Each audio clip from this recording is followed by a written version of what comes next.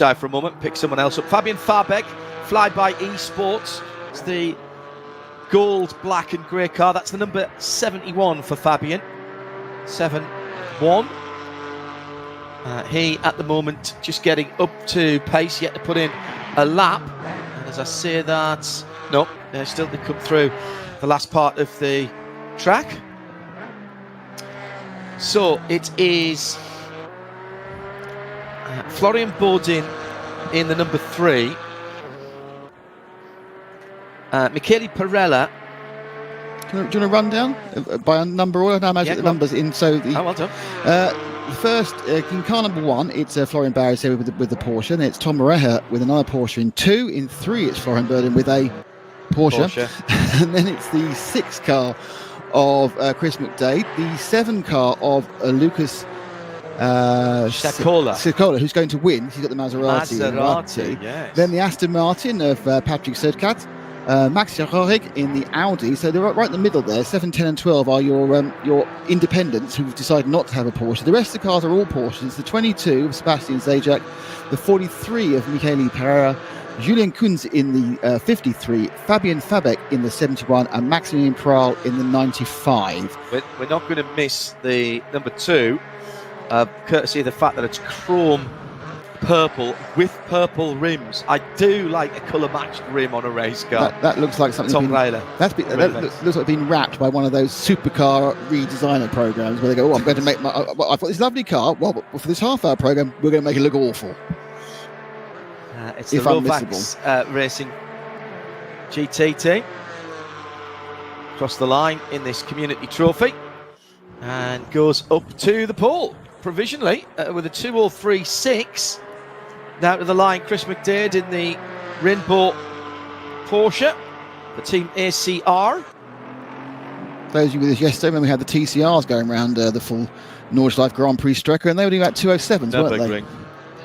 Good point. I know. Yeah, the last 3 minutes of qualifying, by the way. So this is quite accurate. The GT4s being a little bit quicker. On the whole, the more straights there are, the bigger the advantage over lap time for GT4 over TCR, isn't that the case? That is the case because TCRs are quite aerodynamically efficient and they are very good round the twisties. And I mean very good indeed. In IMSA Racing, in the Michelin Pilot Challenge, this is like Lime Rock Park, you see TCRs qualifying ahead of GT4s. Now, in fairness, in IMSA they actually turn the TCRs down a little bit and try and stop that from happening.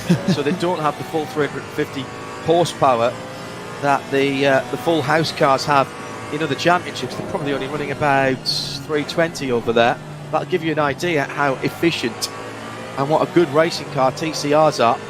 GT4s have come a very long way, even in a relatively short time, doing times now that GT3s were doing not so very long ago, and at circuits like Spa they are incredibly quick in a straight line. They're still not very aerodynamically dependent, although there are 1 or 2 specials that have been built for the Nürburgring Nordschleife in particular based on GT4s. I drove one of those in a 24-hour race at Kota, Aston Martin GT8, which had a lot more aero on, which meant it was as quick as a GT3 through the twisties, but it was a bit draggy down the straight. Yes, that's my excuse, and I'm sticking to it. Well, these cars keep going past you. It's just the drag. It's not the drag, love. It's the drag. So, still at the top, Tom Tyler in the Porsche 718 GT4. As McDade comes to the line, his splits aren't bad. 4th position at the moment, stays in 4th position. Following him through, Florian Baudin for the Deutsche Payment at Race Union team. Nice livery on that car with the mainly white machine, orange highlights and orange rims. Yes. Yeah. Obviously, the rim customization obviously an easy thing to do on this particular program because they've all gone for it. So Baudin to the top with that last lap, down to 2:03.2. My goodness, that is a good time. So Tom Raya trying to make a difference. His splits, he's got to find half a second here in a similar car to Florian. Baudin in the 7:18 we saw a moment or two ago. This, I think, is going to be the last lap for Tom. As he pitches the car in off the curb. That is a very compliant suspension setup there on that chrome purple GT4. You've got a lot of weight in the GT4s. That you really feel that, oddly, even though they probably are not quite as heavy, or in many ways as the GT3s, the lack of area makes you really feel the momentum of those cars. Remember, we ran one of these GT4s around Silverstone for a 12-hour race, and we were racing with J.M. Lippmann, who's a quite well-known international gentleman driver.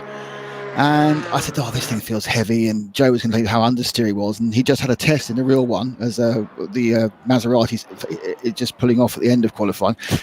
he just it's fine. He's not going for a breakdown truck. He just had a test in a real one, John. And he said, yeah, that's what they feel like in real life, heavy. And you feel the weight of the whole thing. But that's good. They're based on a road car. Exactly, yeah. They are a road car that's become a race car. They are not. So we are getting ready for the race, and it will be Florian who lines up on the front row. Tom in second, that's 2 Porsches. Then it's Chris McDade in third position. The first non-Porsche is the Aston Martin. Hurrah for the Aston Martin GT4, and that is Patrick Sodercat.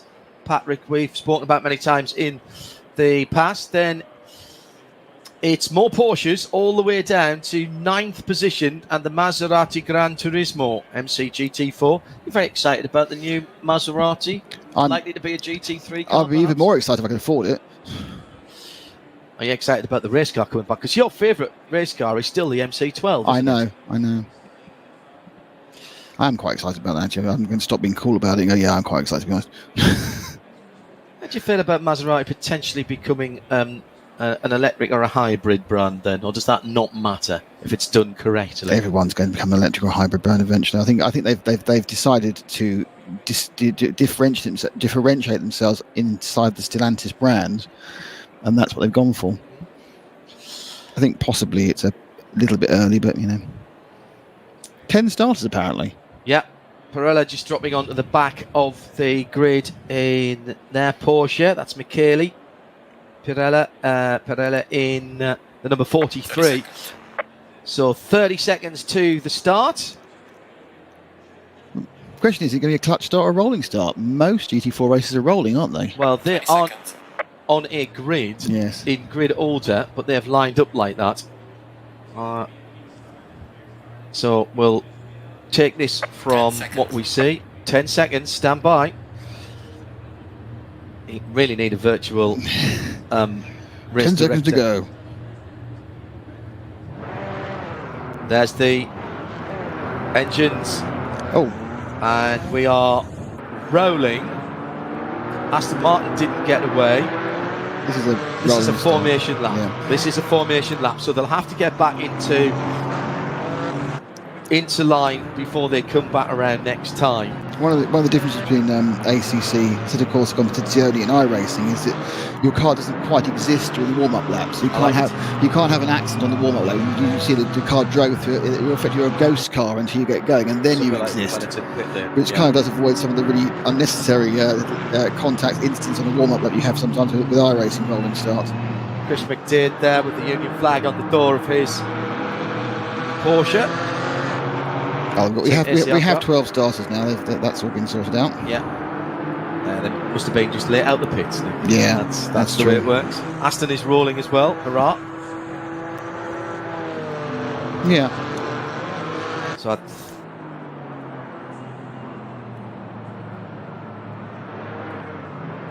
tell you, with one or two drivers just shuffling themselves around. Let's see if we get the green flag as they come round this time. Remember, all of these drivers are actually at the Nürburgring in the Acto Racer rig. As we know, proper shake you all about, move you around, yes, feel it in three-dimension rig. So they're battling against all the elements. Yeah, absolutely right. I think we're going to go for a restart of the session. Our live timing hasn't started counting down yet, and we've still got the number 22 sitting on the grid. And that is Sebastian Zajac.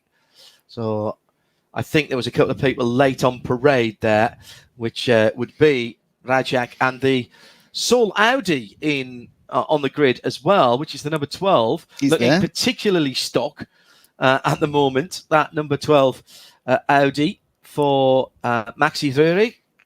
Well, of course, last weekend we saw the before that we were at Barcelona. We saw the GT4 Audi. That's not the new version of the car. That's the GT4 Audi. That's the GT4, yes, of course. And that was going really, really well. It wasn't. It ended up with a mysterious ABS braking circuit issue, and they just couldn't run it because it was a bit unsafe. ABS on GT4 cars. Your choice on a GT4 car as a manufacturer of GTs is, do you base it on the road car and upgrade the bits that you need to upgrade? So forget about all the safety equipment, that goes without saying. Yep. Or do you back engineer it from your GT3 if you've got one, which tends to make them pretty much bulletproof in terms of racing, but it makes the parts very much more expensive.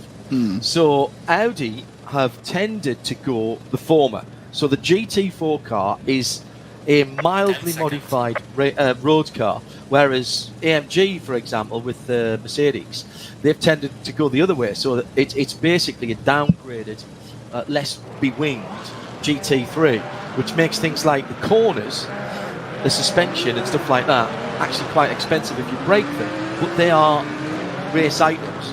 Like quite a lot on the early versions of the Audi GT4s were road car items. Yeah. And that's indeed the Aston Martin that I drove was basically a road car. So the paddle shift system wasn't actually a gearbox; it was an automatic gearbox, what Aston called sport shift, and that was, that wasn't a true racing system. It didn't have cogs in the box, whereas the GT3, of course, did. And ABS is one of those things that you can follow along with that. Do you modify a road car ABS? They get a little bit sticky sometimes with racing tyres, with slicks. And you tend to be driving a racing car, particularly at places like the Nürburgring on the North Loop, on the Nordschleife, a bit beyond the parameters of what's been programmed in for the M25, for your normal, even spirited driving in your street cars. I've got a Porsche here that is somewhat recalcitrant. This is the number 43. That's Michele Pirella. Michele was a wee bit late on parade, I think. And he's done the Endurance Cup and the World Cup in the past. That Fanatec and Predator supported car does now get away. Oh, it does not. Rolls away, stops. I think he may be doing a bit of calibration, I think. Yeah, I'd agree with that. I think what we're going to do is give the guys a little bit of technical time, and we'll be back with the start of this race in just a moment.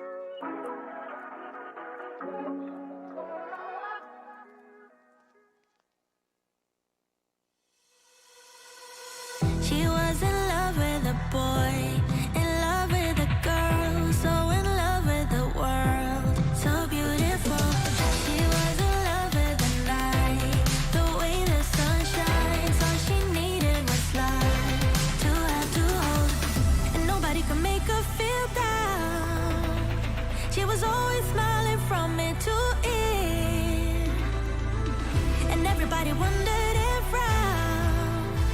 Will she ever know the feeling of tears?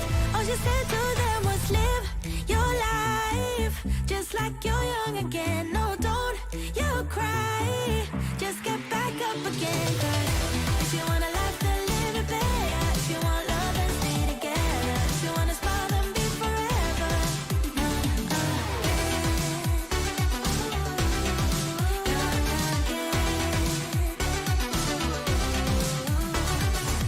She was the curious kind. To hate, she was blind. Always love on her mind. Just come on, mate. She couldn't quite figure out what fear's all about. So she put it aside all night, all day.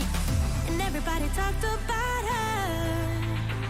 Said there must be something wrong with this girl.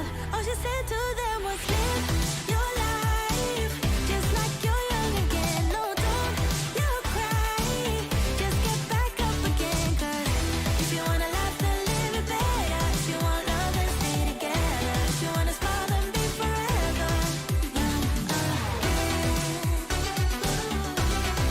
Young again. And nobody can make her feel down. She was always smiling from ear to ear, baby. And everybody wondered and frowned.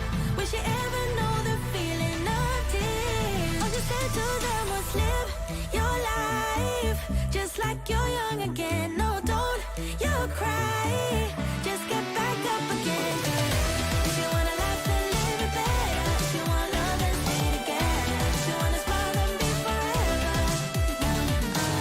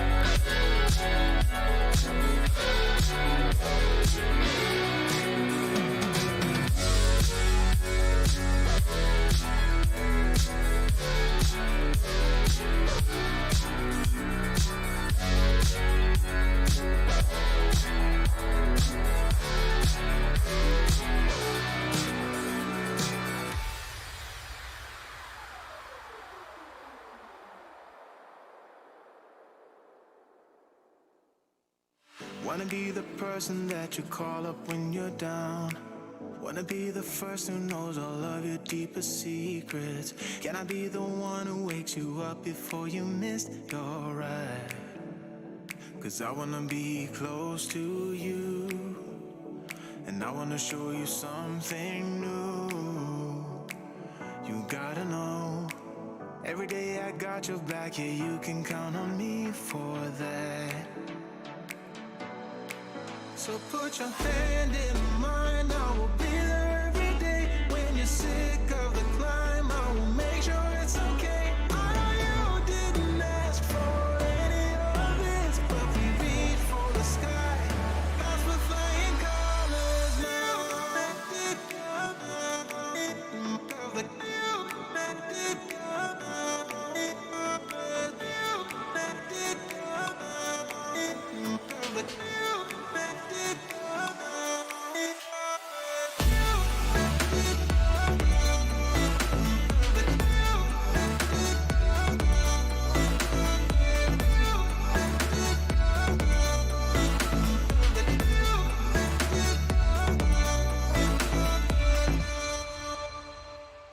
Gonna try to keep the pace, but someday we will find that the world has changed, but we stay true to each other.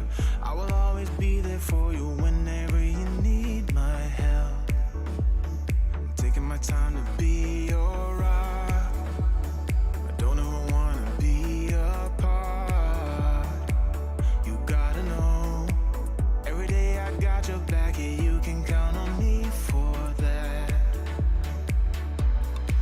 So put your hand in mine, I will be there every day. When you're sick of the climb, I will make sure it's okay. I know you didn't ask for any of this, but we reach for the sky. That's with flying colors now.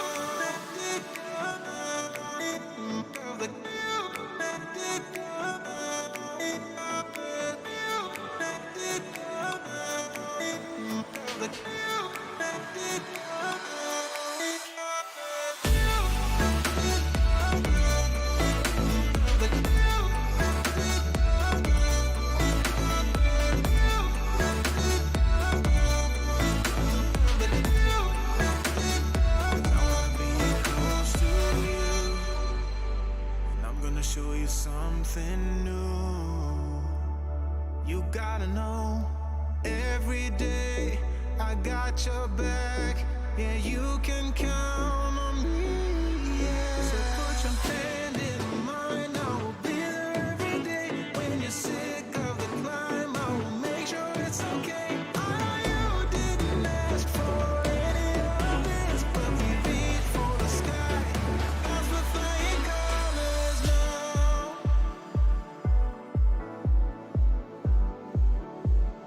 That's with flying colors now.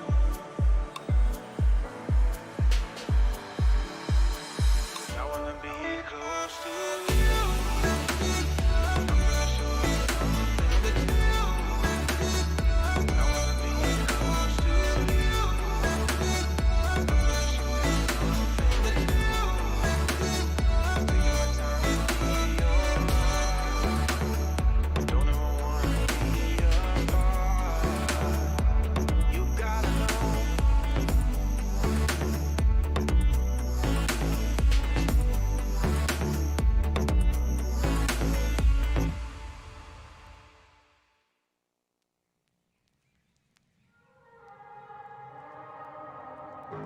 När morgonen gryr och dimman ligger tät bland bergen, då dansar gruvfrun.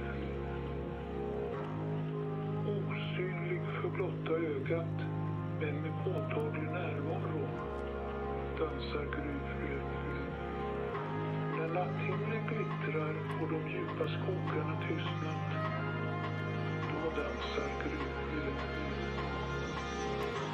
Påtaglig och vacker, iklädd ljusgrå slöja, dansar gruvfrun.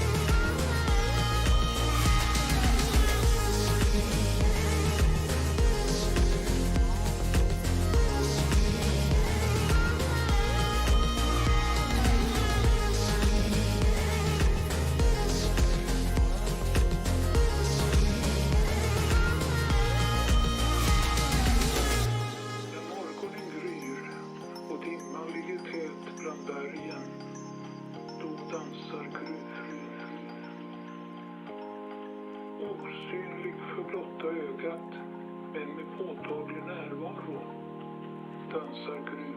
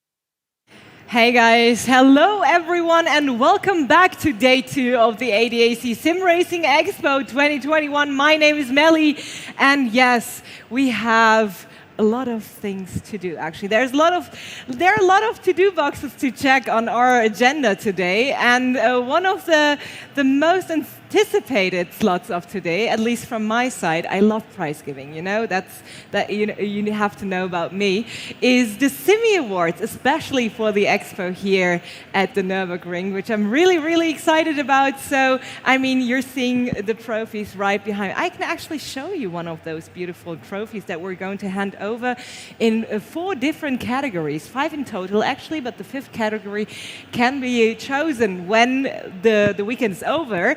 But later, more to that. For that, I would kindly ask my co-host here up on stage with me, who's no one less than CEO of the VCO, Florian Hasper.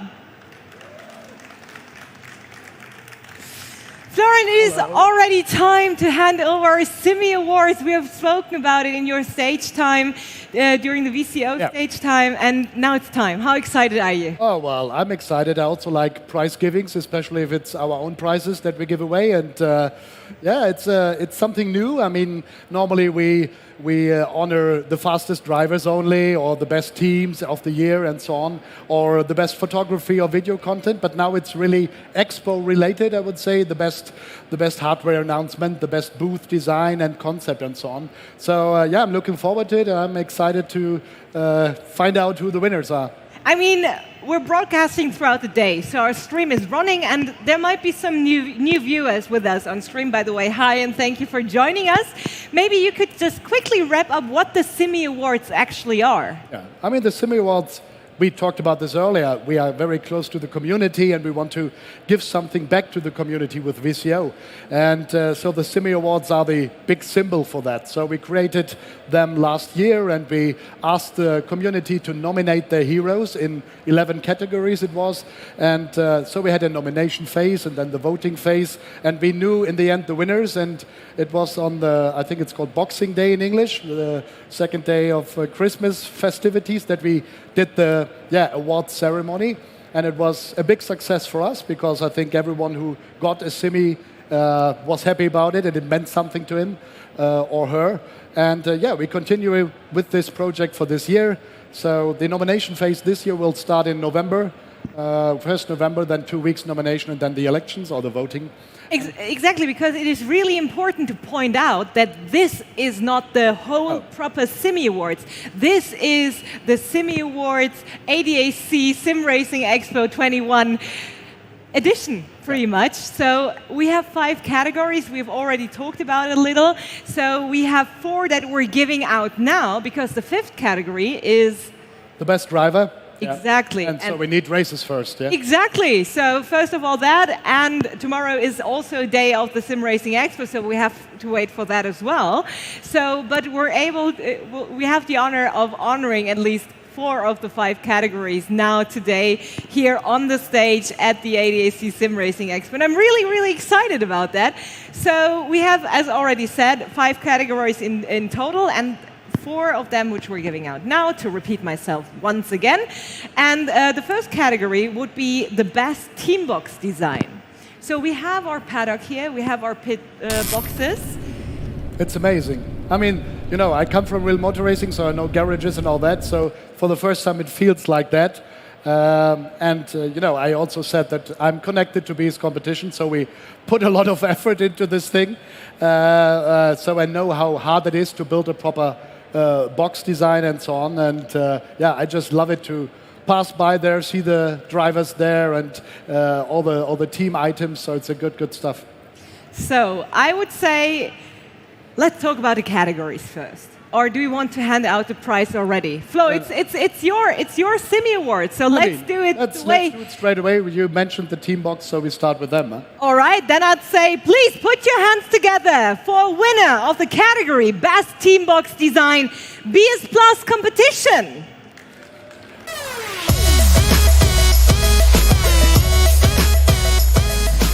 Congratulations.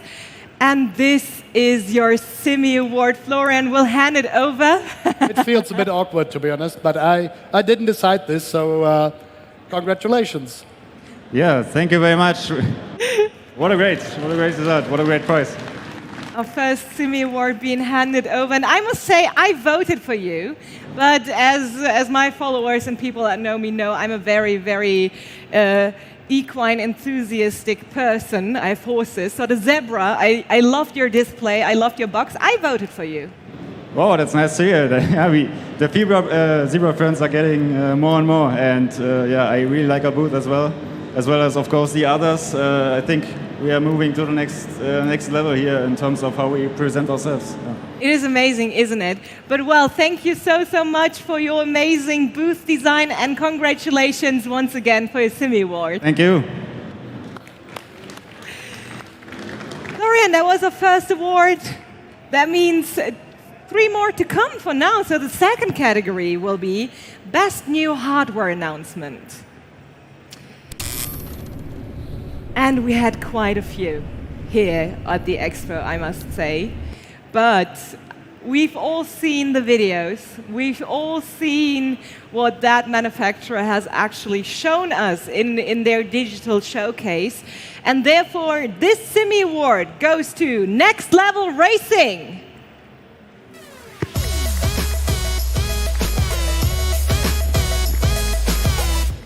Wherever they are. I'm accepting the award on behalf of Next Level Racing because, as already said, they're one of our digital exhibitioners and therefore not on site. But guys, this is for you, so congratulations. I will take good care of it. It will look pretty in my shelf, I must say.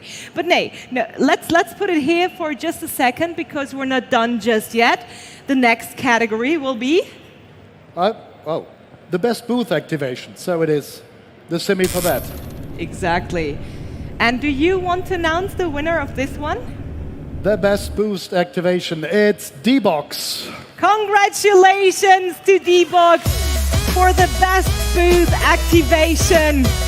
There we go. Congratulations. Thank you. But I mean, you guys are doing amazing work over there, but I must say, I think deciding who's going to win this award wasn't too easy, but maybe you can tell our friends on stream and on site what you guys are actually doing at your booth. Sure. First, thanks for the award, Florian, and everybody who voted for it. D-Box, we've brought a small activation booth where we have a simulator and 10 passengers. So when we have a professional driver in there, can get 10 people sitting next to them as a shotgunner and feel whatever's happening in the car. So it's a nice little experience for everybody that do not want to get in the sim, and also a nice way to immerse people into the experience and give memorable experiences. Absolutely, that sounds really, really amazing because when do you get the chance to be a shotgun driver, right? Next to a professional driver, that is really amazing. So we can find you at the back of the expo area, right? Just right there, straight up front. All right, then, there we go. All right, thank you so much. I have to hand it out. Yeah. Of course. Yeah, all right. Yeah, congratulations. Yeah. Thank you. Thank you too. Take care. All right, that's already 3 out of 4 awards, Florian. And I mean, the best booth concept. I must say, I had the honor of being here 2019 already, and I was allowed to come back on 2021, which I was really happy about. And seeing how the booth and also the exhibitioners have developed their appearances here on site over the course of those, well, not really 2 years, but you know what I'm talking about. No, actually not, because it's my first Sim Expo, so I'm just overwhelmed or really impressed of the high standard. And I mean, basically the products often are the same, like sim rigs or accessories and so on, but to do it in a new way and to find your own way of presentation, I think this is so cool to see that. And it's also a very difficult thing to do because, I mean, you have just a limited area of space that you have to outfit with your exhibition things or the other things that you want to exhibit. Sorry, I'm not a native speaker. This one goes on me. But I wouldn't want to be in the shoes of the lead designer of these booths, actually, because a great creative process. You need to be creative for that, and I think they have shown it that they are. All of our exhibition is, but one stood out obviously and therefore took the cake here in our fourth category, Best Booth Concept. So please put your hands together for Virtual Racing Lounge.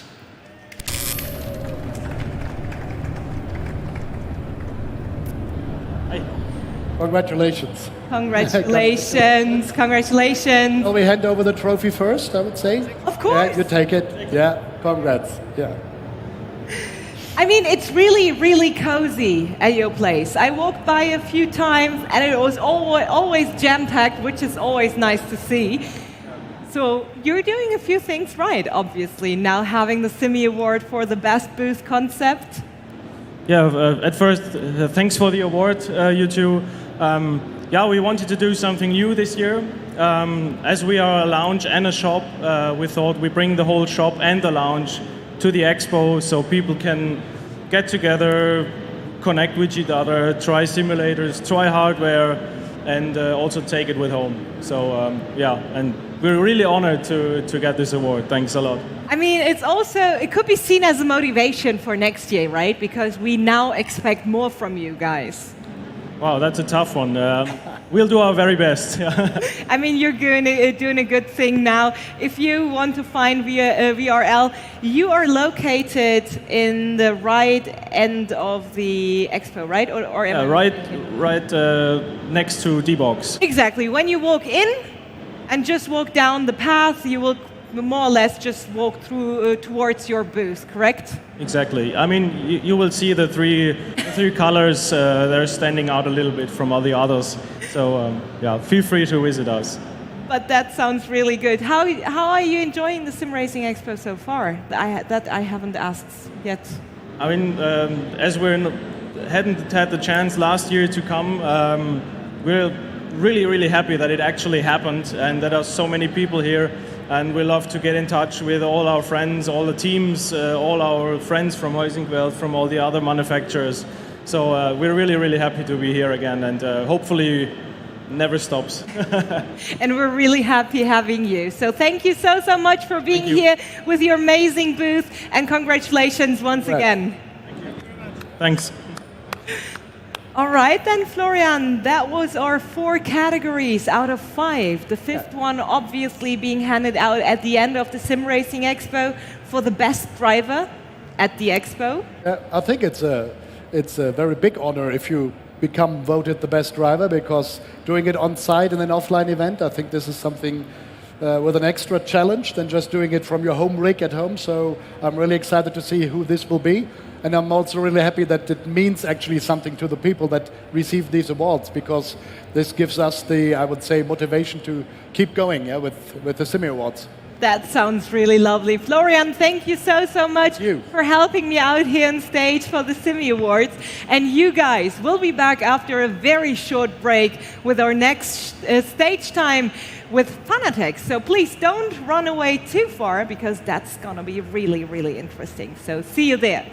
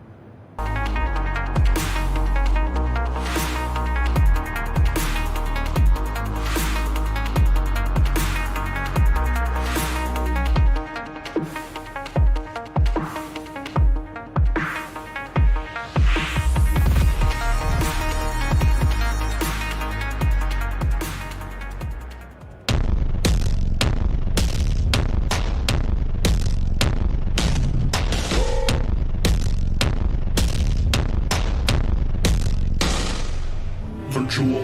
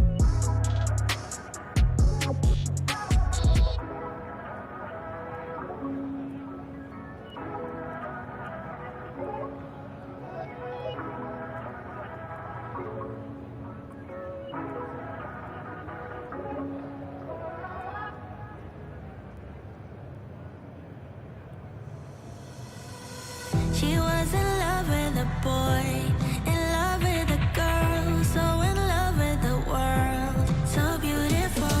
She was in love with the night, the way the sun shines. All she needed was light to have to hold, and nobody could make her feel down. She was always smiling from ear to ear, and everybody wondered around, will she ever know the feeling of tears? All she said to them was live your life just like you're young again. No, don't you cry, just get back up again. 'Cause if you want a life to live it better, if you want love and stay together, if you want to smile and be forever young again, young again.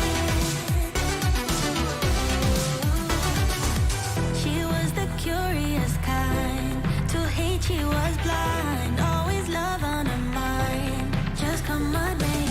She couldn't quite figure out what fear's all about.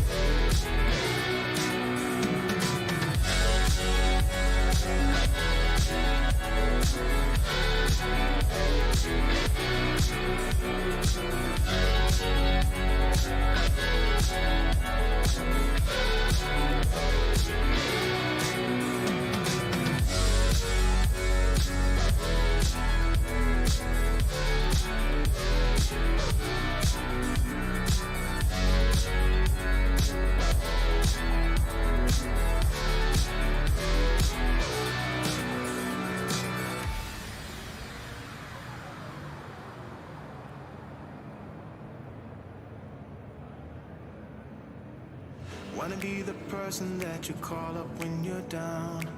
Wanna be the first who knows all of your deepest secrets. Can I be the one who wakes you up before you miss your ride? 'Cause I wanna be close to you, and I wanna show you something new. You gotta know, every day I got your back, yeah, you can count on me for that.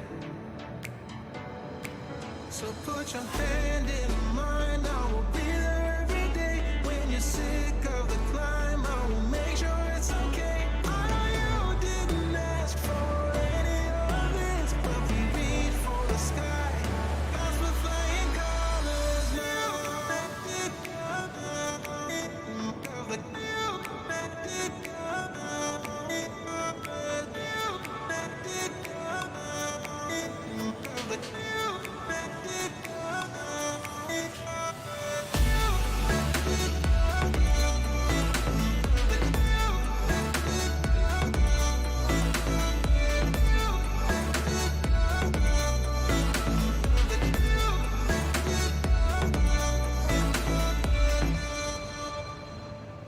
Gonna try to keep the pace, but someday we will find that the world has changed, but we stay true to each other. I will always be there for you whenever you need my help. Taking my time to be your rock.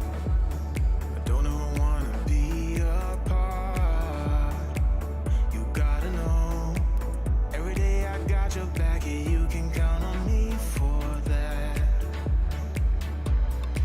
So put your hand in mine, I will be there every day. When you're sick of the climb, I will make sure it's okay. I know you didn't ask for any of this, but we reach for the sky. Cause we're flying colors now.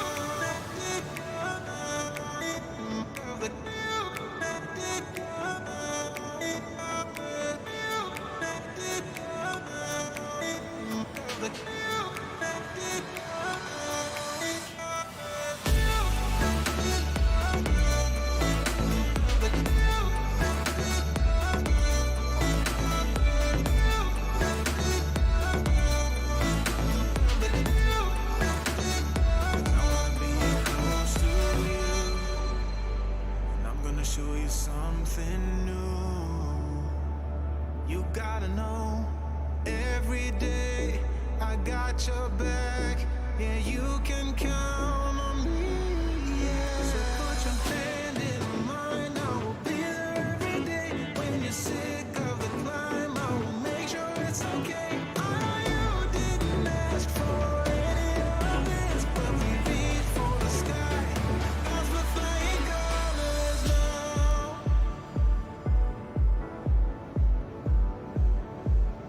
Cause we're flying colors now.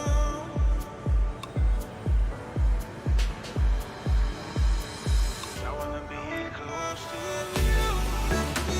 I'm gonna show you something new. I wanna be close to you. I'm gonna show you something new. Take my time to be your rock. Don't ever wanna be apart. You gotta know.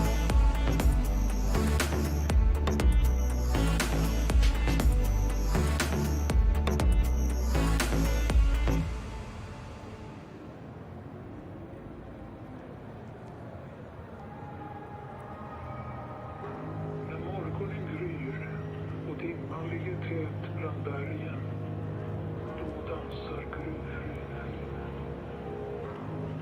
Osynlig för blotta ögat, men med påtaglig närvaro, dansar gruvfriden. När natthimlen glittrar och de djupa skogarna tystnat, då dansar gruvfriden. Påtaglig och vacker, iklädd ljusgrå slöja, dansar gruvfrun.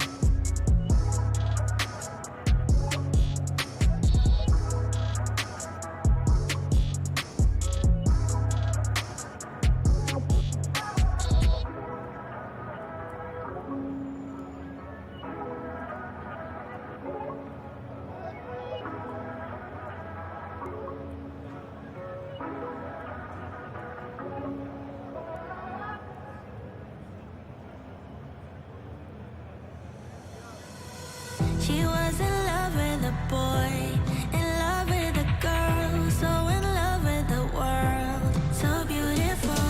She was in love with the night, the way the sun shines. All she needed was light to have to hold, and nobody could make her feel down. She was always smiling from ear to ear, and everybody wondered around, will she ever know the feeling of tears? All she said to them was, live your life just like you're young again. No, don't you cry, just get back up again. 'Cause if you want a life to live it better, if you want love and stay together, if you want to smile and be forever.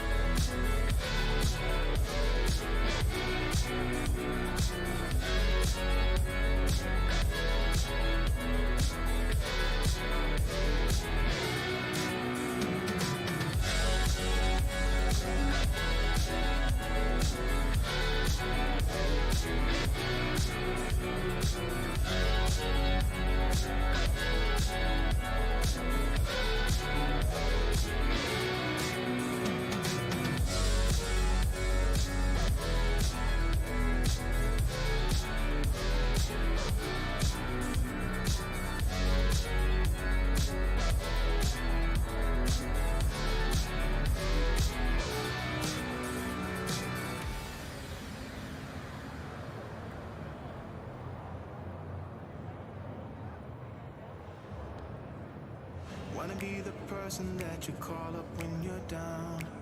Wanna be the first who knows all of your deepest secrets. Can I be the one who wakes you up before you miss your ride?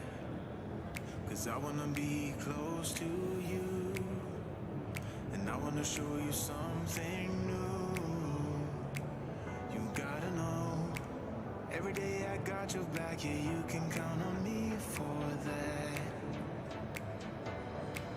So put your hand in mine, I will be there every day. When you're sick of the climb, I will make sure it's okay. I know you didn't ask for any of this, but we reach for the sky.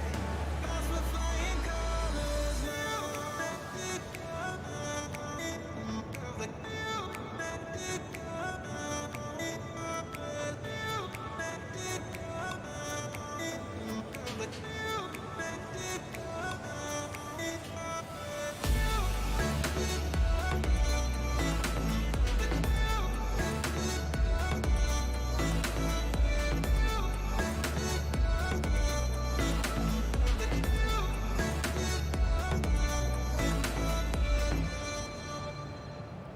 Gonna try to keep the pace, but someday we will find that the world has changed, but we stay true to each other.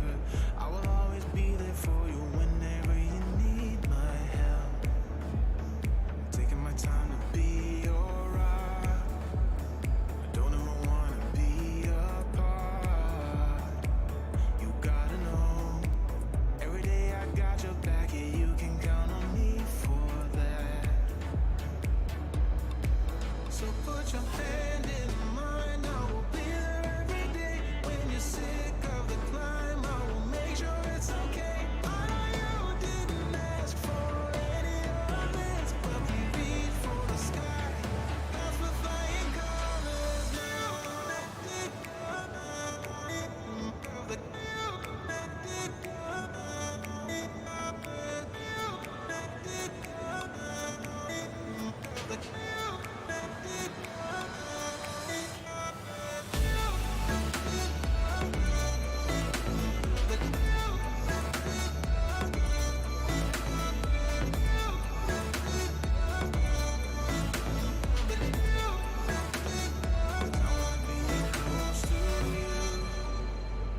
I'm gonna show you something new.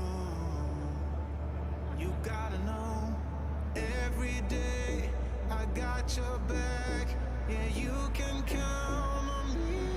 Yeah. So put your hand in mine, I will be there every day. When you're sick of the climb, I will make sure it's okay. I know you didn't ask for any of this, but we reach for the sky. That's what flying colors now.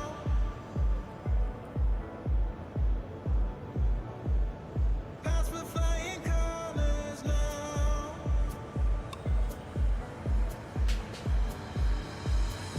I wanna be close to you. I wanna show you something new. I wanna be close to you. I wanna show you something new. Take my time to be your rock. Don't ever wanna be apart. You gotta know.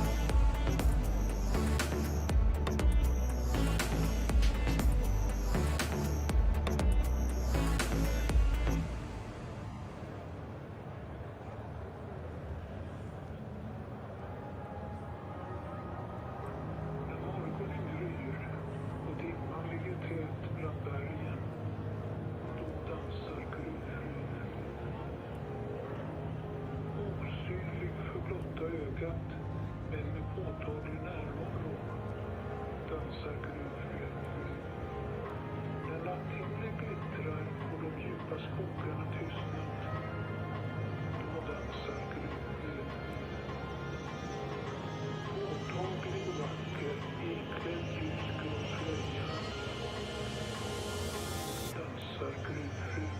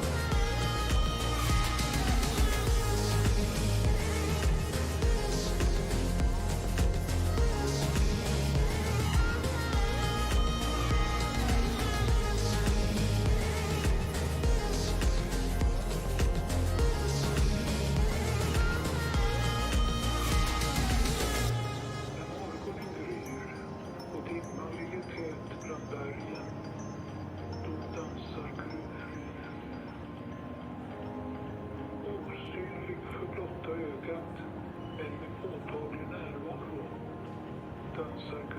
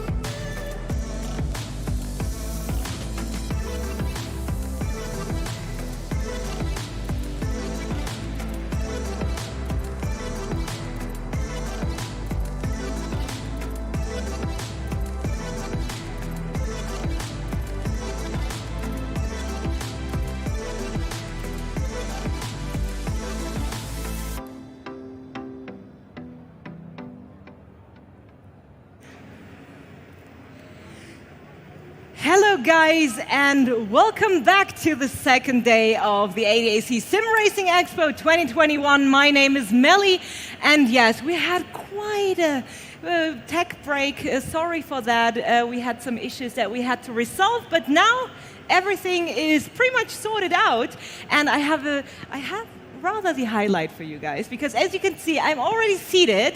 And if we pull up the camera picture, we can see I'm not alone on this lovely stage. It is time for Fanatec's showtime here on stage. And for that, I have Thomas Jackemeyer, CEO of Fanatec, with me. But we're obviously not alone, Thomas. So I quickly want to take time to introduce Marco Massaruto, founder of Kunos. Thank you so much for joining us for this wonderful panel. I'm really, really excited what you guys are going to show us. Thank you for being here. Thank you. Servus, Bernard. Genau, but since we have a lot of international guests, we obviously want to keep that in English, but maybe we'll throw the one or other German sentence in there. Marco, maybe you can teach us some Italian on the way. Well, me? No, I meant like, it can happen that we switch to German, and sometimes maybe you can just put some Italian into the mix. If you want, we can speak in Italian. Well, my Or Italian is musical. terrible. Allora, dimmi. Yeah, what do you want? But Thomas, Marco, how is ADAC SimRacing Expo for you guys so far? So yeah, this is my fourth time, I guess, here. This year we are just around like tourists because we are managing some other activities, but we have a lot of customers and partners that use Assetto Corsa or Assetto Corsa Competizione to show their hardware and the solutions. So it's always glad to meet there, as well as all the fans and the sim racing community that every year joins the Expo. So it's very nice to us to meet each other in person, finally. Finally, after such long time, right? So that we can shake hands or getting also suggestions or answering questions about what's next with the Assetto Corsa and so on. So it's a way we can actually meet the community, not only in a digital way, and it's always nice to us to come here. Absolutely, nice having you here. Yeah, I also have to say that the exhibitors, this is an extraordinary level of quality here. It's outstanding. I mean, 4 years ago, it was just a couple of companies here, and it was, the level of the product quality which is shown here is outstanding. I mean, I've seen so many super cool simulators here and other hardware as well. I really have to say that this also shows how far the whole sim racing and sim racing hardware as well has advanced in the past years. Yeah. I was about to say, so I had the honor of being here in 2019 already, and now I was allowed back. I was really happy about that. But what I have to say is that the growth of the quality of the booth and the setups and everything revolving around sim racing has grown over the past 2 years in an insanely fashion. So the growth was almost exponential in my as an outstanding observer of the community. Do you see the same? It was. I mean, if I look at our company in the past year, I mean, we were in the recent years. I mean, we had a nice 2-digit growth continuously, but through Corona we got a huge kick, which and this was, I think, other than other gaming industries. It was not because of the lockdowns, or not only because people were bored.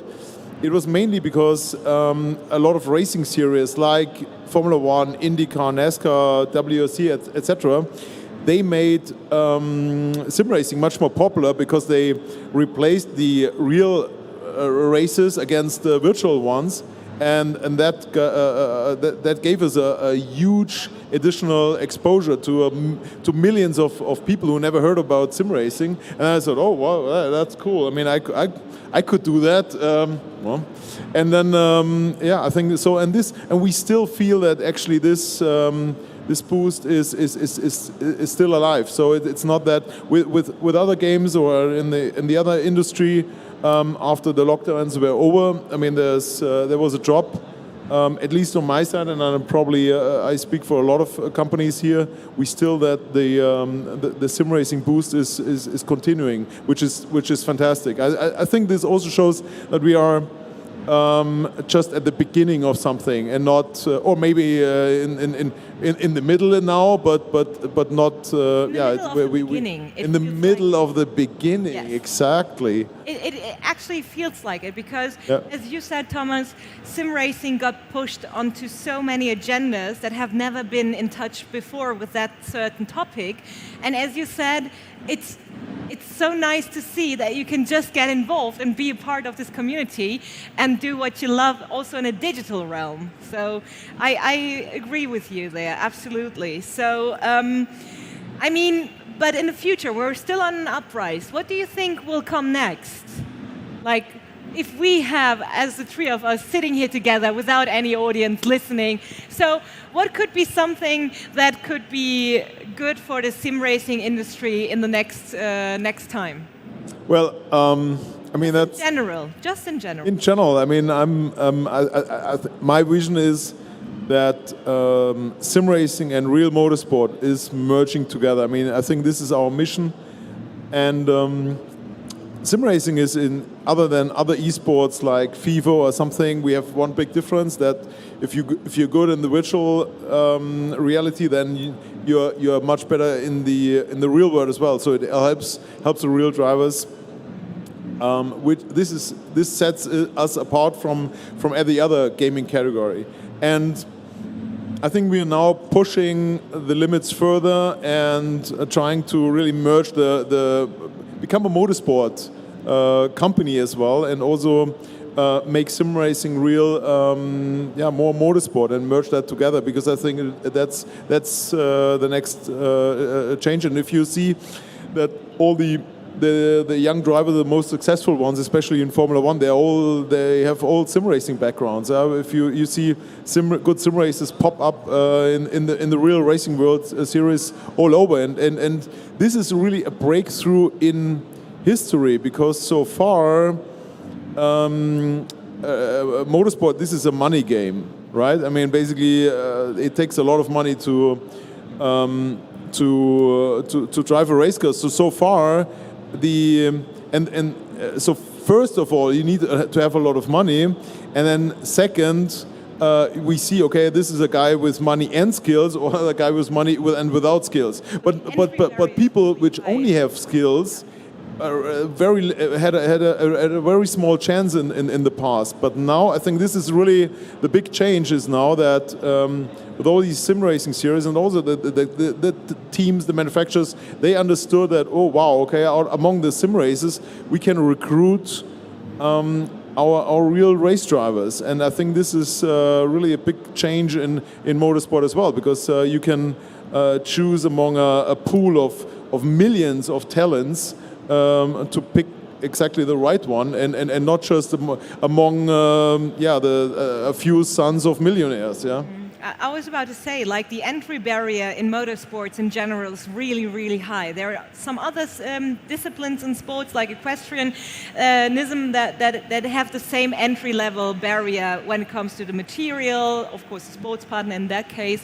But having sim racing break down those barriers and open up a new field of talents for the motorsports industry, that must be welcomed, right? Yeah, what I saw in the last year, let me say, thanks to the COVID, is that also the real motorsport approach to the sim racing with a completely different approach.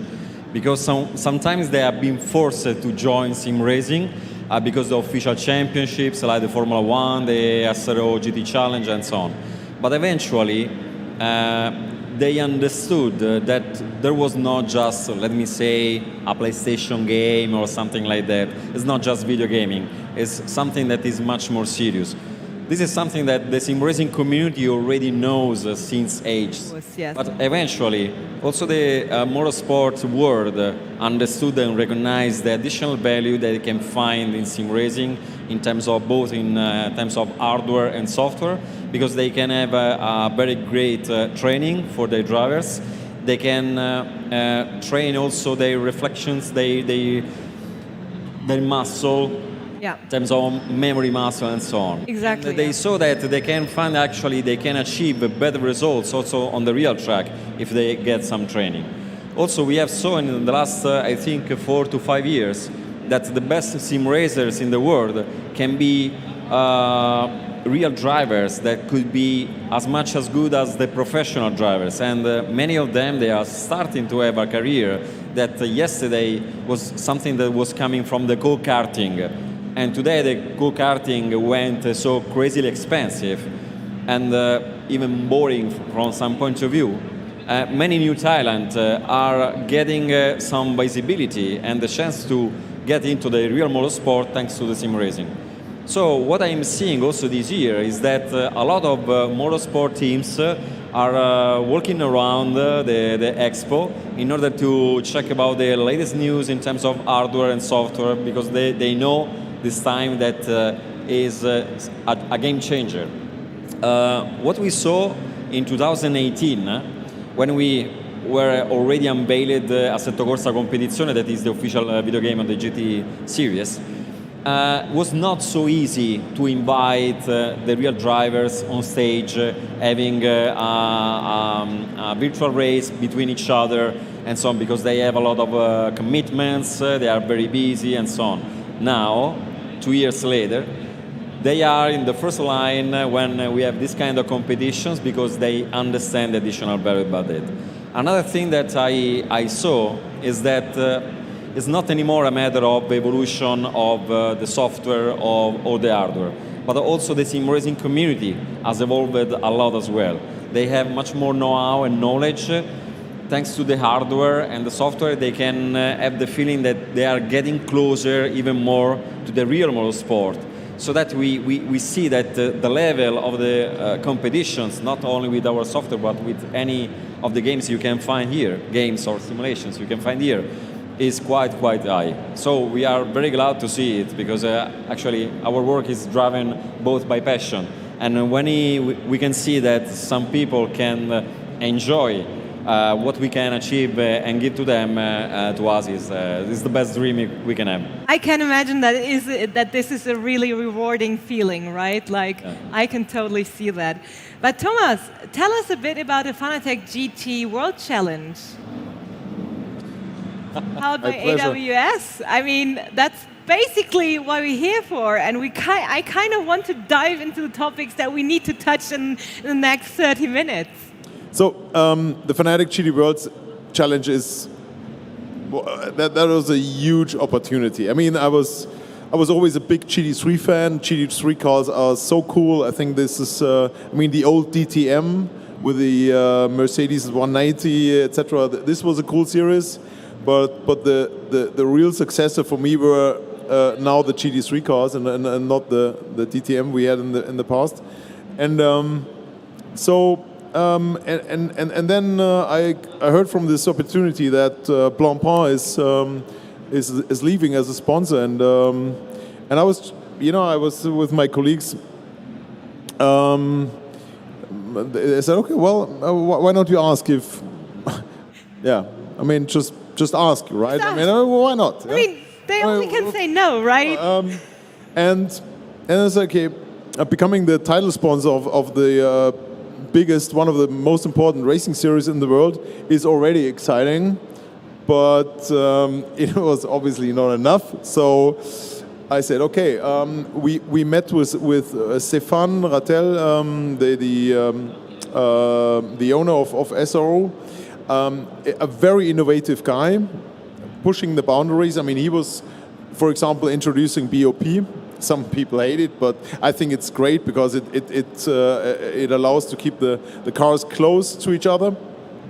And so we talked with Stefan, and I was proposing the idea, say, why don't we do it the real thing and say we're going to combine the series and make the race drivers fight for championship points in the simulator, which was obviously quite an experiment because we were expecting heavy resistance from the team. I was about to say, how was it received? Yeah, so better than we thought. Yeah. It was about 50% after we dropped the initial idea to the team, so our SRO did. About 50% of the team said, well, that's a cool idea. And the other were like, okay. I mean, we're talking about a lot of money there and championship points. So always when there's money involved, the fun stops. But he said, okay, 50%, that's enough. Yeah, let's do it. Yeah, and we were cautious. So in the first year, we only gave a very small amount of points. This will change in the future because now we saw that the first races, they went extraordinarily fine. I mean, they were super exciting races where we had one little technical problem we could solve, but this also happened in real time, I heard. I was about to say. But if you saw the and I can only recommend to anybody who's interested in sim racing, watch the race in Spa on YouTube. And it was just an incredible Aris. Come on. Sorry, can we have just a break? Aris, can you come 1 second on stage, please? Yeah, you have to. I think so, yes. Please welcome the legend Aris. I'm This still is your like boss, so full you of come in on the surprises. stage now. For now, I'm still the boss. No, come in, come in. Now, I would like just to introduce. We can get a microphone and a chair. But we don't have a chair. Sure, You want to come here. Come on. Okay, guys, we need a chair and a microphone, please. I just would like to introduce the guy behind the physics and the car handling of the Assetto Corsa franchise, Aristotelis Vasilakos. Hello, Thank you so much. welcome. Welcome. This is on. It does work, yes. Oh, there is Dominic. You're the best. Thank you so much.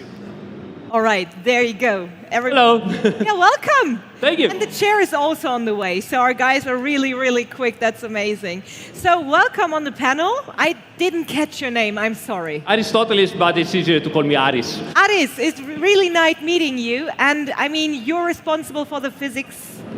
No, I'm responsible for the dices. I have a pair of dices. I throw them, and the numbers, I take them and put them on the physics. Works every time. You have an old school random numbers generator there. Absolutely. Yeah, Absolutely. perfect. It's a big development effort on that. Great. See, you now have your own chair and you're now part of the panel, Ars. So that is very, very interesting and also something very difficult, I guess. I mean, It's more exciting and interesting than difficult, I'll have to be honest. Yeah. It's really very, very cool. And Yeah. I'm really grateful to be able to do such a work. that is so amazing. So take us through your work. Like, how do you approach a problem? Well, what we really do is to take as much information and as much experience as we get from the real cars and get as many contacts as we can from the manufacturers, drivers, engineers. And then we get all this data, and what we do is try to put them into the physics engine. And whatever we know for sure that it is real data, we never touch it again. We just make sure that if the car doesn't respond as we like, that means that maybe we have an issue into our physics engine, and we try to correct that.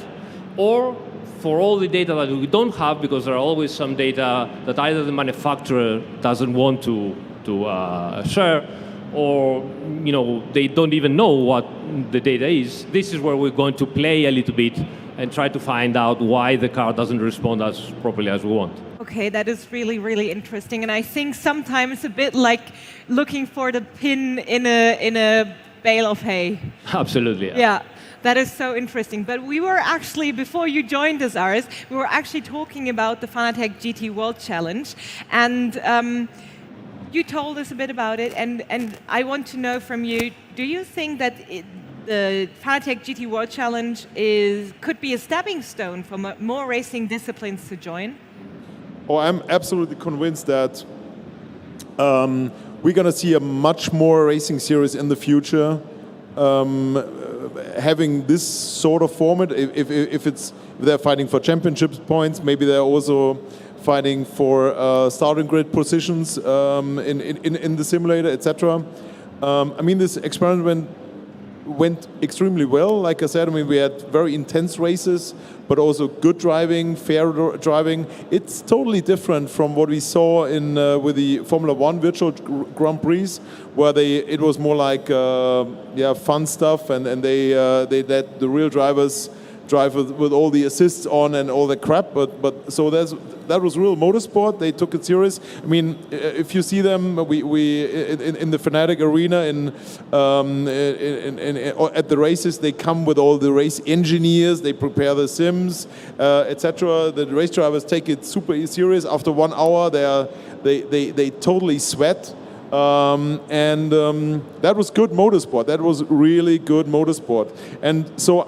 And this is, if you consider the exposure you get for the teams and for the sponsors and everything, in comparison to what they have to invest for that, I think that's peanuts for the teams. Yeah, the cost is very limited, the reach is very high. It's fun for the drivers. It's fun to watch it. So for me, it's just natural if they're going to pick it up, make it bigger, make it more important, and trying to increase the influence of sim racing in the championship points, for example. And I think it's just a matter of time that other racing series are integrating that a lot. I already heard about several very cool concepts from other racing series. And if I dare to make a vision, then I would say in 10 or 15 years, there will be hardly any racing series out this without any virtual element. I think this is, and this is just making sim racing much bigger, because then we are entering the world also of TV promotion and stuff, and it's all going to be so connected that sim racing and motorsport will be equal, yeah, and not, of course, not always, because I mean, there's always I'm a real race driver. Well, I want to be a race driver by myself, and yesterday I lost against. I mean, well, but he was driving a Porsche, I was driving a bus, and ACC. Yeah, Aris, and I let him go because That's cool. Aris, we have some work to do, I hear from Thomas. I had an offer to enter the bus, and I declined. I'm not that brave. Great, that's really, really amazing. And I mean, Marco, Assetto Corsa Competizione is being the official game of the GT World Challenge.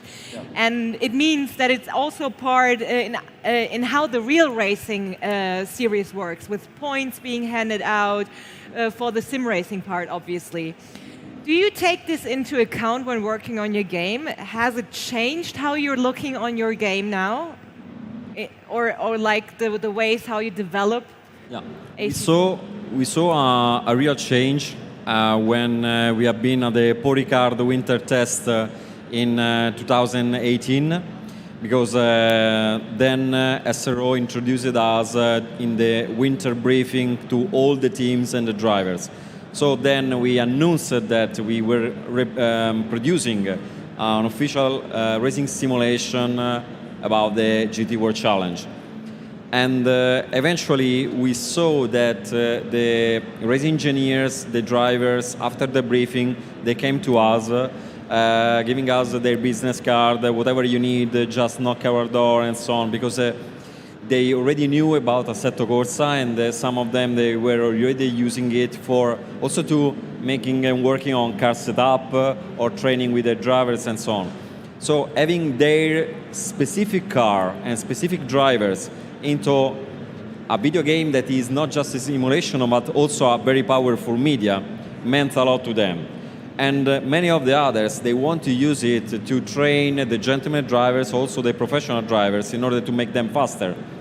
And since they knew about the reputation of Assetto, they wanted to support our development as the best as possible.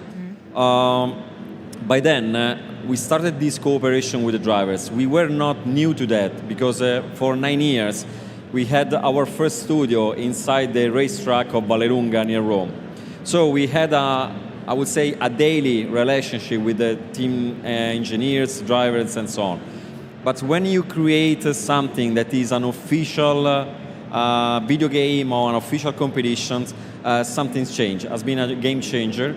And we have been able to work specifically with some of the many of the drivers actually. They joined also our private beta testing program while Assetto Corsa Competizione was still in development.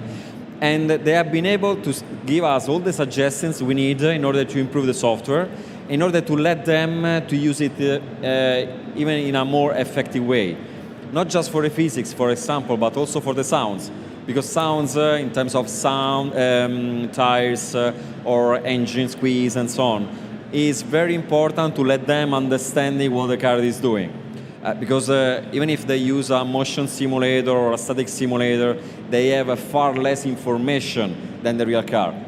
So the way how they helped us improved also our approach, because we saw that they was taking care about our development, and we felt even more responsible about the way how we were working on Assetto. Not because otherwise we don't care, or let's just do it and that's it. But that's like an extra pinch of pressure. We felt, as well. we felt also a bit of pressure. Yeah. Aris specifically worked with a lot of racing engineers. I was about to ask, like, Aris, how did it affect your job within Tell them about the BOP. Oh my God! Yes. I mean, it was.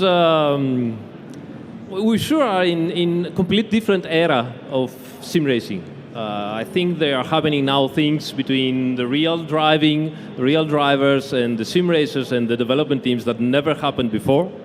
The hardware-software interaction and integration is also amazing.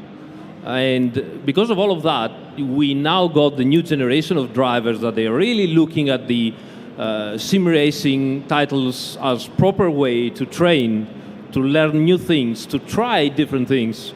And because of that, they also, because that is their job, they pay them for this, they also complain a lot to the developers, and rightfully so, to make it better, more precise, more efficient for them, so they can train more. And so, at some point, you find yourself having to work so hard to make all the manufacturers, the engineers, the drivers happy about it, and they never are, because that's what they are, actually. But again, it's so satisfactory. It's incredible what they are using your title and your hardware and your stuff to do with. And then sometimes you can even recognize some of the moves in the real races. Really? Yes, that you can see that they did something similar in some online racing before. And you're like, oh, that's new. Look what he did. Yeah. We saw that we were making a very good job once the racing teams started to complain with us about the balance of performance exactly like they do with the SRO and FIA, exactly in the same way. That is amazing. Then we understood, okay, we are doing it right. Yeah, but I mean, of course, like a very, very realistic sim offers a lot of possibilities for the race car drivers to try out new approaches to maybe turns and everything with the safety within their simulation, and that is really, really amazing. But Thomas, I mean, it's not only the GT World Challenge that mixes virtual and reality, obviously, and Fanatec has actually made a real steering wheel together with both Bentley and BMW. I mean, you guys have a Bentley race car in your booth, right? I guess I saw something, yeah. Yeah, that is amazing. But let's talk about that. So can you explain why you wanted to take the company in this direction? So, I mean, the Bentley approached us some years ago if you want to make a replica wheel. And their original idea was to make a replica wheel of their luxury cars. And I was like, nah, yeah, it's a nice idea, but maybe we can do something much cooler. And then I came up with this rather crazy idea at that time and say, okay, why don't we make a wheel for the real car? I mean, we're gonna make you a wheel, and then they actually discussed it, and with their race team, M-Sport, a fantastic company, and I visited them, and we figured out, okay, can we do it? Is this feasible? And then we thought, yeah. Hell yeah, this is possible, and we, and then I also remember that I was at one point sitting in a bar and taking a piece of paper, and then I was drafting this steering wheel, and I said, okay, well that's how it should look like, and let's make something round where the display stays and etc. Let's bring in some innovation here. I mean, we have it here, right? Do you want me to send it over to you? Yeah, sure. There we go. Ta-da! So nice. Not so bad. It looks not so bad. Pretty decent, I'd say. Yes.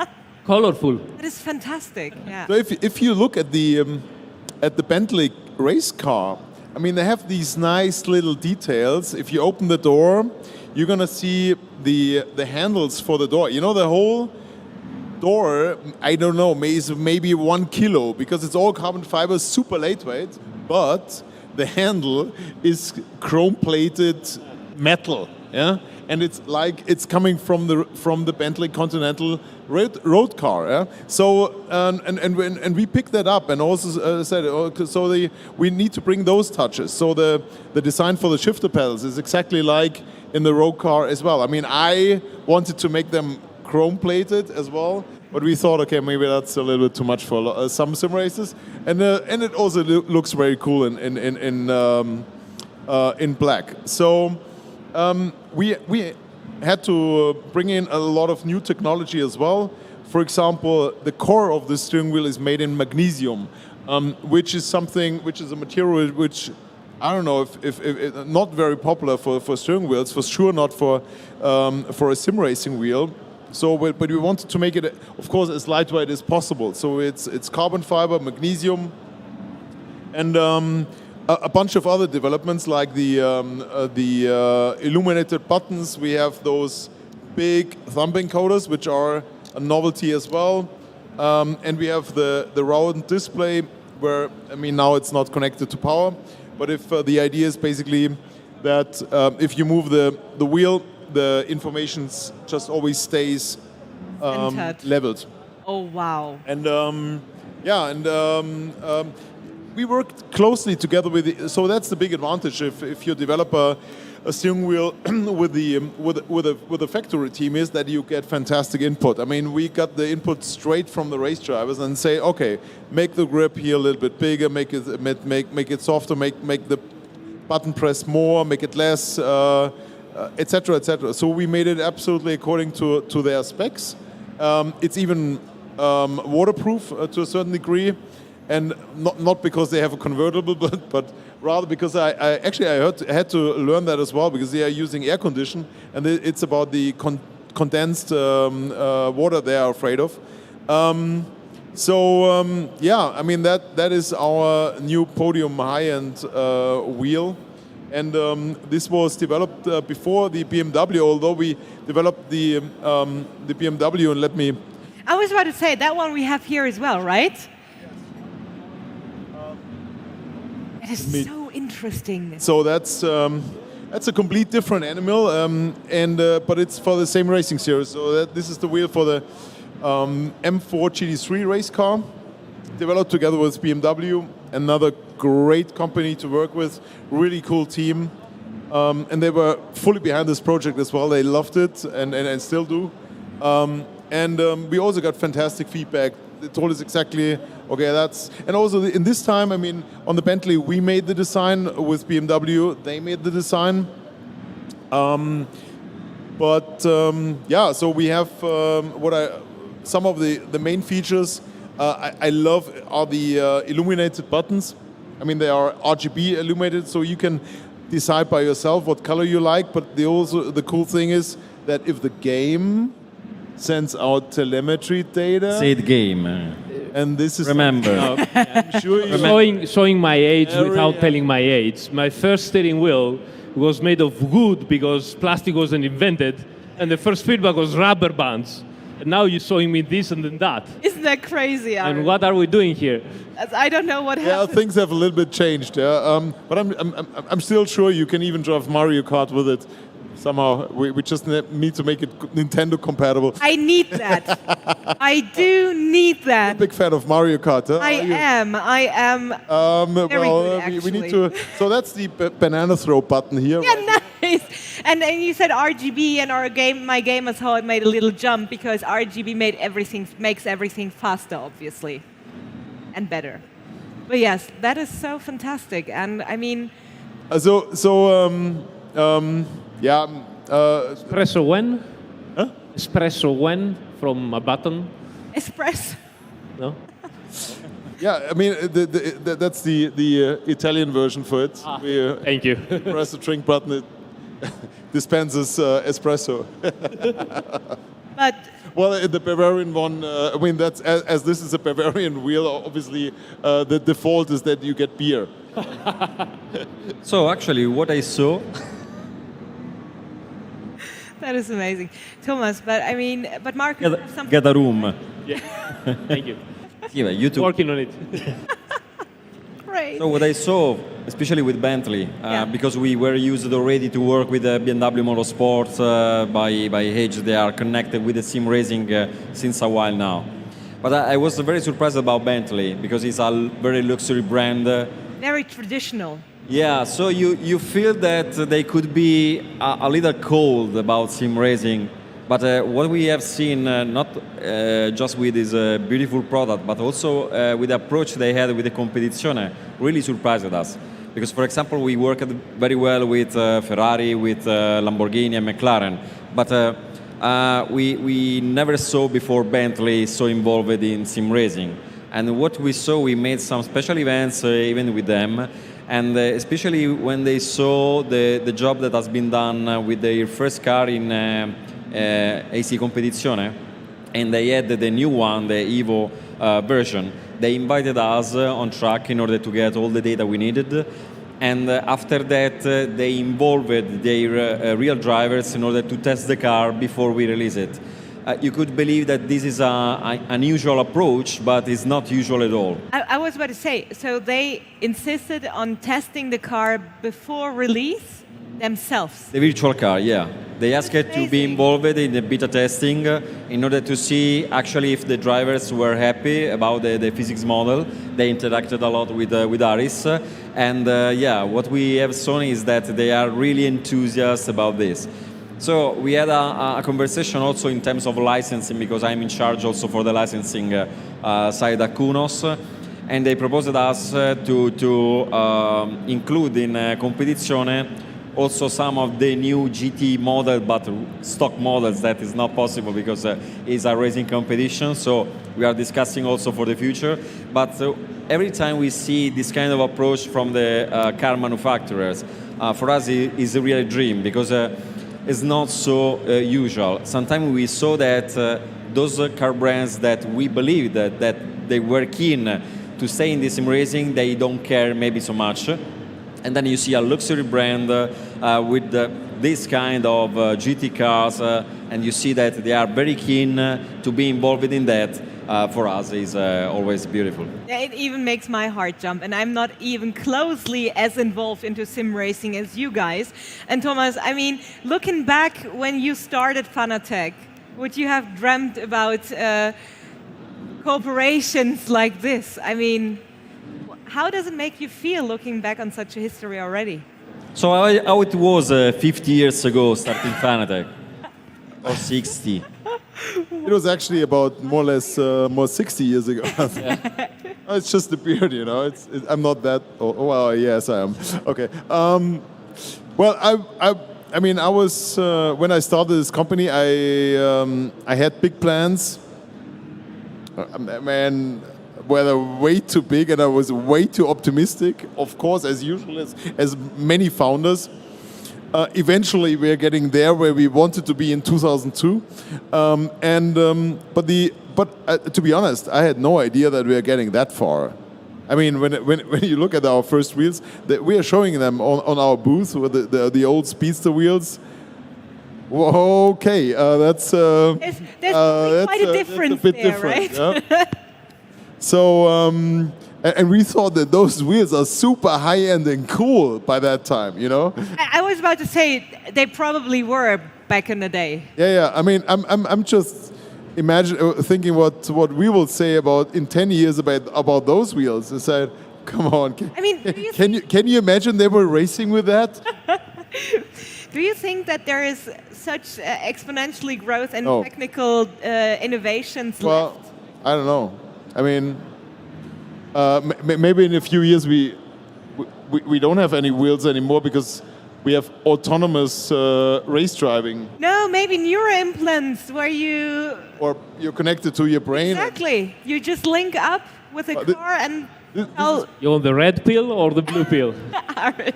Well, good luck if you have a bug in the software. Oh boy. Yeah, that's luckily a problem in the future. So, but that sounds so amazing. I mean, it is really insightful being able to sit here on stage with you guys. Thank you so much for giving us all those insights into your companies, which is also not certain. So thank you so much. So, like, no, not certain, sorry. I meant like handing over information so openly and freely to us audience is something that we really appreciate. Thank you. That's what I was trying to say. I'm sorry. It's been a very long day. And we're almost at the end of our panel. One last question. Do you think that we'll see more of that? So sim racing equipment and motorsports parts becoming the same thing? Like, do you think that there are more synergies that can be achieved between sim racing and motorsports?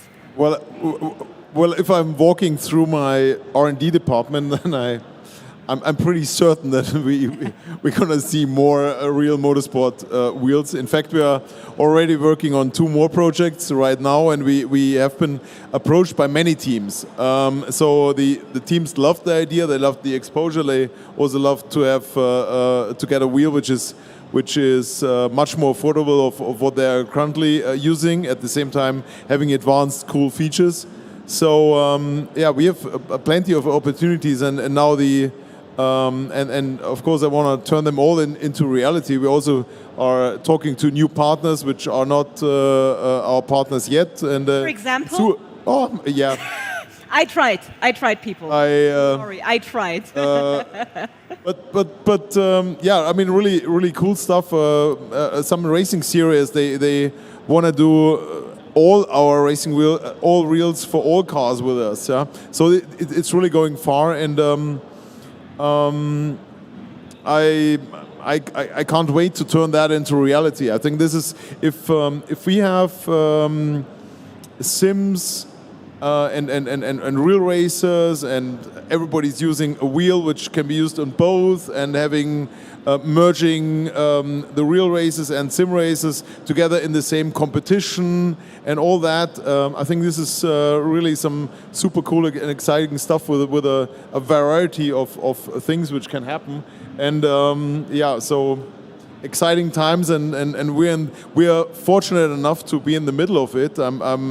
I have to say, we are luckily, the sim racing industry is one of the winners of this COVID pandemic, and I have to say also that I feel very blessed about it. Also very thankful. It's not, and I am aware that many other companies don't have that luck, and many other people suffered quite a bit. So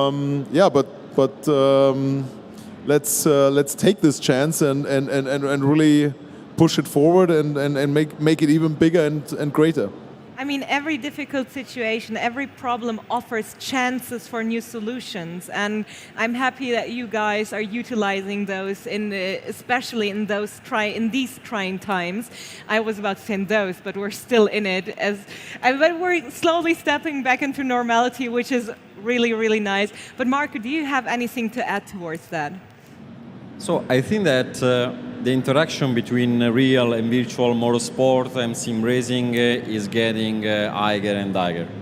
And when you see any car advertising, you always hear also thinking about or talking about infotainment, Bluetooth, and also that kind of an option as that about a car you shouldn't care, because you are talking about a car, talk about the car.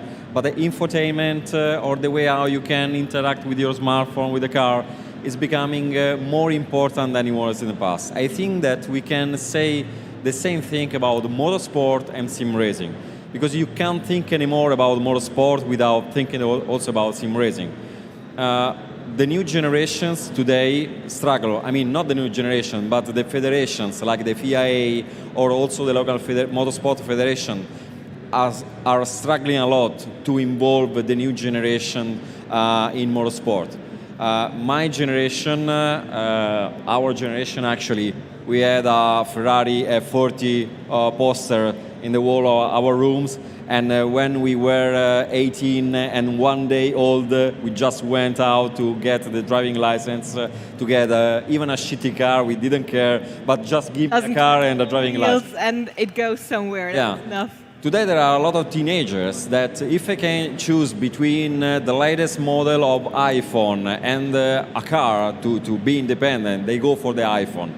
Is a way how things are changing. And the federations are really struggling about to involve and get affected the new generation about the motorsport, also for the reason, because the technology is changing, because at one time Formula One was the really top edge of technology, and today you can find the quick shifter also on sim racing equipment, but also on a smart. So it's not science fiction anymore. By this point of view, I see that the interest that the new generation continue to have about video gaming and sim racing can help also the FIA and other federations to get them involved also in the real motorsport, because the real motorsport without the young generation goes anywhere. I was about So to say. this is something that we need to take in consideration. Also the level and the power that the new hardware generation in terms of CPU, GPU, the new current generation of consoles, not to mention the level of the hardware that has reached, can involve more the young guys into the sim racing, because actually it's so cool. So, and I think that everyone dreams even today to drive a supercar or something like that. We need to continue to work in order to achieve even better level of performance and realism, in order to get my generations and the younger generation also affected before the electric technology screw up everything. Yeah, that's true. That's true. Thank you for those words. Very inspiring. And you're absolutely right. We have the ball now, but we have to keep it and we have to keep moving with it. And of course, to generate also new talents for motorsports as well, to keep everything alive. That is a very interesting approach. Thank you so much for sharing with us, Marco. But one last question, Aris. So do you think that at some point it will be possible that a real race car driver takes the settings from his car and puts it into a sim? His actual seat, you mean, or you? Say again? Sorry, I didn't understand the settings. The settings. Like Well, the fitting they do with their engineers, like take all the data and then modify. we are pretty close to that already. Yeah. As a matter of fact, I was talking with the Honda eSport racing team, and they wanted to put me into contact with the actual engineers because they had some discrepancies between the real car and the simulated car, because what most of those eSport teams, top eSport teams that are participating on the CRO are doing right now, is that they're taking the real engineers and they're trying the real setups on the simulator to try to go faster and try to understand what are the differences so that they can improve whatever part there is. So obviously for them, it would be much less work to not have to learn how the sim works and just take the real setup and put it on the simulator. So what they're doing is, they try to feed us with data so that we can get closer. We are somewhat close. We're getting closer and closer. At the end, this is the benefit of all the sim racers. And as I've always discussed between us, sim racers are probably the most well-informed motorsport fans. And that makes them special. And that is probably why I hope that sim racing will never be identical to motorsport, because we need to take those fans and put them closer to the real thing, and that's the way through to do it. That sounds really amazing. And I could keep talking to you guys for hours because you have so many interesting stories and things to tell. Thank you so much. We're sadly at the end of our stage time. Any last words from you towards the community? Or did we say don't be everything shy. we said? Don't be shy. Drive in rain in the night. You asked for it. Oh, please. Don't drive always at Monza on the drive. That's a very good point, because 4 years in Assetto Corsa we missed the night racing and rain. Now they have it, And no they one never use it. Oh, Why? nice. Because actually everyone wants to push the car the best. So in the 9 years we spent in Vallelunga, I never heard a professional driving saying, "Oh great, today is raining, we are going to have a nice race." That's why the reason why we save the time of the people, because we know that you are not going to use it, but they ask that anyway, and now they don't use it. So thank you very much for wasting our time. Maybe there will be a Fanatec Cup coming Just up kidding. that it's only be driven at night in the rain. So tomorrow we're probably gonna have rain, and the Nordschleife is open. I'm gonna wait to you for doing a lap with me. Oh, thank you. A water spray on the steering wheels. It's waterproof, right? So. Right? But Thomas, you were about to say something, I think. Well, what can I say? I mean, I think this is basically this is a shout out to every one of you. I think we're having a great time at the moment. We are in the middle of a fantastic movement, and I also would like to say I would like to say thank you to all the other competing manufacturers here, because I think the way we treat each other is super respectful. I mean, I had so many good conversations here. It was all in a good mood, and I really appreciate that. That really feels like yeah, we're all family. It does, right? Like it really. No, but it's cool. I mean, this is really. Quite relaxed. I mean, the market is big enough for everybody anyway. So and competition makes it even better. Pardon? Competition isn't a bad thing, right? Yeah, well, it pushed us a lot, and maybe sometimes we're pushing some others. So that's it. That sounds perfect, and that sounds like the perfect closing words. Thank you so much for this amazing hour here on stage at the ADAC SimRacing Expo. Thomas from Fanatec and Marco and Aris from Kunos, thank you so much for joining. Thank you very much, because without your passions and your support, we would not be here. So thank you very much. Mille grazie. All right, guys, you've heard it. We're done here. Big round of applause. I still have to get used to having audience on site. I totally forgot about the factor of applause. But thank you so much for joining us. If it's here on site or even via our streams, do not go away, because we still have a few things left for you. But we'll be handing over into a short commercial break. But don't run away too far. Just grab new snacks and just a fresh drink, and then I'll meet you back here on your screen for the next to come. So guys, take care and see you soon.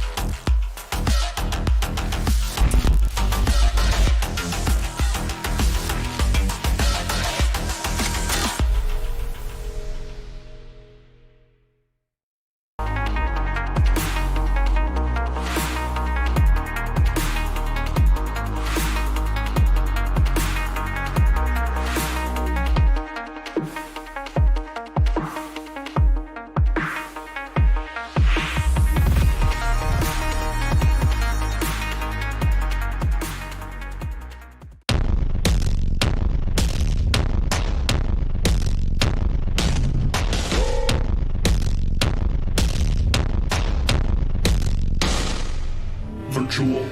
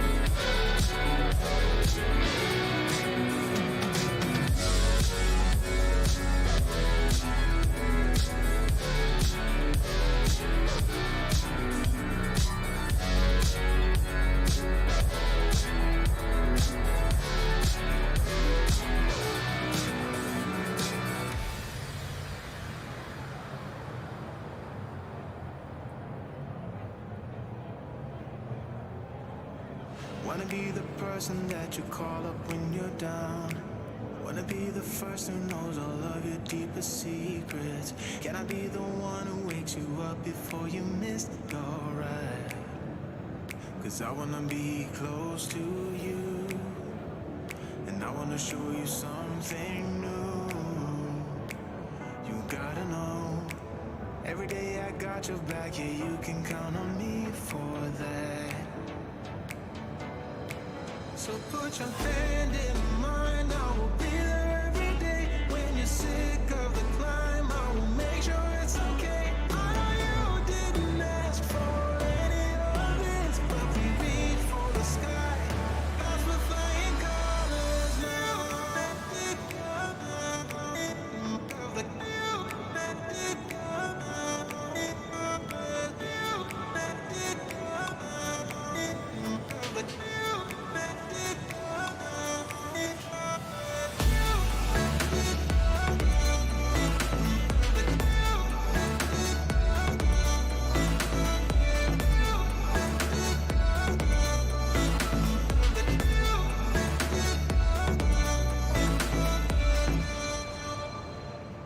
Gonna try to keep the pace, but someday we will find that the world has changed, but we stay true to each other.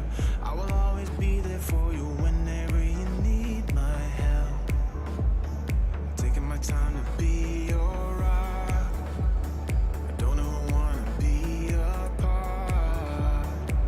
You gotta know, every day I got your back, yeah, you can count on me for that. So put your hand in mine, I will be there every day. When you're sick of the climb, I will make sure it's okay. I know you didn't ask for any of this, but we reach for the sky. Cause we're flying colors now.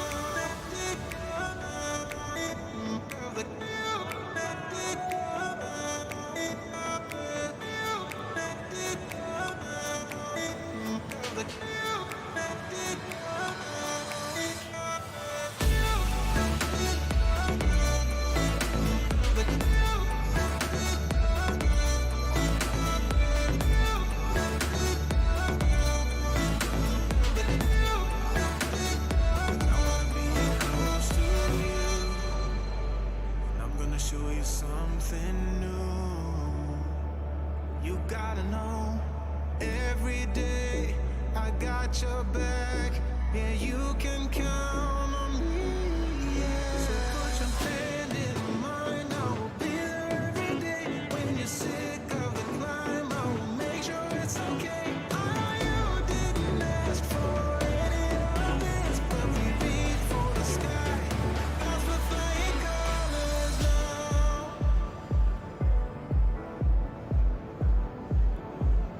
Cause we're flying colors now.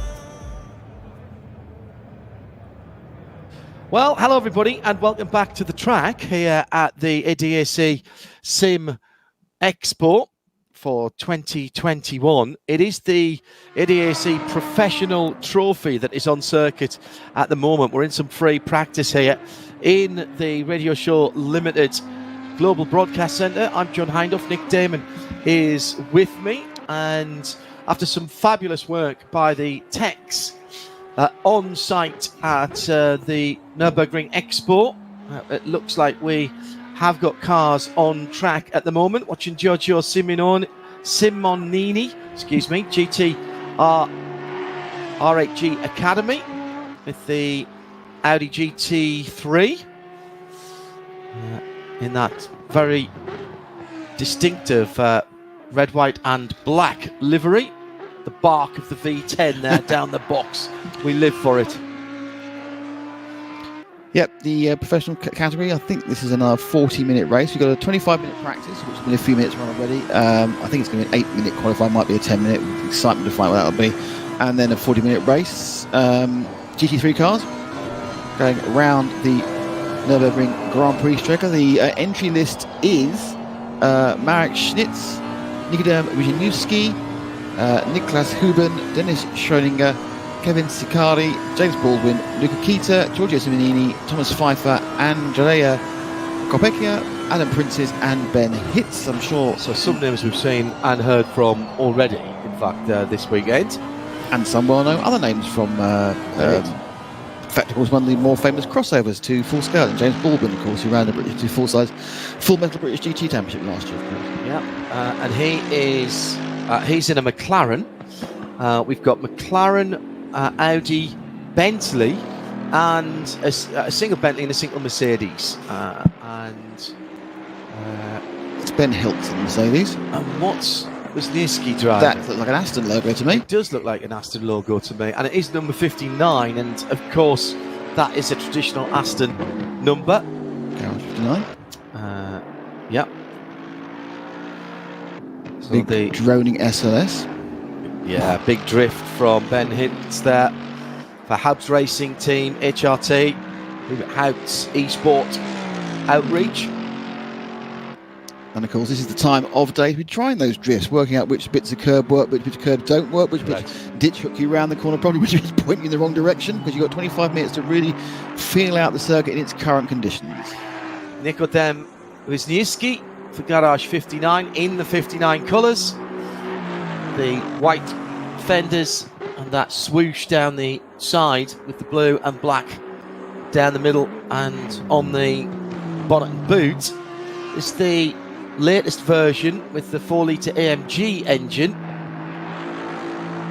We mourn the passing of the V12, of course.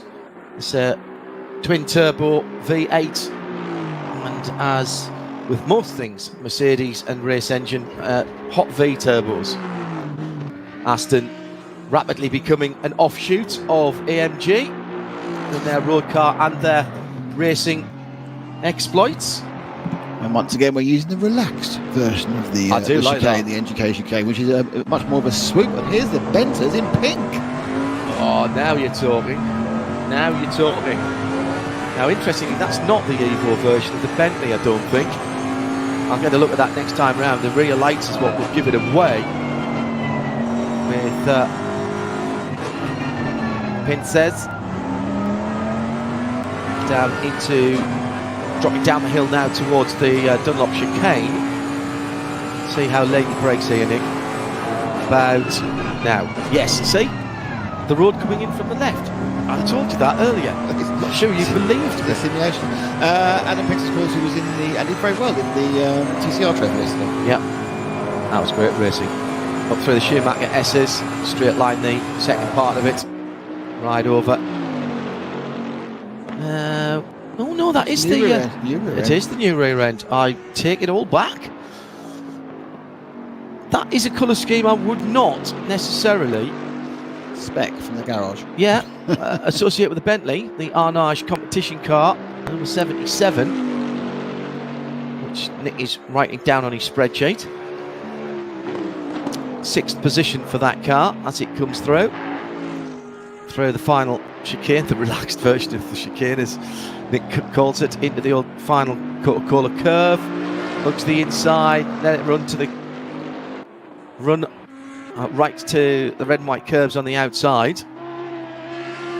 Now another Audi now, Dennis Schoeniger for RHG Esport. It's the dark green car with the Predator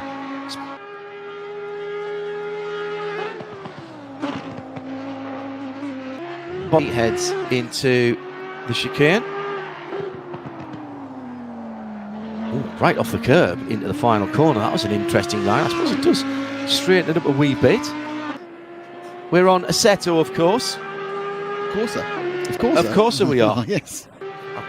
Come on, I gave you that one. Yeah, you. Down at the first corner for Dennis.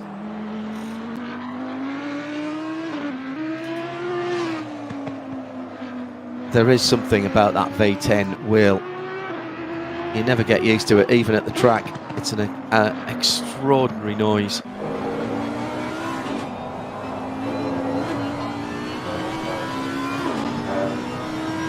The new version of this car is out, GT3. The Evo 2 version. Evo 2, yeah. Most striking visual differences. I'm sure there's many differences in the running plan. Everything else is the rear wing, of course, and the rear deck, which is completely different in an attempt to get a little bit more clean airflow off the back of the deck and into the wing to maximise the use of the wing. The wing itself, as you can see in this older version, is a big straight line, but it's of course it's curved. Curved. Yeah. It's like the best 49-inch screen now, isn't it? Yes, that's very good. Very good. Yeah, and we saw that car making its competitive debut. Was that only last weekend, or was it the weekend before at Barcelona? Out on the track for the McLaren. That's the 7 of Sikari. Sikari, yeah, Racing Line Motorsport, number 7 car, the white number 2. The Macca. Looking almost, if you squint a bit, it could almost be an evolution of the MC12 Maserati. Yes, it is, absolutely. I'll take that Maserati mention. Like the blue and white, very nice colour wear on that car, and really emphasising the scalloped sides of the Macca. Another car to employ the what's called the swan neck aero wing device on the back. The new Audi, by the way, has reversed them so that it goes underneath the rear wing and attaches from behind the rear wing to really clean up the air from the rear wing, from the rear window area. It also pulls that wing considerably closer to the back of the car. So Clary just pulling off at the start-finish line after that lap. Yellow flags were out.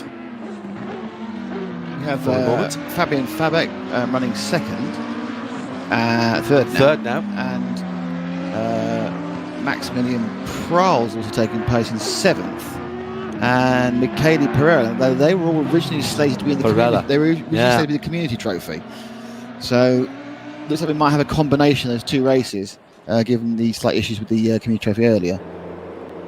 It's a good looking car, that McLaren, isn't it? Yeah. I mean, they've done very well to keep turning out cars on basically the same platform with basically the same engine in a very sort of Aston Martin way. It is very difficult though. You see one going down the road and you've no idea which one it is. Well, that's the general idea. Well, I think that's not the owner's idea. The owner wants you to know is which one I've got. Is it 640, 720, 25 past 6? I've no idea which one it is. Right. Well, just being told that our timing isn't in fact showing the right names. That might explain why some of the community trophy drivers have shown up.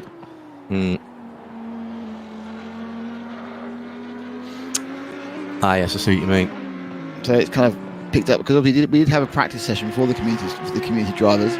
Yeah. So it's an interesting mismatch. It's a mixed match of. All right. Okay. Yeah. Okay. So Niklas Huben actually in second, not Sikola in the 22. In the 22. So that's a Rutronic e-racing car, and that is Rutronic colours. So I'll go with that.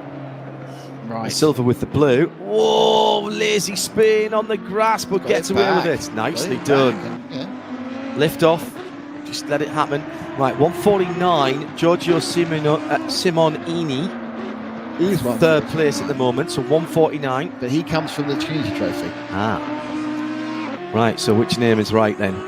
Oh no, 149, the numbers, this extra number is a community trophy number, and Simonini was part of the community trophy. But okay, so not Fabek as it says on the timing tower, so just ignore that. We'll update our notes and try and keep you up to date as quickly as possible.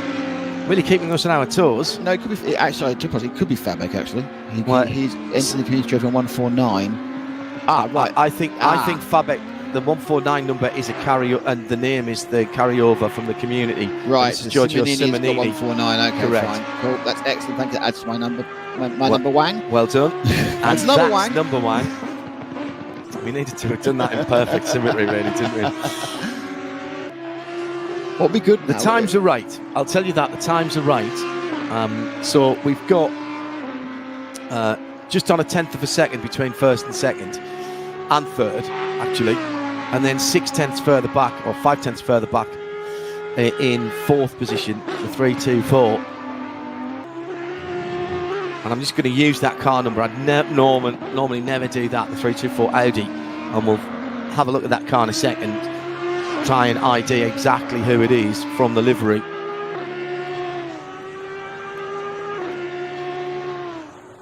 So there's Giorgio Simonini in the GTWR RG Academy car going through. Does not improve the time.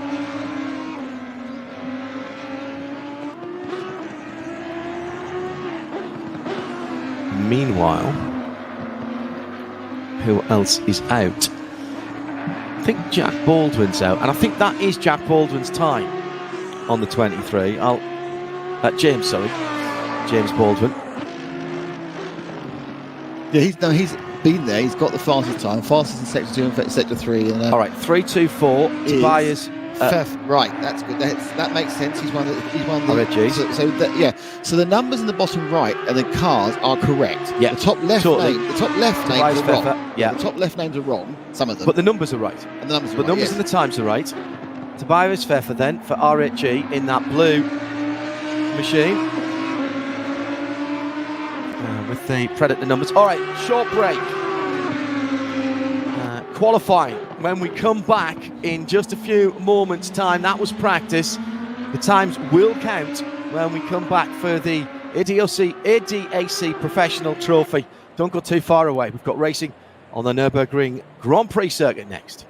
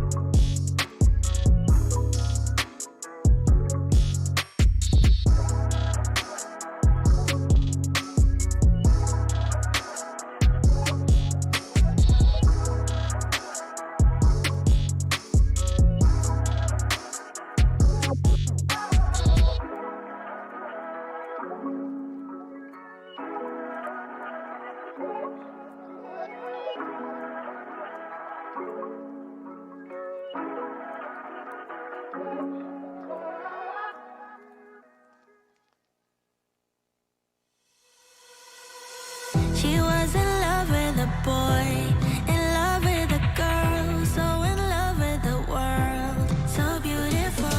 She was in love with the night, the way the sun shines. All she needed was love to have to hold, and nobody could make her feel down. She was always smiling from ear to ear, and everybody wondered if would she ever know the feeling of tears? All she said to them was live your life just like you're young again. No, don't you cry, just get back up again. 'Cause if you wanna laugh, then live it better. If you want love, then stay together. If you wanna smile, then be forever.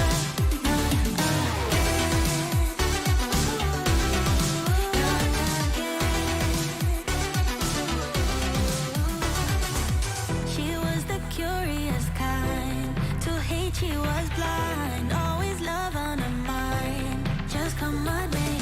She couldn't quite figure out what fear's all about. So she put it aside all night, all day. And everybody talked about her. Said there must be something wrong with this girl. All she said to them was live your life just like you're young again. No, don't you cry, just get back up again. 'Cause if you wanna laugh, then live it better. If you want love, then stay together. If you wanna smile, then be forever.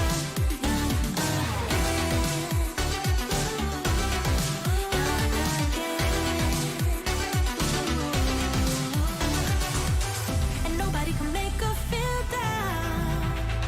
She was always smiling from ear to ear, baby. And everybody wondered if would she ever know the feeling of tears? All she said to them was live your life just like you're young again. No, don't you cry, just get back up again. 'Cause if you wanna laugh, then live it better. If you want love, then stay together. If you wanna smile, then be forever.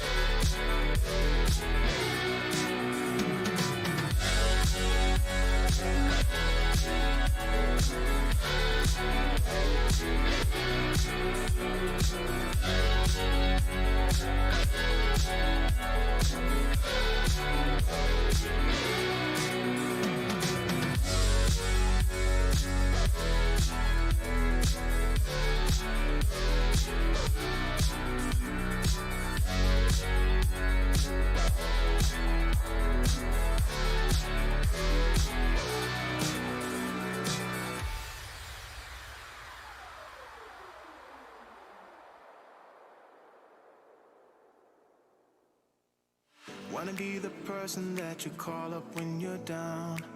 Wanna be the first who knows all of your deepest secrets. Can I be the one who wakes you up before you missed your ride? 'Cause I wanna be close to you, and I wanna show you something new. You gotta know, every day I got your back, yeah, you can count on me for that.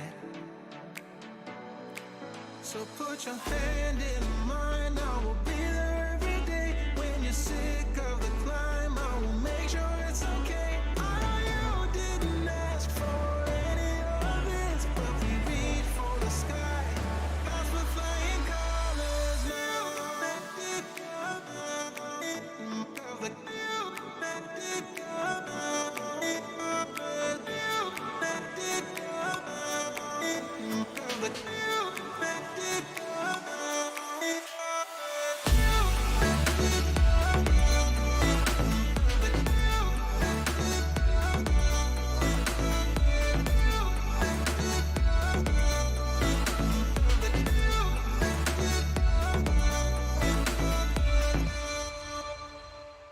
Gonna try to keep the pace, but someday we will find that the world has changed, but we stay true to each other. I will always be there for you whenever you need my help. I'm taking my time to be your rock. I don't ever wanna be apart. You gotta know, every day I got your back, yeah, you can count on me for that. So put your hand in mine, I will be there every day. When you're sick of the climb, I will make sure it's okay. I know you didn't ask for any of this, but we reach for the sky. That's what flying colors now.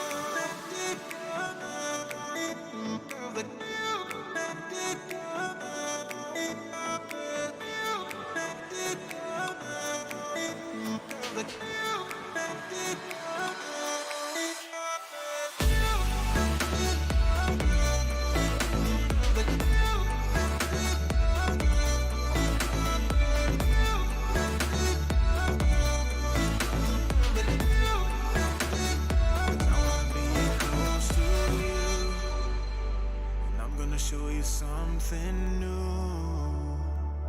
You gotta know, every day I got your back.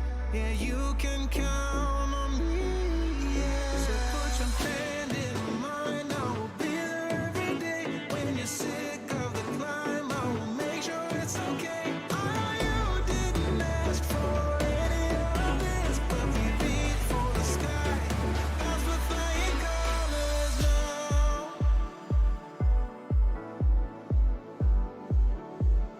That's what flying colors now.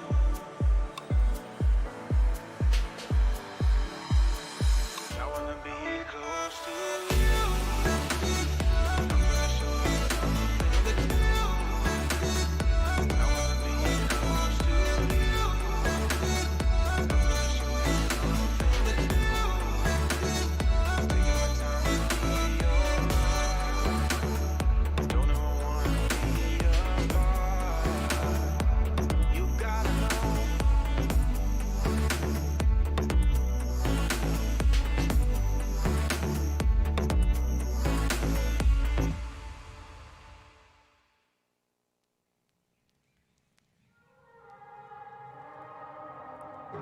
När morgonen gryr och dimman ligger tät bland bergen, då dansar gruvfrun.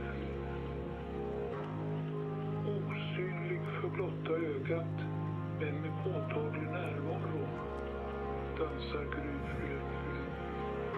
När natthimlen glittrar och de djupa skogarna tystnat, då dansar gruvfrun. Påtaglig och vacker, iklädd ljusgrå slöja, dansar gruvfrun.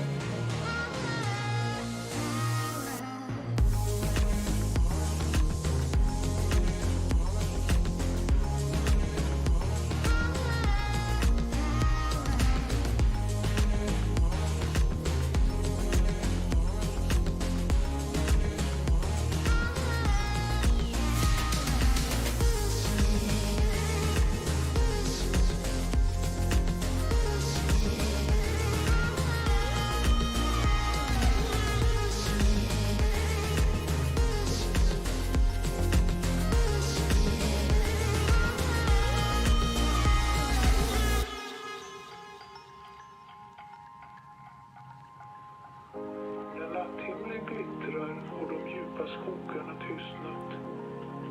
Då dansar gruvor.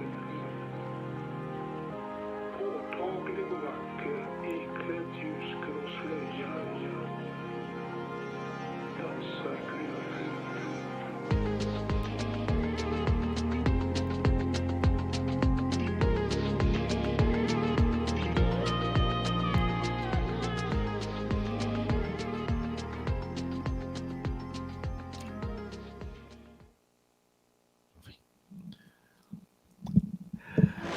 So we are into qualifying for the ADAC SimRacing Professional Trophy. 10 minutes was on the clock. We're 90 seconds, no, a little less than that actually, about a minute in.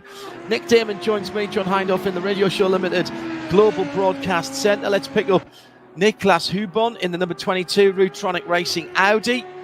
One of the first drivers out on the track. Nobody has got a time as yet. This is all GT3 with a planned 40-minute race to come. And Hubon then, number 22, matching up on the timing tower on the left-hand side. Wherever you're joining us from, thank you. Been a busy and long day. Well done to the techs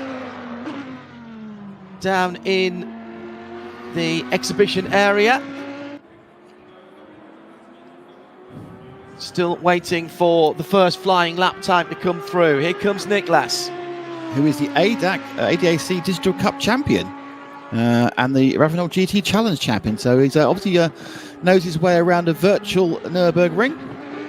Using the long version, the full version of the Grand Prix track, although the slightly less harsh chicane at the end. It's of the run. relaxed The chicane. relaxed, yes. After a long day. Unlike the, oh gosh, no, oh, it's the relaxed one. Okay. 3-2-4 is Tobias Pfeffer. So well done to everybody for getting everything loaded in. That green and multicoloured livery on the R8G Esport Audi R10. R8 V10. Yes, V10. A winner of the SimGrid World Cup, apparently, according to this little pen picture bio I have here. Excellent. Well, expect some decent running from him. SimGrid World Cup, of course, is a team event.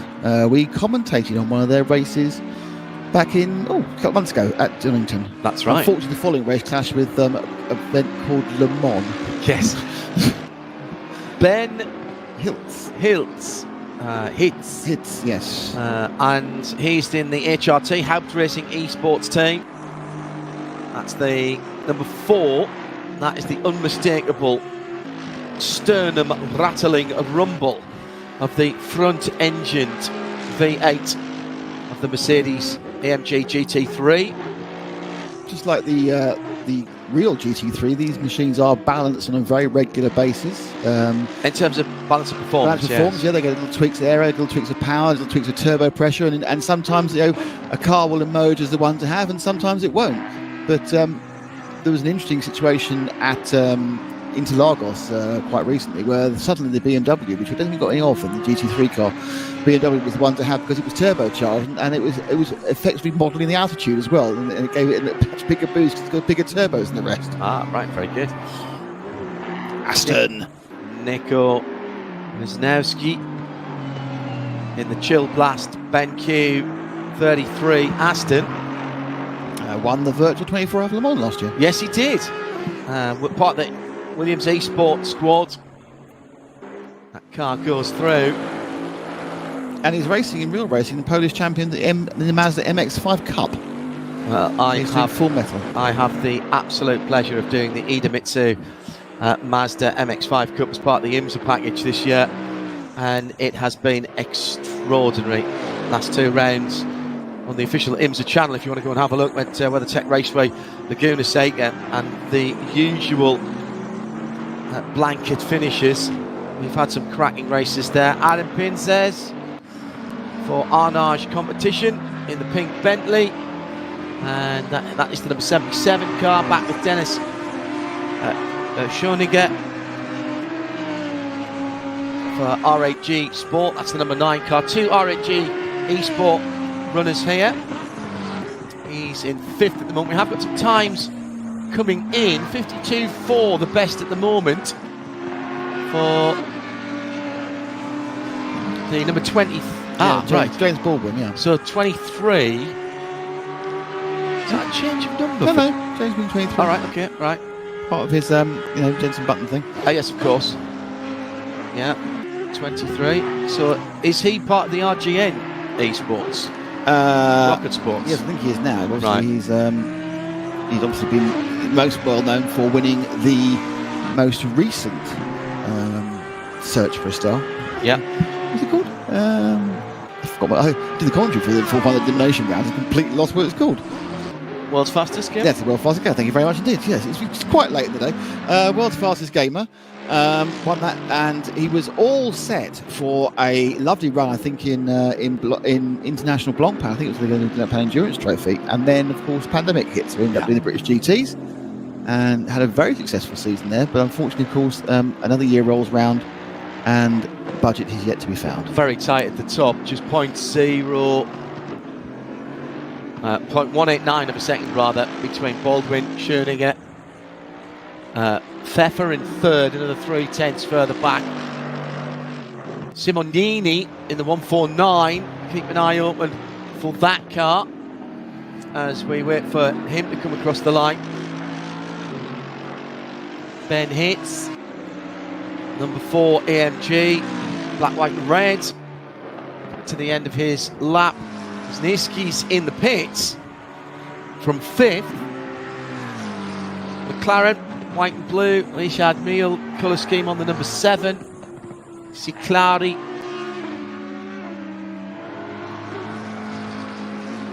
Now, if I was to pick fault with that, I would say I quite like the roof to be the same blue as the rear wing and the side panels. So you're having a row with the paint more than anything else? I may be. I'm just sort of offends my OCD, and everything black and blue tend to work, unless it's Inter Milan. Isn't it red and green you know we see? Well, yes, there's that as well. Simonini across the line in the Audi, confirming his 4th position there. He's spot on time, up a tiny little bit in the first part of the lap through the Mercedes arena. Just about a 10th up, making time into the corners, so he's braking quite late, but he's not taking time through it. Hitz comes through. He's demoted, in fact, to 10th position. There's Andrea Carpoccia for the GTWR Academy number 150 with the Fanatec sponsorship, sorry. Certainly a leaning by the 12 drivers towards the Audi. We've got 7 coming out from Ingolstadt, and then a couple of McLaren. Neustadt now, mate. Is it? Oh, that's where customer racing is based. Oh, okay, fair enough. Well, how far is Neustadt from Ingolstadt? Far enough you wouldn't like to be dragged there by an important part of your body wrapped in piano wire. I think it's fair to say. Yes, but the museum's at Ingolstadt, so that's what really counts. Yes, that's true. And you used to be able to pick your road car up from there as well and have that delivered, presented to you. Are they like Mercedes, where they actually charge you more to pick your own car up? I think it is. It used to be on the option list as it was for Porsche. Another few hundred, yeah. You want to pick your own car up? It's extra. Sorry, what? Pardon? Because you're more money to pick it up. You can deliver it to me for less. Well, don't forget, with Porsches, the less you have, the more it costs. The lightweight version is always more expensive. Well, 1:52.3 now, best time. Still James Baldwin from in 2nd place, the number 9. They're both in the pits actually now. So Schoeninger in the pits with that almost 2/10 difference between 1st and 2nd. Time is about to expire, so last chance saloon, or in this case last chance Grand Tourer for all of these cars as they come round to the end of the lap. 7 seconds to go. Here's Niklas Huben for Rudtronic, silver, blue and black Audi. He crossed the line. Now, did he get another lap? No, Don't think so. It's gone. Huben, don't think he improved. Still 4th. Clary up on his time at the moment by 0.2 of a second. Where would that take him? Possibly could move him into 5th position ahead of Simonini. Hits at the back at the moment, so Simonini on a bit of a run here. He's got a 10th or so up, so he might... Oh, he's just dropped, he's just lost it all at the bottom of the circuit. Slow corners, always try and make up time in the slow corners. Spend more time in the slow corners than the fast corners. Absolutely. Absolutely right. Percentage terms. Ciclari is still up by about 0.2 of a second. And if he has not seen the checkered flag, so if he can find that 0.2, if he can get down to 52.9, that could put him on the inside of row 3, maybe the outside of row 2. Here's Kevin Ciclari with the McLaren coming to the line. Got to get this lap finished. The wait time is running down. He will get this lap in. It's the final chicane. Oh, big slide. What's that done to his time? He's still 0.2 up coming around the final corner. He's lost just a little bit, lost about a 10th there. Could still move forward though to the line. And that was his best lap, 53.1. Yeah, he missed it by 15,000th of a second. Yeah, didn't move forward. That was that wiggle cost him a good 10th and a half there. Yeah, 10th and a half exactly, and that was it. And he would have been up to 6th. Yeah, session is over for the ADAC Professional Trophy. So we're going to grid the guys up as quickly as possible and try and get into the race, which is slated for 40 minutes. 40 minutes. Not sure yeah, that is the RGN Rocket Sports colour scheme. We were originally getting 40 minutes. Not sure whether there's been a slight adjustment to that due to the various little drifts we've had during the day. Well, we'll tell you that in a moment because our live timing is going great guns at the moment. The McLaren looking resplendent in the pit lane in that white, yellow and black colour scheme. All of them getting a virtual blick of paint. We are still down for a 40-minute race and a couple of minutes before the race starts. Let's give a chance for everyone to set their fuel levels. There'll obviously no need for a pit stop and there'll be no need for a change of tyres in a 40-minute GT3 race. Presumably, depending on the regs for this, depends whether you can change your setup as well between qualifying. Yep. Normally you can. Normally you can just reload the second setup, but there may be the rules that it's not going to happen here. I mean, it's a possible. All the cars are on the line. That's good. There's normally I said with GT3 and GT4, it's normally a rolling start, but might not be this time. No, I think given that nobody's in a grid box, I would say they're going to do a formation lap and come round to the start. So Baldwin on pole with 720 in the Jensen Button Rocket Sports colours. The Schoeniger Audi on the outside of the row. Then it's Pfeffer and Huben on row 3. Simonini and Wisniewski in the next row, on the third row, excuse me. Fourth row, Ciclari for the McLaren, the second of the McLaren, the white and blue car from Balzer, or alongside Balzer in the Audi. More Audis on row 5, Capoccia and Kita.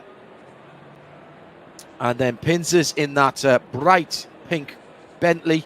The AMG at the back is the Hitz car. It will be one formation lap, one green flag lap, if you will, and then a rolling start. 40 minutes on the clock. The excitement is palpable. You could cut the atmosphere with a cricket stump. Yes. They've got a reasonable crowd have turned up, which is good to see. Yeah, they've stayed. Yeah. Stayed. Yeah. Nicely distant, some of them. Yeah, very good. Actually, yeah, that's very good. That is very good. So just waiting for the cars to roll off in sim time, just coming at 2:30 in the afternoon. What I'd like is to help my aid memoir. James Baldwin's car does have world fastest game right, just in case I forget again what he won about 18 months ago. And they roll away. Now, I'm not sure there's normally a pace car. Maybe it's a virtual pace car that they can see and we can't. 23, of course, the little joke, RGN, heavily involved in the Nissan GT Academy, and Nissan always took the number 23. It is a little joke because the numbers 2 and 3 in Japanese are Ni and San, although 23 wouldn't be. That would be the individual numbers, but that's always the little joke that Nissan played. So a very familiar number on cars with that colour scheme from RGM Rocket. So full post lap. Yeah. Quite steady pace that James is setting in the Jensen Team Rocket RGN. Well, he's probably set to not exceed an average of 60 miles an hour, which does tend to be the pace lap speeds on these. One of the things I do like on some of the sims and some of the races, you get a short pace lap, so you don't have to do an entire lap. So you start halfway around or something like that. Le Mans, for example, you start just before the Porsche curves. You know, the straight from Arnage up there, you start up there. Got you. Which makes it much easier. But even some of the shorter circuits, you don't have. So on the first row it will be James Baldwin on the pit lane side from Dennis Schoeniger on the outside in the Audi. Then it's Pfeffer and Huben, 2 Audis on row 2, 3 Simonini in the Audi, and Wisniewski in the Aston Martin. McLaren on the inside of row 4, Ciclari and Balsa in the Audi. Then 2 Audis, Capoccia and Kita. Pincers in the pink Bentley and Hits at the back in the AMG. So waiting to see Dennis Schoeniger come up the left-hand side of that Rocket RJN McLaren. Should be sitting to the left-hand side. Paul on the right here. The pit wall side. 40 minutes on the clock, hasn't started yet. This is the formation lap for the ADAC Professional Trophy, live from the ADAC SimRacing Expo for 2021 at the Nürburgring, and at the Nürburgring for the Expo in reality, at the Nürburgring on the Grand Prix circuit in virtual reality. Nice looking lineup here. Now, I'm going to say right now, watch out for Huben in the 22. I expect that to be the car to make the big move. It's the silver and blue car coming to the final corner. Pit lane entry on the right-hand side. Paulson to James Baldwin, effectively becoming the pace car now. Lovely looking start. Any race director will be pleased with this. Staying on the grid markings as well, so there's a nice gap down through the middle. Now, when do we see James go, and when do we get the green light? 40 minutes will start when we go across the line, which we do now. Green light from the race director. Great start from the outside of the front row from Dennis Schoeniger. He'll have a look round the outside, and here comes Huben as well. It's 2x2 into the first corner. Big dive, and there's a tap further back, but everybody continues. Well, that was a shame. I think that was Capoccia who tried to go around the outside, but will drop back just a wee bit. Now, the first part of Pullman's job, Nick Damon, is to get away off the line. Did so. Second part, get to the first corner for it first and keep it. Has done. And has got a scant 0.3 of a second lead over Dennis Schoeniger in second place. Good job then by the Porter. Yeah, it was a great start. I thought for me he was going to get swamped, but he just seemed to have a little bit extra speed towards the back end. So it looks like the drive of some of the other cars was better from low speed. But the McLaren just picked it up at the back end and took the downhill section to turn 1, and a great bit of braking there. I must admit, it looked pretty good for a couple of the guys to come back up the inside. I mean, it was Schoeniger himself who I thought did a particularly good job at maintaining second place under quite a lot of pressure. The pink and white Bentley Continental, Adam Pincez for Arnage competition, number 77, making moves up. Started in 11th from memory, already up to 9th. So he's been pretty clean at the start. It was Ciclari, I think, who got tipped around. Well, Kevin was getting quite feisty, wasn't he, coming up the hill there? And he was thinking about trying to duck out and just dart about. But it's interesting you've got Bentley, Mercedes and McLaren. So 3 of the people who haven't gone for the obvious car getting caught out and towards the back of the field. It was, it was Black White Audi. Black White Audi had a problem. Kita. Yeah, think so, it was Keating. But the interesting thing was it really ruined the progress of Ben Hitz, didn't it, as well? Because he kind of had to avoid the kind of spinning and lost a lot of momentum. That's why they've been kind of a little bit cast adrift at the back. Yeah. But it's a long race. We're 2.5 minutes in, barely. So now it's a question of keeping the tyres underneath the car.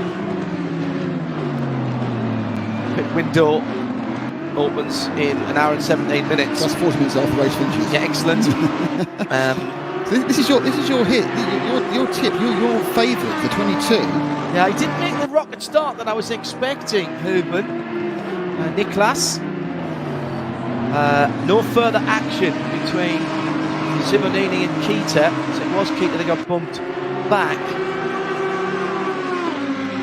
Them going into this is different. This wasn't the first lap. This is the second one, and that's under. Coming into the Vorsteiner curve, wasn't the first time? Yeah, that's under review as well. Mark Balzer running in 7th, right in the middle with the Audis, in the middle of an Audi sandwich. This is 4 in a row with Pfeffer from Simeone from Balzer from Capaccio, all offering 5, 6, 7 and 8. The central section of Audis, which of course is an issue. You get into a patch of traffic with quality drivers with the same chassis, more do we get past. You haven't got a particular advantage or disadvantage of the car. You've just got a car that is the same. So unless you get a particularly good slipstream, and this isn't really a great track for slipstream, to be honest, you're going to have to try and force an error.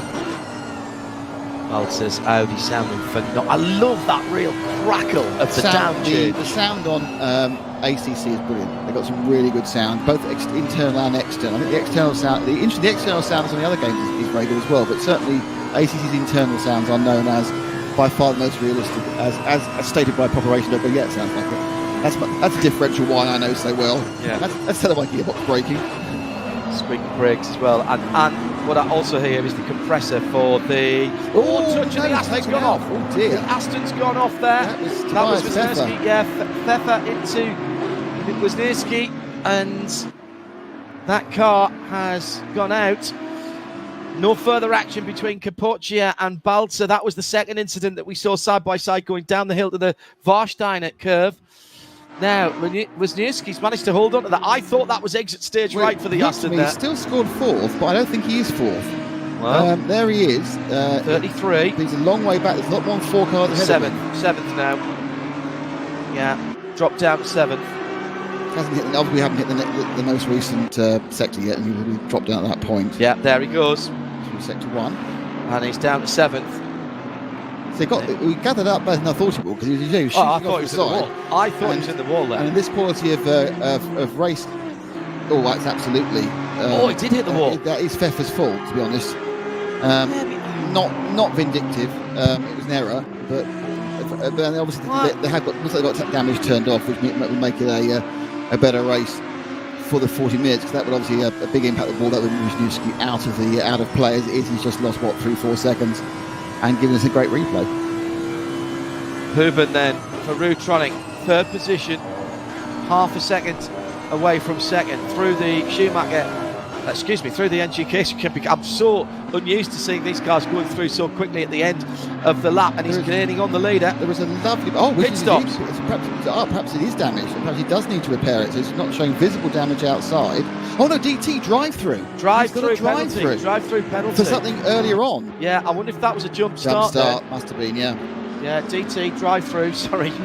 We were waiting to see Darren Turner get in that car, obviously, as it was an Aston Martin. I hope we're getting on board with the Audi. I was just watching that. They've done some fantastic modelling on the windscreen wiper. Yeah. No, not only does it shake with the speed, as you go around the corner, it lifts correctly. It's amazing. Yeah. I'm loving this. No, all very good. Rutronic, 22. Nicholas. Now let's go back down to the bottom end of the top 10. 9th position for Luca Kita. He's just taken that from Ben Hitz. Yeah. Ben delayed in that incident on the first lap, which was involving Luca Kita, but it looks like he hasn't got the basic speed. And also, it's in the Sakari, hasn't managed to turn up that McLaren like Baldwin has. I do love the fact, as I was saying before the Aston went off, that you're going to hear the compressor on the engine overrun You hear the compressor for the pneumatic gear shift, charging the air reservoir back up again. Really cool. Very good indeed. So coming down to 33 minutes still to go. And here's how it stands. Baldwin by now 1.2 seconds from Dennis Schoeniger in second. Niklas Huben in third. Tom Pfeffer in fourth. Simonini in fifth. And the top six made up with Mark Balzer, who is only another, 2 seconds further back. That's the biggest gap in the top six. And as I say that, Pfeffer's just dropped away a little bit from the back of Huben. Well, of course, the real key thing about the top seven, John, is 6 of them are Audis, apart from the leader. Yeah. The Audis have shuffled their way past the lone Bentley, the lone Mercedes, and the lone Aston Martin. That was more kind of a self-inflicted problem with the drive-through, and the second McLaren. So this choice of Audi by a number of the drivers does seem to be the correct one. Has Wisniewski come back out again in the Aston? He has. Yeah, I think he rejoined. Yes, okay. Just hasn't completed that lap yet. So battle then for 7th position. Yeah, love tap. Andrea Capocchia gave a little bit of love tap to Balzer. Further back down the field a moment ago on the Huizingveld replay. Second McLaren going very, very wide indeed.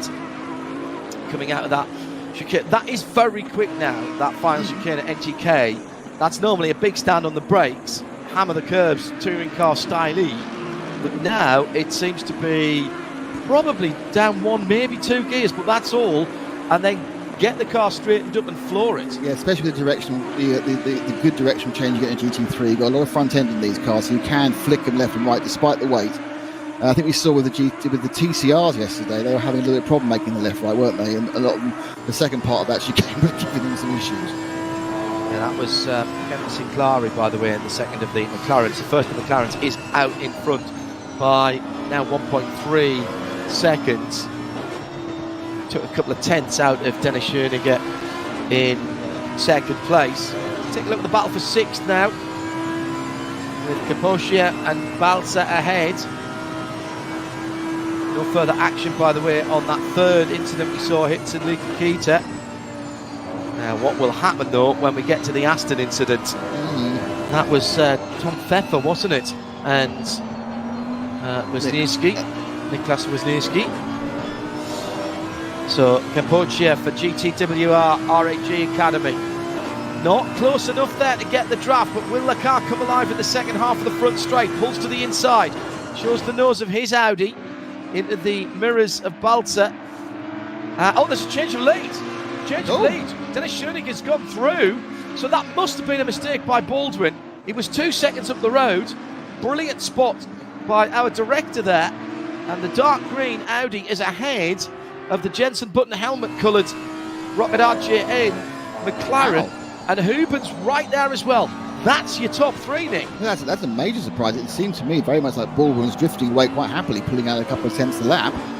He's made a major error, probably from where they are in the lap. It may be he just got a problem at turn 1, perhaps overshot. But and now he's paying the price. Dennis gets into the lead, and more importantly to say, he's got Nico, who I still decided now is your man for the entire race, John. In the 22 Audi, Niklas Huben, who's now on his tail. But I think what's happening now, Baldwin's now showing his speed. And look on the inside, lunges straight on the inside and goes straight back again as they go through the. They had to sweep through the. That was a run up, wasn't it? That was actually coming up through the second part of the Michael Schumacher S, wasn't it? Before they go into the left right here before they go downhill again. So how did he lose it? Answer provided by the Huizingveld.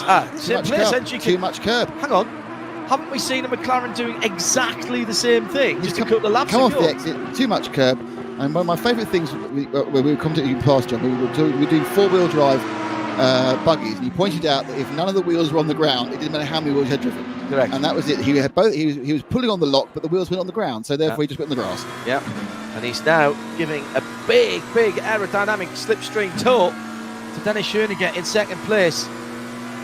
Niklas Huben in third. And Nico Wisniewski is still on the track, by the way. He's dropped 20 seconds off the back of the field. And we're still waiting to hear from race control about that incident from Tom Pfeffer and Nico Wisniewski. And Wisniewski himself subject of a drive-through penalty at the start of the race. Schoeniger, second place. R8G eSport, the dark green car with the bright yellow flashes on the wing end plates and the front edges of the front splitter, or the splitter rather than the diffuser. Exactly, yes. Yeah. Is that near the front nose? The front don't. I heard somebody in Formula One saying very that the told other off day. about that a couple of weeks ago. By responsible and on. Yeah. So James Baldwin, having made that error, then made up for that error, is now beginning to ease away again, just shy of 0.6 per second ahead. But the real battle is this one on screen now for second and third, and Schoeniger and Nico Huben, both in Audis. Now Nico's really just sat there. Nicolas is just sat there, waiting for Huben, waiting for Schoeniger to make a mistake. I tell you what, you know, I want to keep an eye on Simonini and Balta, 5th and 6th. Certainly I think Simonini, it's Pfeffer first and Simonini, they're together.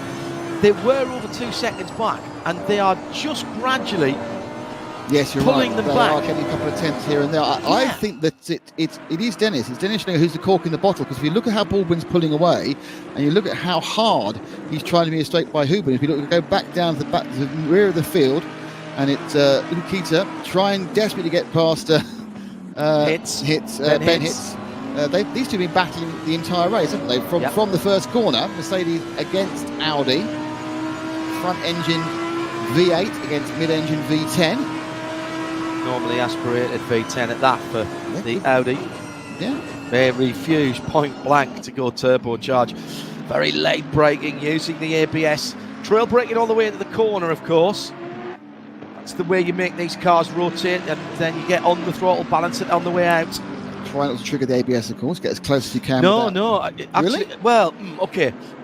In real world GT3s, there's a little blue light on the top of the dashboard, certainly was for the Aston Martin, that I tested at Monte Blanco, and you have to be in the ABS or you're not braking efficiently. Oh, right, okay. And it needs to be on all the way up to the apex. That's what I was told. Well, that's race ABS for you. Yeah, well, nowadays, yeah. So that, back to the second and third battle again. Nicolas Huben. Absolutely stalking. You almost feel the Jaws theme, can't you, as he follows him round, but not yet made a move. Dennis Schoeniger, this one. Schoeniger. Was that an I? Yes, it is. I've read that as an L. That's why I had a problem with it. Schoeniger. Sorry, Dennis. Yeah, no, that's all right. And this battle, though, at the bottom end of the top 10, with Ben Hitz for Haupt Racing Team Esports, in the number 4 has to be an AMG, doesn't it, for HRT. Oh, good run here by Kita in the Audi, goes to the inside for the chicane. There's not a big enough braking point there now, is there, to make that a passing point, so it needs to stay right under the not inconsequential rear wing and rear end of that AMG, which punches a huge hole in the air. It has a much bigger frontal area, and here comes Ciclari, Kevin Ciclari as well. The drive off the corner for the Merc was better than it was for the Audi. Yeah, it's very interesting. I know obviously under power the gaps do shrink and grow, but even so, he had a little bit more extra drive off the corner to move up to the middle of the field now. For those that don't know, the Audi in street car terms, most of the Audi R8, although there is a rear-wheel drive only, but most of them are quattro, not allowed in the race. So they are rear-wheel drive only. Audi did do a special GT model that was rear drive only. Very popular. The thing to remember, of course, is that the Mercedes, whilst we say it's front engine, it's front mid. The engine, the engine is behind the front axle line. Long way behind. So they are actually, in true terms, both mid-engine cars. Just one's rear mid, one's front mid. Yeah, it's in front of the driver. It is. But the driver sits quite a long way back. You have a massive bonnet to look over. Yes, you do.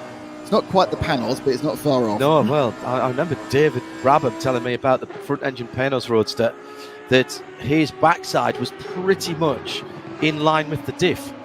That's how far back in that car he was, and he found that all drivers found that quite difficult because of exactly about the pendulum effect.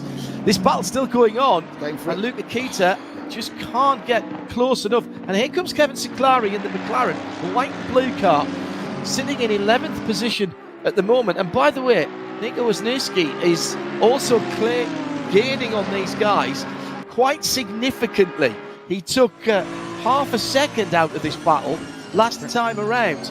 This is what happens. These cars are so closely matched, Nick. Off. Done it. Both of them took too much curb. There's a big tank slap as well. Luca Keita off. Keita, he backed out very, very late there. I think he just needs to be a little bit more assertive. And in backing out, he put himself slightly offline. Did the same problem of taking too much curb. We saw James Baldwin earlier. And at that point, you just don't have the ability to put the right hand down, and you're off. James Baldwin, by the way, has stretched his lead at the front back to the 1.5 seconds or thereabouts that he had before that incident when he went off. He lost the lead to Dennis Schoeniger. He fought back, got the lead back. And I would say, though, however, Nicholas Heuben is still right there. So the battle at the front of the field is Schoeniger and Heuben, with Pfeffer remaining 1.75 seconds he just behind. Can't seem to get that much closer. He lost half a second last time around. They're all good drivers. They're all driving Audis. Where are you going to find the difference? What difference can you make against a track they know so well? It's this is the problem. Baldwin obviously has found an absolute sweet spot, and he's pulling away. I think that change of position. That's Balzer and Capocia. No, they were 6th and 7th they before. Still they are, were yeah. 6th and 7th. Yeah, there was an attempt there by Capocia to take Balzer in part of this. That's the back end of the Audi train. 6 cars running from 2nd to 7th, all Audi R8 LMS V10 Evo 1s. Just Evo, I suppose it was called, wasn't it? Yeah. Andrea Capocia, GTWR R8G Academy. He's going to know the back end of that Audi in front. Andrea Capocia, he was a gymnast in the Italian First Division, so he broke his shoulder 3 years ago. Poor lad. Well, you've had shoulder problems. I've had shoulder. Yeah, it's like very difficult joint to get sorted. It's the most complicated joint in the body, and it's one of the reasons. He's got it. He's waited, isn't he? He's waited a bit there. Oh no, he hasn't. He gave him a massive tank slapper. Now he's waiting. I think that was that. So is that self-restitution? I think Andrea's worked out. He could have had 2 advantages on that and didn't take either of them. The problem, well, let's nip back up front to the battle for 6. Mark Balzer for Rudtronic has got his wing mirrors, or door mirrors, full of Andrea Capocia still, and Capocia still looking for a way around in the red, white and black Audi. And gaining on them now is Pinces. Adam Pinces on the car that is the easiest to spot, the pink and white Bentley Continental. So we're coming down to half distance. It's Paul Sitter, James Baldwin leading. Keep it up. On board there, it's a long race, keep it up. Yes, of course it is. 1.6 seconds for Baldwin ahead of Schoeniger at the top of the field.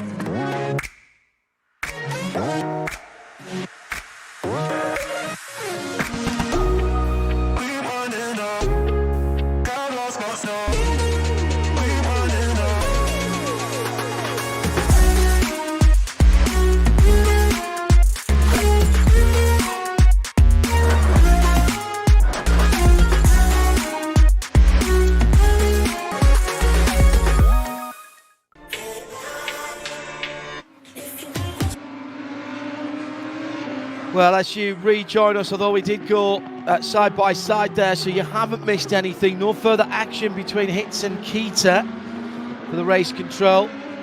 But Schoeniger has now dropped. Remember, I said it was 1.3 seconds. It's now 2 seconds. Here's an incident that's... that was the battle for 6, wasn't it? That was Balzer, Capoccia and Pinces. And... The Bentley got completely taken out. And not, I'm afraid, Adam Pince's fault at all there. And he's really lost out there. It was Capoccia who started that by hitting the back of Balzer, Matt Balzer, Andrea Capoccia. And Adam Pinces in that brightly coloured Bentley coming off the worst. So now the battle is for second, with Schoeniger unable to match the pace of James Baldwin out front. 3/10 last time around.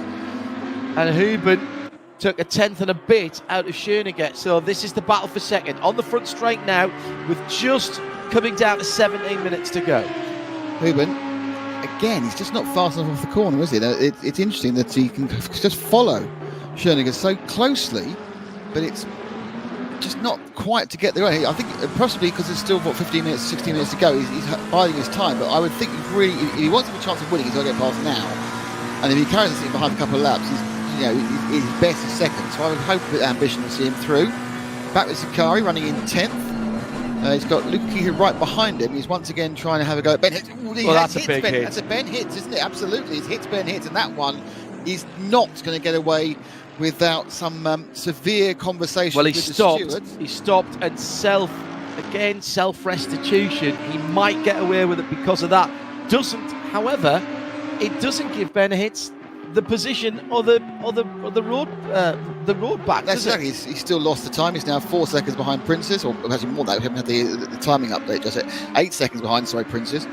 So yeah, he lost 5 or 6 seconds. Sakari, though, as you said, self-police, so he might avoid an incident with... That's very RC racing, that. Something that you know very well, isn't it? You stop and you wait, and at that point, because these aren't deliberate either, but it's you stop, you wait, you carry on, but of course, effectively, you've both been disadvantaged by one person's mistake, but in many ways, that's racing. What else can you do? And they're saying change position, Adam Pinces and Giorgio Simoni. Well... That's quite hard, because Simoni's now 4 places above Pinces. Yeah, that's a big problem. That was much earlier on. Simonini, excuse me, and Pinces. Well, how does that work? It wasn't Simonini who spun Pinces round, was it? It was the 149 and 77. He was way ahead of it. It was I think that was an earlier incident. Right, okay, right. We're back further, aren't we? Risk control have been busy, yes, and we're working through. Yes. The last incident that we're talking about was Sakari going into the back down turn 1, and the McLaren just piles straight into the back of the AMG. Now he does slow down in the blue and white McLaren, but the big winner scurrying away, Luca Keita. Luca Keita, thanks very much. Thank you. Scurried round Mercedes. It must be when you win these races, John. Because it's virtual, so you haven't got to worry about yellow flags or safety cars. You sit there and go, yes. Well, there are yellow flags coming out here. You see them at the side of the track. I'm most impressed with that. Let's go back to this battle for second and third, where they are now 3.5 seconds away from James Baldwin, who has side by side down at the bottom of the circuit, plunging downhill. Schoeniger tried it through the Valvoline curve. Side by side through the Valvoline, a little short link for the 4 curve, but having the inside line serves Schoeniger well. Now, he's got the Porties up the hill. Should be fairly even, these cars. You'd hope so. Drive. Both of them have stayed the same. Just skirt your right hand Pirelli tyres as they are on these cars. Right on the edge of the gravel trap there. Do I detect a little more understeer from Niklas Huben's Audi, the 22 car? Now that might be a little bit of aero wash. A little bit of aero wash. They're not horrendously. They're not horrendously bad. It's not like running in P cars, but you do get a little bit of aero understeer. And interestingly, Kevin Sakari has managed to get away with a penalty with Ben Hitz because that waiting incident. But it's Luca was the winner out of that. But yeah, fair enough. He waited. What else can you do? People make mistakes. Obviously, just misjudgment, not deliberate. So move on with it, isn't it, really? So, a little bit of aero wash for the cars in the wheel tracks when you're trying to make a move to the final corner. This is the battle for 8th and 9th. Nikita for Belgian Audi Club, Team WRT, real world team of course. WRT having a great run in prototype racing in ELMS and WEC of course, as they're trying to put themselves in pole position for one of the new Audi LMDHs, which is coming in the next year or so. They'll be racing them in 2023, but kind of feeling their performance at Le Mans kind of made that kind of foregone conclusion. Really. Almost had first and second, didn't they? Should have had one first. lap off first and second. And Vincent Voss's team, of course, in just outside Liège, or a little bit further up from Liège in Belgium, and they've done a cracking job. Also, by the way, I'm not sure how many people know this, they build all of the tube frame chassis for the VW Fun Cup cars. I didn't know until you told me that, like, I think a year ago, and I've been watching Fun Cup for years. And originally, I just thought they were cut down Beetles. I didn't realise they were. No, it's a full tube frame race cars with centre seat race car. 1.8 Golf GTI engines. Well, it's a 1.8 VHG, yeah. So non-turbo. So it's the non-turbo 1.8 that you used to get in the Audi TTs, Golf, etc. Petrol engine. And it's a very, very well put together. The engine that was in the original former Palmer Audi? Yes, but I think it was turbocharged in that. Oh, I have to get Jonathan Have to ask. to have Damien Faulkner. Absolutely. Nicholas again is trailed Dennis round for the entire lap. Just getting a bit of a run off. I'm not quite sure what happened. We didn't see the start of the incident when they got side by side. Why he got such a good drive out the exit of the Mercedes arena and got side by side. But again, they are matching each other. He has been getting down the straights, he gains a little bit, and then of course in the corners he loses a little bit from the aero situation. Baldwin last time around a slow lap. Now he's not in traffic, so that was a mistake. He was a good 1.3, 1.4 seconds slower, and his lead now still considerable, but it's just sitting around about 2.5 seconds.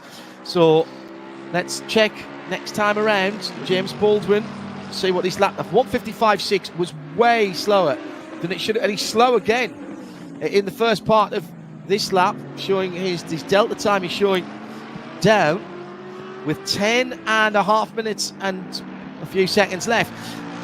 Now, what's happened is Baldwin used his tyres. 15 laps under the Pirellis. Battle for second and third rages on between Schoeniger in. It's closer this time. That's a great run by Huben. Now he has tried a couple of times into the Michelin curve, which is after the Schumacher S, going around here, and then you come up the hill, and he's tried in there a couple of times. Tough corner, this one. But he's actually, during that uphill section, he actually lost a bit of time. I think he took too much curb through the Schumacher S's, or not enough. always a toughie, isn't it? No doubt to me, though, that James Baldwin is losing time at the front of the field. We'll see what it is next time around. Despite the fact that these two guys are battling, they're not actually holding each other up too much because they're following each other. We're 32 minutes down, so 31 minutes down, a 40-minute race. The only reason that would be is almost certainly tyre wear. Yeah. If it may just be that James decided to relax a little bit and not push right to the limit, though. He's done a 1:47, I think, last time round. Not a great lap for him last time. No, 1:55. 1:55 last time around. 1:55.5. 1:45. So he's found that second again. So he lost a second in a bit. Lost 3/10. He's lost 3/10 to battling drivers. Yeah. And they are battling. He's looking at it now. They're as close as they can be without coming together. So James, it could be tyres, it could be relaxing, but there's certainly a pattern in the last couple of laps where that excellent lead he eked out very efficiently through laps 5 to 12 is coming back again. The other good battle is Siclari and Hiltz. Hits in 9th in the red, white and black AMG. The white McLaren right up his tailpipes, going down into turn 1. They turn hard right-handed, drop into the dip, round out the right-hand side of the splitter. Then Hitz, who's done some racing for Envision Virgin for their sim team. Formula E team, of course. Great season for them, crowned by the multi-race championship finale, going in both directions on the Berlin airfield. Not at the same time, though. Oh, that would have been so much better. That would have, it still wouldn't have had much carnage compared to a normal Formula E race. Well, true. Nothing could compare with the Docklands race in the UK. But I think that was as much down to the track design as anything else. Lessons were learned when I spoke to people who know. So lap comparison then between the two cars battling. First and second comparison. Yeah. 23. And as we said, he lost a couple of tenths in that lap after losing a second the lap before. He's just lightly eking it out again by about a tenth this lap. Did Hooben get through that? That was Schoeniger, and I didn't see Hooben behind him. Not sure. Wait till he goes through the next split. Niklas Hooben. I'll tell you that in a moment. Sakari. McLaren. It's an interesting dashboard. Far more information than anybody needs there. Very little the information is blanked out for our view. For example, he'd have all sorts of tyre information on there, which we're not seeing because it would be information for other drivers. When he looks at it, there's your answer. Nicholas is once again as close as he could possibly be to Dennis. But Nicholas must have been so close I couldn't see him. He was hiding basically. He was literally you gave a low down angle and you just couldn't see any car at all. But yeah, when you see the onboard dashes on virtual racing coverage, they were effectively blank out the numbers because apart from gear and speed, which is commonly known, because of the other information, tyre wear and tyre temperature and fuel left is obviously competitive information you don't want to give to your rivals. Brake right into the apex, feed the throttle in from the right hander at the bottom of the hill at Dunlop. Now, this is where he's been losing out through Schumacher. See if we can work out why. He seemed all right there. I think that's possibly the best we've seen him go through Schumacher, under the bridge and braking into this tricky left-hander at the top of the hill. I hate that corner. I think with these cars being so balanced, I think the relaxed chicane, much so we love the speed, and it has caused me. I think it's taking away the major overtaking point. Yeah. Because if you can get it alongside, you will force the other guy to make a decision. Correct. And you can't with the sweeping chicane, you can't do that. So they're having to really hope for the best into turn one, and it's just not happening currently. Also, I would say it's high speed enough, the entry to it, that it's difficult to follow. So the car behind's just losing out in the middle section. Although this is a very good exit by Hooben. He's as close as he's been down towards the first corner. But wow, Schoeniger. I wonder if Schoeniger's running a little more skinny, not running as much wing, and that's why he's getting maybe a couple of Ks of speed down the front straight. Overnight not going to work there, so he's not going to get through the It's brave. You have to be brave. Thinking about it. I mean, it might just be that Nicholas decided, well, there's no way I'm going to beat James, as James beats himself, just ball with the lead, so I will wait for a last lap lunge and see what I can do. There's showing he's just really not put a wheel wrong. I've not seen him make a mistake so far, and that's made it virtually impossible for Nicholas to find any way through. We had them side by side through this section of the track a couple of laps ago, which is the Valvoline curve and the Ford curve before they plunged downhill to Dunlop. But that's as close as it gets. We get a little bit of love for our leader, James Baldwin, all bar 2 laps he's made a mistake. So one we saw when he just took too much curb on the NGK chicane, the relaxed version, and another lap where he lost a second as well, which could be for any reason. But he has, once in clear air, pulled back out of here. He's 3.5 seconds ahead. I raced the relaxed version of Valet at Silverstone in the Classic, but I do think it's nice that Silverstone named the final chicane just before Club after Valentino Rossi. It's been that for years and nobody's really noticed. It does make a huge difference to the track and how you drive, and particularly how you attack Club, and therefore how much quicker you get down to the first corner after the Formula 1 start-finish straight. Yes, yeah, because you are going a lot quicker. You'd be, 25 miles an hour more probably? Yeah, about a little bit less than that in what I was driving. Don't forget, it was only a little 2-litre 4-cylinder BMW engine Chevron that I was driving down there. But it was, you arrived there pretty rapidly. Things were happening quickly, even in the wet. I can't tell you which way this is going to go. 3.5 minutes to go. Baldwin still leads. James with the now 4-second lead. Schoeniger in second position. Dennis is holding off Nico Hooben. Under braking, he gets so close every time. It stretches. It's between 0.2 and 0.4. About 0.2 is as close as you can be without being actually in the boot of the car ahead. And the 0.4 is when engine you're compartment. Absolutely right. There is a definite advantage to Dennis under drive. He's got a definite leap off, which again it could be a set-up situation, but over the lap, as we can see, it's no advantage. He has got that initial oomph, and it is not just the elasticized band of acceleration, because the time goes up, the gap goes up as well. I do love the fact that what we're seeing is exactly what we would be seeing if we were looking at a GT3 race. Yes. Because the tiny little differences, the cars are ostensibly the car's performance is identical. You will change that with tiny little setup tweaks. You will change it with how you drive it. But these guys are so good and so consistent. If the driver ahead does not make a mistake, how are you going to find your way through? And therefore, those little setup differences, we're talking about fractions of a percent here and there. They're making their lap times slightly differently, but ultimately lap times are about the same. Yeah. And that's the essence of BOP as well, of course. It's not about everybody getting the same lap time in the same way and having the same speed in every corner. It's about balancing that performance over a number of laps, or over a stint average, over a race, so that we can get some great racing. Because there's always going to be, between the different manufacturers, there's always going to be strengths and weaknesses, and it should be that. Yeah, absolutely. Which is why when you see new versions or new cars brought out, they never say they're going to be faster. They say they're going to be easier to drive, they're going to have a wider operating window, and they're kinder on the tyres. And better to service. Yeah, because they realise there's no point making things faster. They'll just get balanced back to where they were. But if you could make them... Do you believe that, though? No, of course not. No. Come on, we've been doing this for 20. I've been doing this for 25 years now. Of course, I don't believe it. Nick, you said that with such belief, and if anybody could have seen your face here in the Radio Show Limited Global Broadcast Centre, they would have absolutely believed you. Just until I asked you that, and the whole face, and your demeanour, and your shoulders, and everything changed. Down to the last 1 minute and 20 seconds now.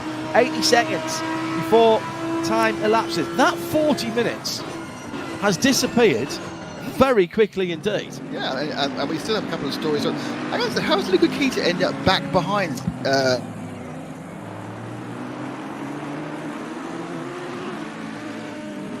And I think the hits and I think he must have made a little mistake, as they get very close during the exit of the Mercedes arena there.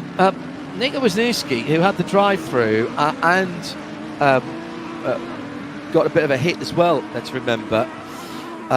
So 21 back, wasn't he? He's still only 47 seconds off the leader, and now he's only 6 seconds off not being last. So that's been a good drive. 15 back in about 15 laps. He's around a second and a lap faster than this trio we'll see on the screen now. Yeah. With the Aston Martin. And of course, we haven't really got any way of benchmarking him because there are no other Aston Martins. We do know that Nikodem Wisniewski is a very, very good driver, so my guess is he's been going very, very quickly. Baldwin now is going to, I think, just creep into an extra lap. There's 14 seconds to go.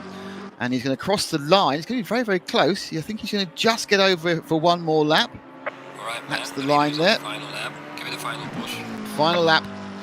So this is the final push from the engineer, but this is the last lap for everyone. It's that virtual engineer, that is, of course. What's happened off screen is that suddenly Dennis has pulled 3/4 of a second on Nicholas and Sayers. So second and third is not as close as it was. My guess is, because Nick's been getting more and more aggressive over the chicane, that possibly he's just gone a little bit too hard going for him. Well, we worried about the tyres on Jim Baldwin's car, and we shouldn't have. He's on his last lap. We haven't seen much of him because, frankly, other than when he made that one mistake and dropped down to second for, half a lap, it wasn't even a full lap when Dennis Schoening had got through. Here comes that battle for 9th, 10th and 11th, starting their final lap with... It looks like Luca Keita's got down the inside at turn 1. Yes, he has. So back up into 10th for Luca. Sakari down to 11th. They feel this one's going to the line, don't you? You really do. The McLaren sitting in behind the Audi and the Mercedes. Good three manufacturer battle there. Two German marks winning out. But at the front of the field, James Baldwin in the similar car, the Rocket RJN Esports machine, has pulled out to 6 seconds. He's done a cracking job. And the British manufacturer with the British driver, world's fastest gamer 2, is going to bring this one home. The Union flag flying high comes to the last corner of the last lap with the 40 minutes having elapsed, and it will be a win for McLaren, for Rocket RGN Esports. Jensen team Rocket RGN goes across the line. It's going to be over 5 seconds. As to the line in second position. Schoenig has gone through. Huben in third. Fourth for Simonini. Tom Pfeffer in fifth. I think they actually ever swapped positions, didn't they? Balzer in sixth. Pinces in seventh. Capoccia. And then this battle hits Kita Siklari coming to the line. And it will just be Ben Hitz who takes ninth from Luka Kita and Kevin Siklari. Nico Wisniewski just 5 seconds behind them. And now change of position for 77 and 150. So that's Pinces and Capoccia. So that is race control.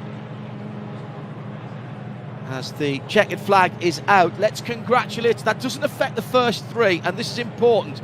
So the win after 22 laps of 40 minutes. James Baldwin for McLaren in the 23 Jensen Rocket RGN Esports team. Schoeniger in second for Audi. Dennis Schoeniger in second. Had a race-long battle with Nico Huben in third position. Niklas Huben, excuse me, in the Audi. Those will be the 3 cars, or the 3 drivers who are on the podium, and that's where we will go next as Melly speaks to the top 3, and we have the podium ceremonies for the ADAC Professional Trophy at the ADAC 2021 Sim Expo at the Nürburgring.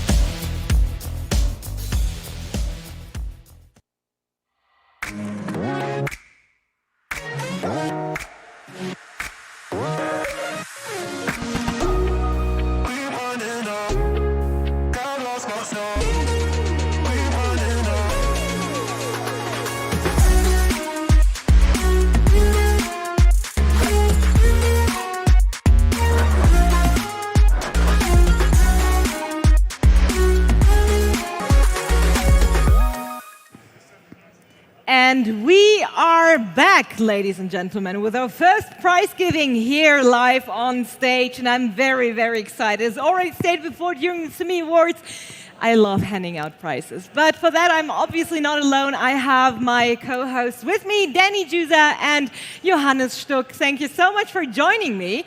And I mean, the SimRacing Professional Trophy is over. It was a blast. It was a really great race. What do you think? Well, yeah, absolutely. It was a blast all the way through and hard fights. And at the end of the day, I think a well-deserved winner. And I must say, I mean, look at those beauties. I really like the trophy design. Obviously, we know what we're seeing here.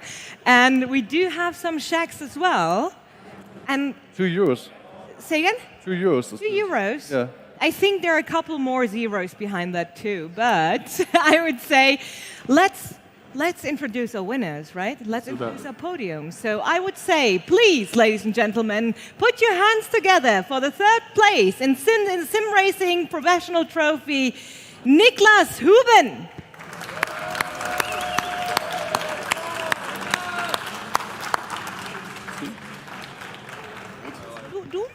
It's your honor to hand over the check.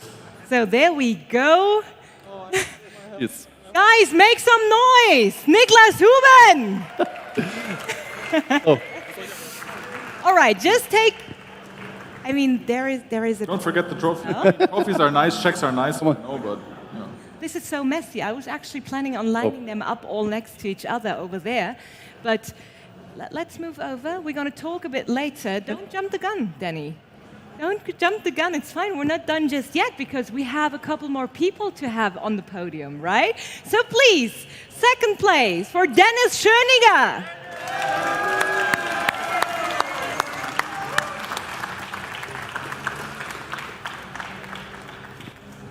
Congratulations.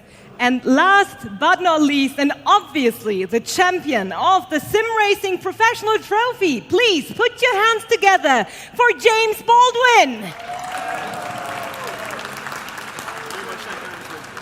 So there you Let's go. get the check. So many things. Trophy. And the trophy. There we go. And you have a microphone as well. You guys know how to handle checks and trophies. I can tell. But yes, this is our podium.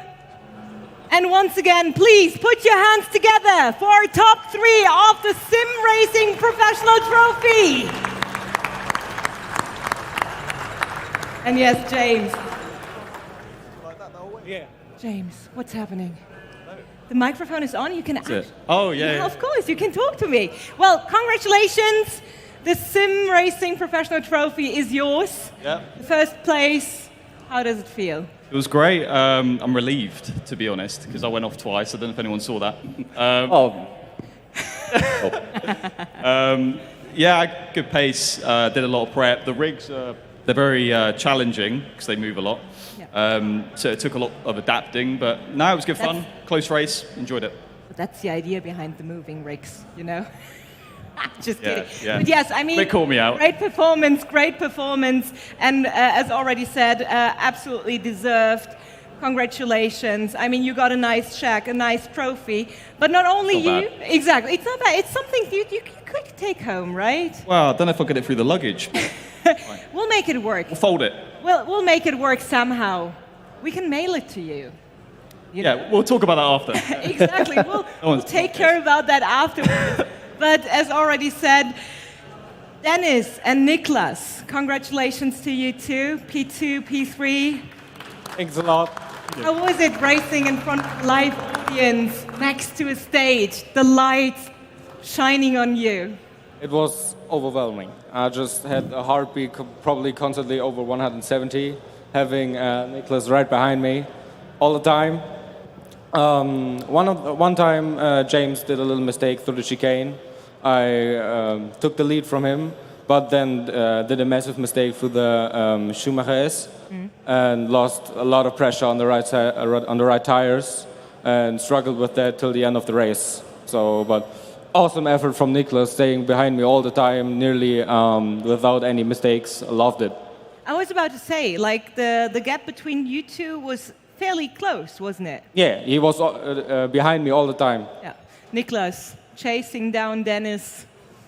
finishing on P3. How does it make you feel here at the ADAC Sim Racing Expo? Well, to be honest, now I'm more nervous than in the race. I don't know, it just feels amazing. The pace was really good. I did no mistake. The guys in front of me were doing mistakes. I just tried to stay ahead, Tobias and Giorgio behind me, so I did not even try to attack, so we could easily go away, or more or less easily go away in the front. And maybe if he does some mistakes, to attack in the end, but it was not possible. But I'm very happy with P3. I think so too, right? I mean, even like having the opportunity to finally be on a LAN event and race in front of audience, I think, and also taking home a trophy. That's a nice doing there. So you guys can be proud of yourself. But I think Danny has a question or two. So James, 5,000 euros. How do you invest them towards your next racing year? Like getting a... Well, me and my girlfriend just bought a house, so it does help. Oh, that's well, yeah. Yeah, I mean, as you say, it's really nice to be at an event because of COVID. We've not been able to do it for a long time. So, I really enjoyed being back in front of, like, I suppose, an audience. Yeah. Nice buzz. So, and how are your pants going? After the two time you were going? What was it? Had you, like, an issue with the turn-in, or you just missed the apex, or your... Well, I found in practice at home that curb could be a bit dodgy. Yeah. And with these rigs, it's not something I'm used to, so I felt like I had a little bit less control than at home. So you have at home a static rig? Sorry? You have a static rig at home? Yeah, and I just misjudged it in the curb. The McLaren's quite a low car, and just clipped the curb. And yeah, you saw what happened. I did it twice. I should have, after the first time, back off a bit. But yeah, I got away with it, so yeah. You just made it for the show, right? So both came closer again? I wish I could say that, but no. Just roll with it. So Nicholas, we know each other quite for a long time now, and you moved from ACC in the National League to the big international stage. And I think it's the first time you earned so much money in the competition. That's probably true, yeah. Yeah, how does it feel, like coming from like amateur leagues, progressing through the ranks, and now earning money with sim racing? Good question. To be honest, I just drive. I don't really care about the big things around me. Just try to stay focused, try to race, give my best, and yeah, worked out pretty well today, I think. Yeah, it was a really good show. I think you both had like 40 minutes of airtime, so basically you provided a good show. And then it's, how was it? So you all race in the GT World Series, and did you change anything on your setup because you have no ballast here, or? Actually, I used a complete new setup, just finding some ways for me, with the big help of Giorgio and the rest of the team helping. Everyone was helping, so just to get here. So the effort of the team was amazing, and we just loved it to be here. Yeah, amazing. That's cool that everybody helped you to just push you forward. And so sadly for you, being the fastest already on the track. So yeah, great show. Thanks. Yeah, so guys, I also have a question. Obviously, it took quite long till we got the race started, unfortunately. How did you keep yourself like on the pump with the adrenaline? Was that also an issue for you to get back up to speed when the race actually started, or was that fine for you? Not really. Like, we weren't there that long, like half an hour. Had my apple juice. So, yeah, kept hydrated. Yeah, it was fine. Yeah, I mean, I didn't really practice on any other rigs here because they were different games, cars, tracks. I just made sure the last time I drove anything was that, and it seemed to work. So, yeah. But I mean, I think it can be quite challenging sitting on the edge of your seat waiting for the race to start. So, are there any mechanisms in place for you where you keep yourself together? So, mindset-wise, can you hand over anything to your fans? Yeah, just don't like overthink it. Just don't make it too serious, you know.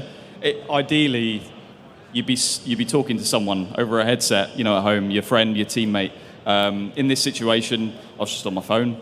Just chill out, because if you overthink it, you're going to turn one all stiff, and then you make a mistake, and yeah. So. How is it for you guys? How do you handle downtime in between races? Maybe just some relaxing between the races. Of course, taking some days off. But starting early enough to practice again for the weeks for the races. I actually need quite a lot of time to get into a track again, but of course it works. So I'm here. Yeah, exactly. I was Happy as fuck.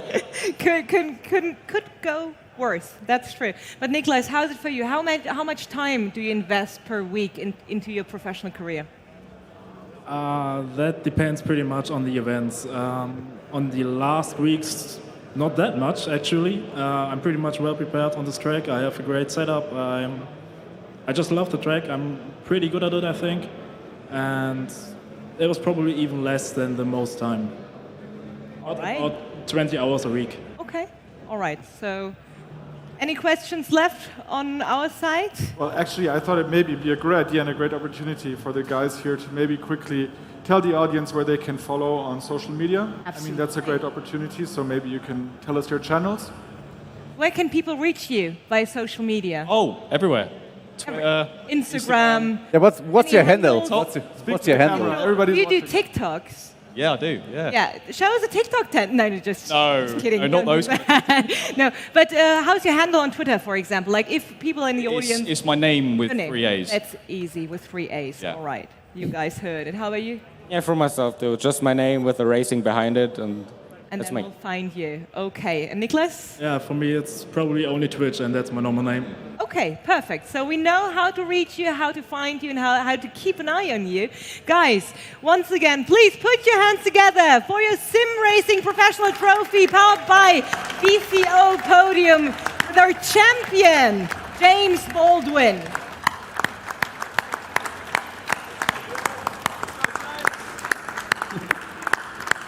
And guys, I've heard the GT500 qualifier is already up and running. So I'd say, Radio Show Limited, take it away.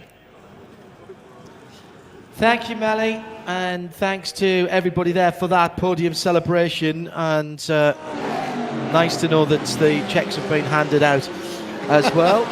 Very good. Nick Damon and John Heintorf with you for our final race action of today, this Super Saturday. It's gone a little longer than we had anticipated, but again, thank you so much to all the technicians who've pulled together and solved one or two issues. But we do have some qualifying for GT500, the ADAC GT500. The main race is tomorrow, under 7 minutes to go, and cars are out on the track at the moment. Nick David, all GT3 cars again. Yep, I think we've swapped over to iRacing, so we've changed platforms again. So we have indeed, because I can see the BMW M4 GT3, which is a unique on that platform. The lights are shining, so I think I'm interested in the time of day we've chosen. It could either be the morning or it may even be now. Maybe sort of like 7:20 CET. And this race is a 50-minute race, two driver. Well, 24 laps. Yeah. Two drivers. There's a driver change as well. So it's a proper team race, and it's actually a qualifying race for tomorrow's 2-hour main event. Can't wait. Can't wait. Really looking forward to it. Evening time, pulling in a lot of the big teams represented here, Nick. Oh, yes. And some very big names. Yeah, absolutely.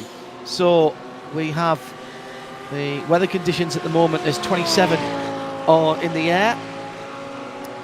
Partly cloudy. It's the 3.15 mile track. Sprint race, grid position. So the keys to the race, it's all for grid position for the endurance race. It is a tyre management race, and there's a mandatory pit stop with an incident limit as well. And you know all about incident limits. Oh, I've gone over them many a time. Yes, of course, the instant points, the way of reining in the more flamboyant of a driver within the iRacing world.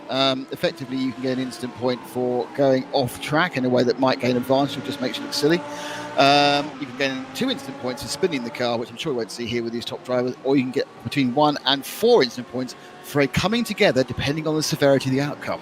Let me run through some of the teams for you. VRS Coanda Sim Sport leading out at the moment from BMW Team GB. Williams Esports in there as well with Phoenix Racing Esport. FIRA Sim Sports have just jumped up into second. Phoenix with, I think, a couple of teams. I thought I noticed, certainly the red number 5. IES SimRacing in there. RN Vision STS. Phoenix Green as well. There we go. Yas Heat, which is James Baldwin's team. We think he'll be jumping across to this. No? He's not on the list Is of he not? Okay. drivers. You have Cam Royale, Ross Woodford and Andre Martins Okay. are down. There's a kind of a list of drivers, of which 2 will take part in this race. Race Union, Schubert Motorsport, Huizingveld, 148 team, Digital Motorsports. We've got Urano, Sim Racing Academy, WS Racing Esports, Eifelland, BS Competition. 2 BMWs for those guys, Bureau Sud, Biela Racing Team, Euronics, Riley Sim Racing, Nürburgring Esports, powered by Ringversiert Sim Racing. So a lot of big names. Now what we can't tell you is who's in each car. We may find that out for the actual race. I think we'll find that out for the absolute race. 888 out on the circuit at the moment is a beautifully painted chrome green and black. Rather reminds me of the old flying, the old Black Swan colours rather. Yes. And the 888. Of course, it is a Porsche, as many of these cars now are the recently released Porsche 911 GT3 992, I believe it is. I think it's a 992, isn't it? No, it's not. we haven't seen the 992. The first and so far only 992 motorsport product is the Carrera Cup car, which was released also on iRacing a few weeks ago, but yeah, this one came before. Yep. So you got a range of GT3 cars to choose from. I expect we haven't got indications of various chassis, but we've already seen Audis, we've seen Ferraris, a Ferrari there in the background, and of course we have seen the BMW as well. VRS Coanda running in the top position at the moment with 2.5 minutes still to go. The number 80 VRS car from Fera Sim Sport. Looks like still, this might be a prep lap from the movement behind from the 488 Ferrari. Very, very noticeable with the extra headlights on the front of those cars. Ferraris have also received an update very recently on the platform as well. So this is the most recent version, the Evo version of Ferrari. It has to be said that if you are in the sim racing world, there is an absolute sort of battle or a kind of a technological war between who can get their Evolution GT3s on the platforms quicker. It does appear to be for some reason, it has become sort of the blue ribbon class, which the various platforms compete against each other on. Well, we've got our timing up and running, and it's VRS Coanda first and second now, the 80 and the 18 cars, with Fire Sim Sport in third. Marla just jumped up into fourth position, the 155-1. Riley by Sim Racing, Yas Heat going through there in the BMW. It's one of the new GT3 M4s. Interesting, because that car was released on iRacing before it was released in the real world, and since the real world car is now running, actually ran successfully, didn't it, the last NLS race. They have actually been adjusting the parameters of the virtual car to more match the real car now the real car exists. Urano Esports, the red of carmine red, if it was a Porsche colour. That's not dissimilar to your Audi, a little bit darker maybe. Yeah, what's yours, Misano? Misano officially, yes. Yeah. It's also known as DCR, which I can't say. But yes, that must be BMW Team GB. Oh, that's a great mainly livery. Because it's a BMW and it seems to be flowing into a Union Jack. I could be wrong. It is a great livery on that car. I've seen the BMW GB cars running before. Marla Racing Team 36. Now that's normally green and white, or a blue and white Audi. We'll wait to see that 36 car. That at the moment in 6th position. That's RN Vision STS with the zebra green stripes on the front. Like that as well. That actually makes that front grille on the BMW, which was a bit beaver teeth. Thankfully, it disappears. It is a bit beaver, isn't it, at the front, the new BMW. Not sure what they were thinking of that. The few front ends look better with a number plate because it breaks it up. That's a very good point, actually. So, Coanda Sim Sport, 18 and 18, your top two from Fire, from BS Competition, from Urano, from Marla, from BMW GB, from Williams, from Phoenix Esports in 8th, Phoenix Esport red in 9th, and their green teammates in 10th. Yas Heat just outside the top 10 at 11. IS Sim white in 12th. RN Vision STS SimRacing in 13th. T3 Esport in 14th. Race Union Deutsche Payment in 15th. SimRacing Academy in 16th. 17th Team Racewerk. Red Schubert Esport in 18th. Riley Sim in 19th, and the top 20 made up by WS Racing Esports. Heusingveld 148 down in 21st. They won't like that. BS Competition Red down in 26th position. We've got 28 on the screen, and big spread. Yeah, it is a big spread. I was wondering, was that practice or qualifying? That's a good question. Just throwing that out there, because obviously if it was qualifying, of course, if you trip over the line, you will lose your time in qualifying, which can lead to big gaps. If you trigger an instant point or have it all coming together, you'll lose that qualifying. There seems to be quite a larger spread than I expect. Love the Heusingfeld colour scheme. Always have done. Look good on anything, particularly on that Porsche.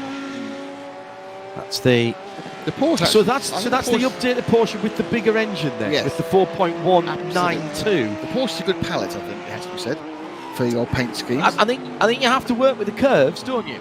Andy Blackmore would tell you, work with what you've got. Checkered flag is out on this session. I haven't seen any Lamborghinis so far, which is disappointing because they make a fabulous noise. Right. I haven't seen any Mercedes either, so we've got 2 or 3 of the chassis we haven't seen. Doesn't mean they aren't there. There seems to be a Sol Ferrari. That's the second Ferrari, so we saw the... that's the 159. That's the SimRacing Schweiz car. But the rest of them have gravitated, it seems, towards either the Audi or the BMW. Coming into the pits now, blue and white car. Team GB dropping in.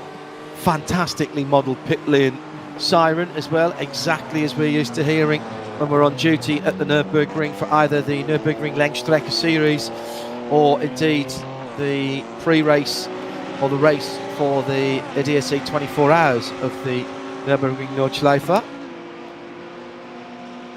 So waiting for the cars to come back into the pit lane. You're right, there is a big spread, but I tell you what, Nick, the top 11 are separated by seconds. Yeah.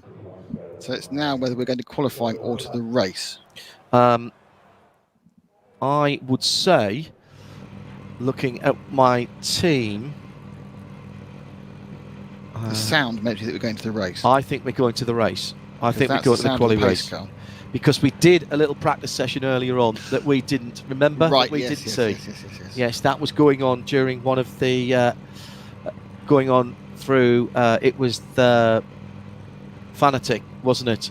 Session on stage. So just coming up to 7:30 here at the Nürburgring, Central European summertime. Wherever you are in the world, stay tuned because we have got the sprint for qualifying, and it's Josh Rogers and Tommy Ostgaard on the front row for the Coanda team. Lasse Bach for Fera, Ryan Barneveld, oh excellent. Then Louis Nasher for Renault, Josh Thompson for BMW UK, Alessandro Bico for Mahler in the BMW with the green and white, as we thought. Dominic Steib for the number 50. That's the Williams eSports team. That's your top 4 rows. Behind them, Julian Kesselhut for Bureau Sud. That's the red side of Bureau Sud. Simon Amosa for the IES SimRacing Schweiz. Behind them in the 6th row, is T3 Esports. And that's Oliver Ackermann and Fabian Holkstatter. Nicholas Heider for Phoenix. Jan Marszalowski for TGM. Ross Woodford and Florian Baudin. It's the Deutsche Payment car in 16th position on the outside of row number 8. Row number 9, we will have Nicholas Last and Björn Anschlag with Rennie Penquit and Andreas Fink sitting behind them in 19th and 20th.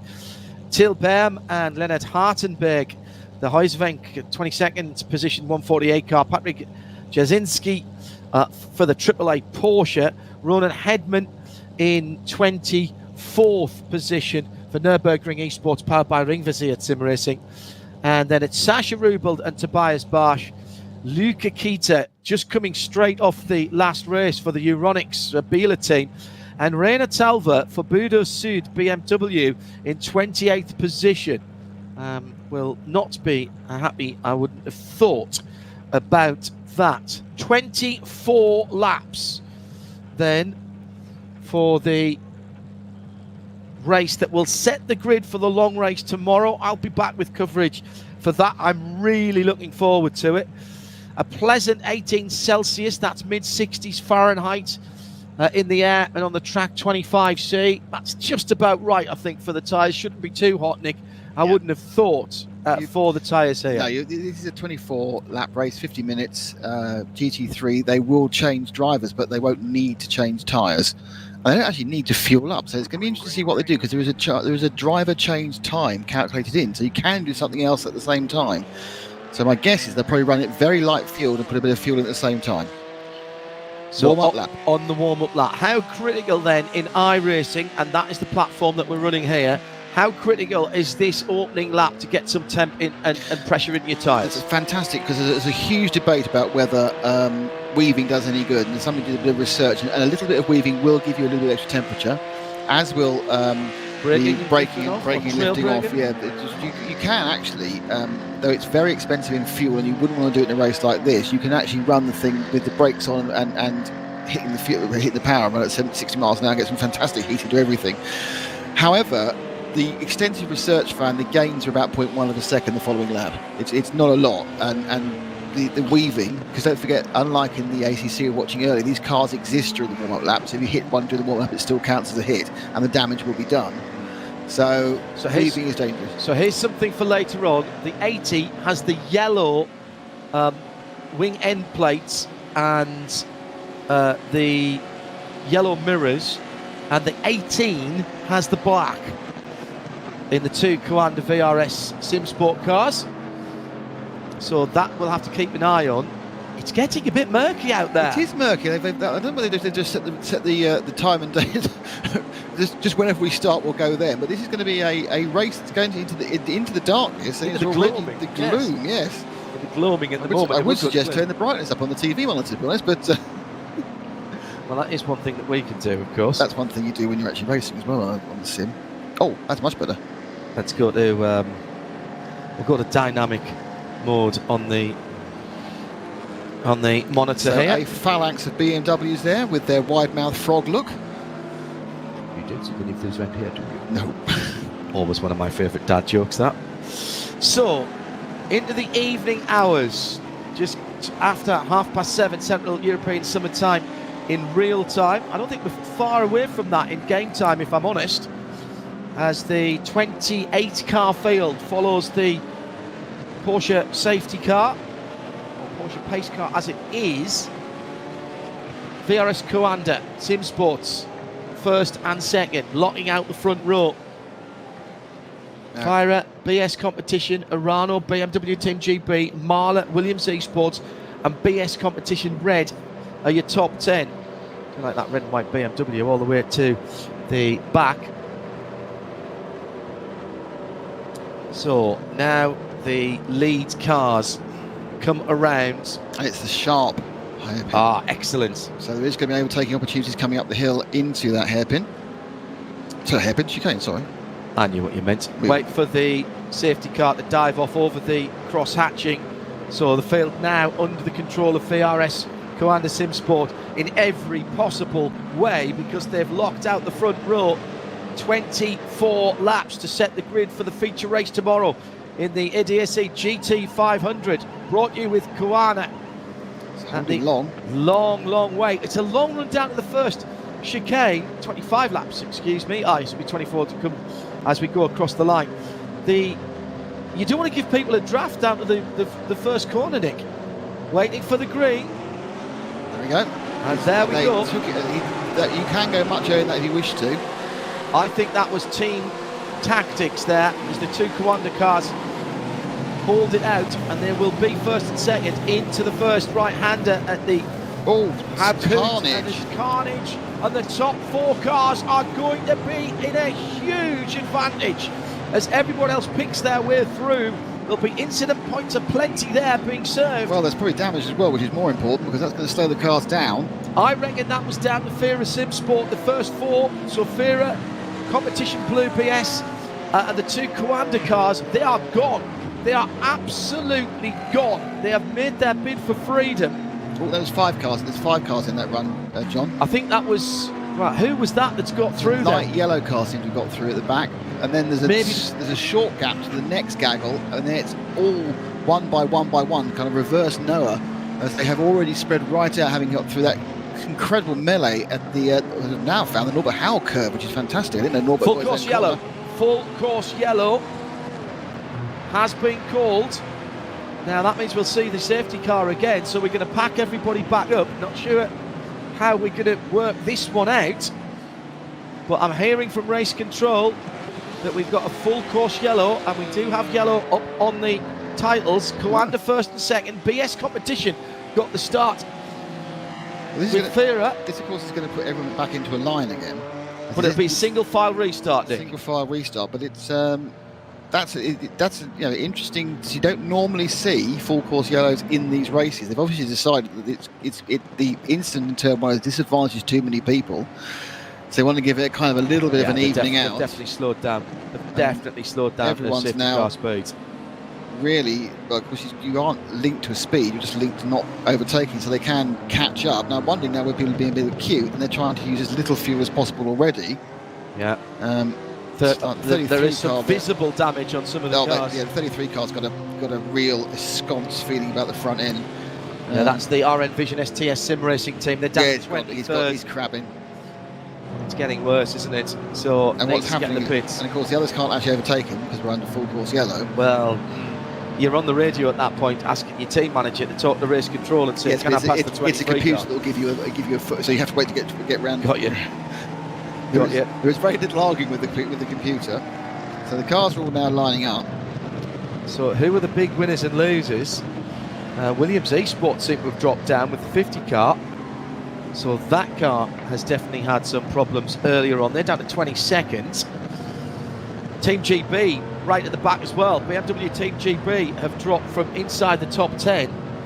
So that is a big drop from them. So is that where it started? Because they were in that sort of 6th, 7th, 8th position. Yeah, it was 6, 7, 8. They kind of all concertinaed together in the fat part of the of turn 1. It only takes one person to touch another person. In the fat part of the Howe curve? The Howe curve, yes, amazing. Was it the leather jacket part? That's great. But no, you think about it, if you go in there and you lightly tap one person, you're probably getting away. The person who taps round, and therefore is a roadblock for 20 other cars. Yeah. And that's where it all goes wrong. And people then try and avoid it and avoid the hit other people, and it's just it's a nightmare. So this will slow down the race time. But of course, we've still got 23 laps to go. Now the question is, are they going to run a short yellow? Because you don't have to go through the whole process anymore. There's a way of, you can just run a lap or 2 laps of yellow within iRacing now. So you haven't got to go a full lap and open the pits and everything else. So whether this is just... Right, just before we discuss that, let's go back to the Heusingfeld replay and see what happened. The first 4 were fine. So it's further back down the field.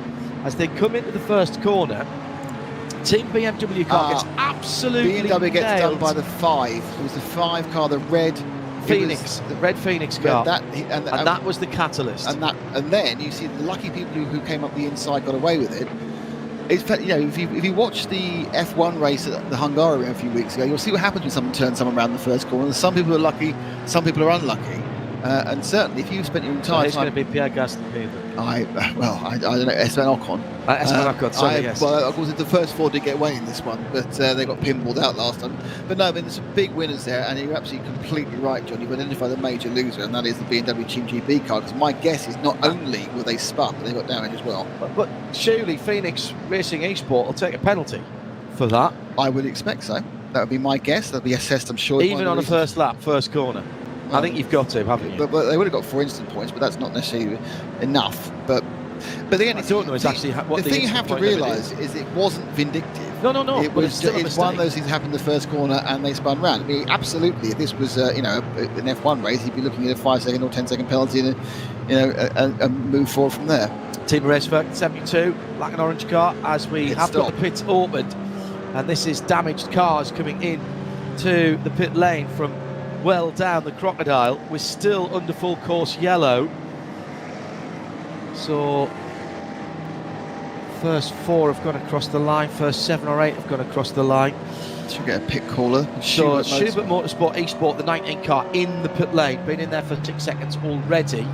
The Team GB BMW are in, and they will. I think they're all going to need a bit of repair, aren't they? Yeah, I mean, if it's an optional repair, it may be a minute, 30 seconds or 2 minutes. But if it's a major repair, they'll need an 8-minute stop, and we're not going to trundle around for 8 minutes. They'll have lost a lap anyway. So correct. My guess is what they're trying to do is even up some of those repairs. Now, of course, this is that's a very quick pit stop for the number 19. Back out. That's the Schubert Motorsport eSport car, and they've come back in just behind the Deutsche Payment at Race Union car. So that is going to be 25th position. BMW Team GB. All right. I wonder if they've got a quick repair. They might have. They might all have one fast repair. You're right. Yeah. Are they all coming out fast as well? They were the only 2 cars that I saw going in. Still racing, waiting for RN Vision STS, the 33 car. Yeah, that was the one that was crabbing. There's one car, the Deutsche Payment Reunion car's been in for a long time, and the rest have all been in for a stop. Literally, Deutsche Payment. I thought I saw Deutsche Payment. No, Deutsche Payment's out. Yeah, Deutsche Payment's on the track. 32.6 seconds stopped. The others stopped instantaneously and did get a fast repair. Now you know what can happen, don't you? You can forget to tick the fast repair box. Right. Okay. So fast repair, just so you know, or you can forget to not put fuel in. Yeah, you can. Yeah, iRacing obviously models damage and then it gives you a repair time. But if you are running in certain championships, they give you what's called a fast repair, which is basically one get out of jail free card for an instance such as that. Safety car will be coming in at the end of this lap. Thanks to Marina, getting us all of the information here at Radio Show Limited's Global Broadcast Centre. Of course, with that fast repair, you still lose track position, but you have a car that is healthy for the remaining 22 laps to try and make those positions back, or some of those positions back up. And does that put the car back to absolute Ron Dennis optimum? Brilliant question, because it's supposed to. But it never really does. No, 95% of the time it does. Every now and again, who knows? Right. Does it depend how badly it is? No. Right. It's the wonderful world of randoms. Excellent. But normally, yes, fast repair will totally repair the car as we get ready to go green again. So the safety car will pull back in again and leave the field under control of VRS Commander number 80. That's on the yellow mirrors. Behind it, the 18 with the black mirrors and the black wing end plates. Then it's BS competition, Bureau Sud competition blue. The BMW's VRS SimSport will start in 4th position. It will be a single file start coming through towards the end of the lap. The Coca-Cola curve now in front of the Dorint Hotel. Porsche pace car in the pits. Safety car, excuse me, in the pits. Now, when do you go now? Just go. You just go. Yeah, you do just go. VRS then. Oh, really good jump by the leader. Will have no need to defend into the first corner, down into the Haug hook, down the inside for the Mahler, number 36 of Mahler Racing Team, the BMW in its traditional colours there, sitting in 5th position. Now, right in there as well, Phoenix Racing eSports and Urano eSports as well. Yeah, it was Urano who was the problem first lap. Was it Urano or was it Phoenix? No, it was Urano, the red car. It was Urano who was the problem first lap. Well, Phoenix is red as well, 5 car. Is it? Yeah. But it's it was the red Audi, which is Urano. Okay. You say so? I do say so. Right. Obviously, now I have to go up to stewards and justify that. Okay. So we'll see if that gets a penalty.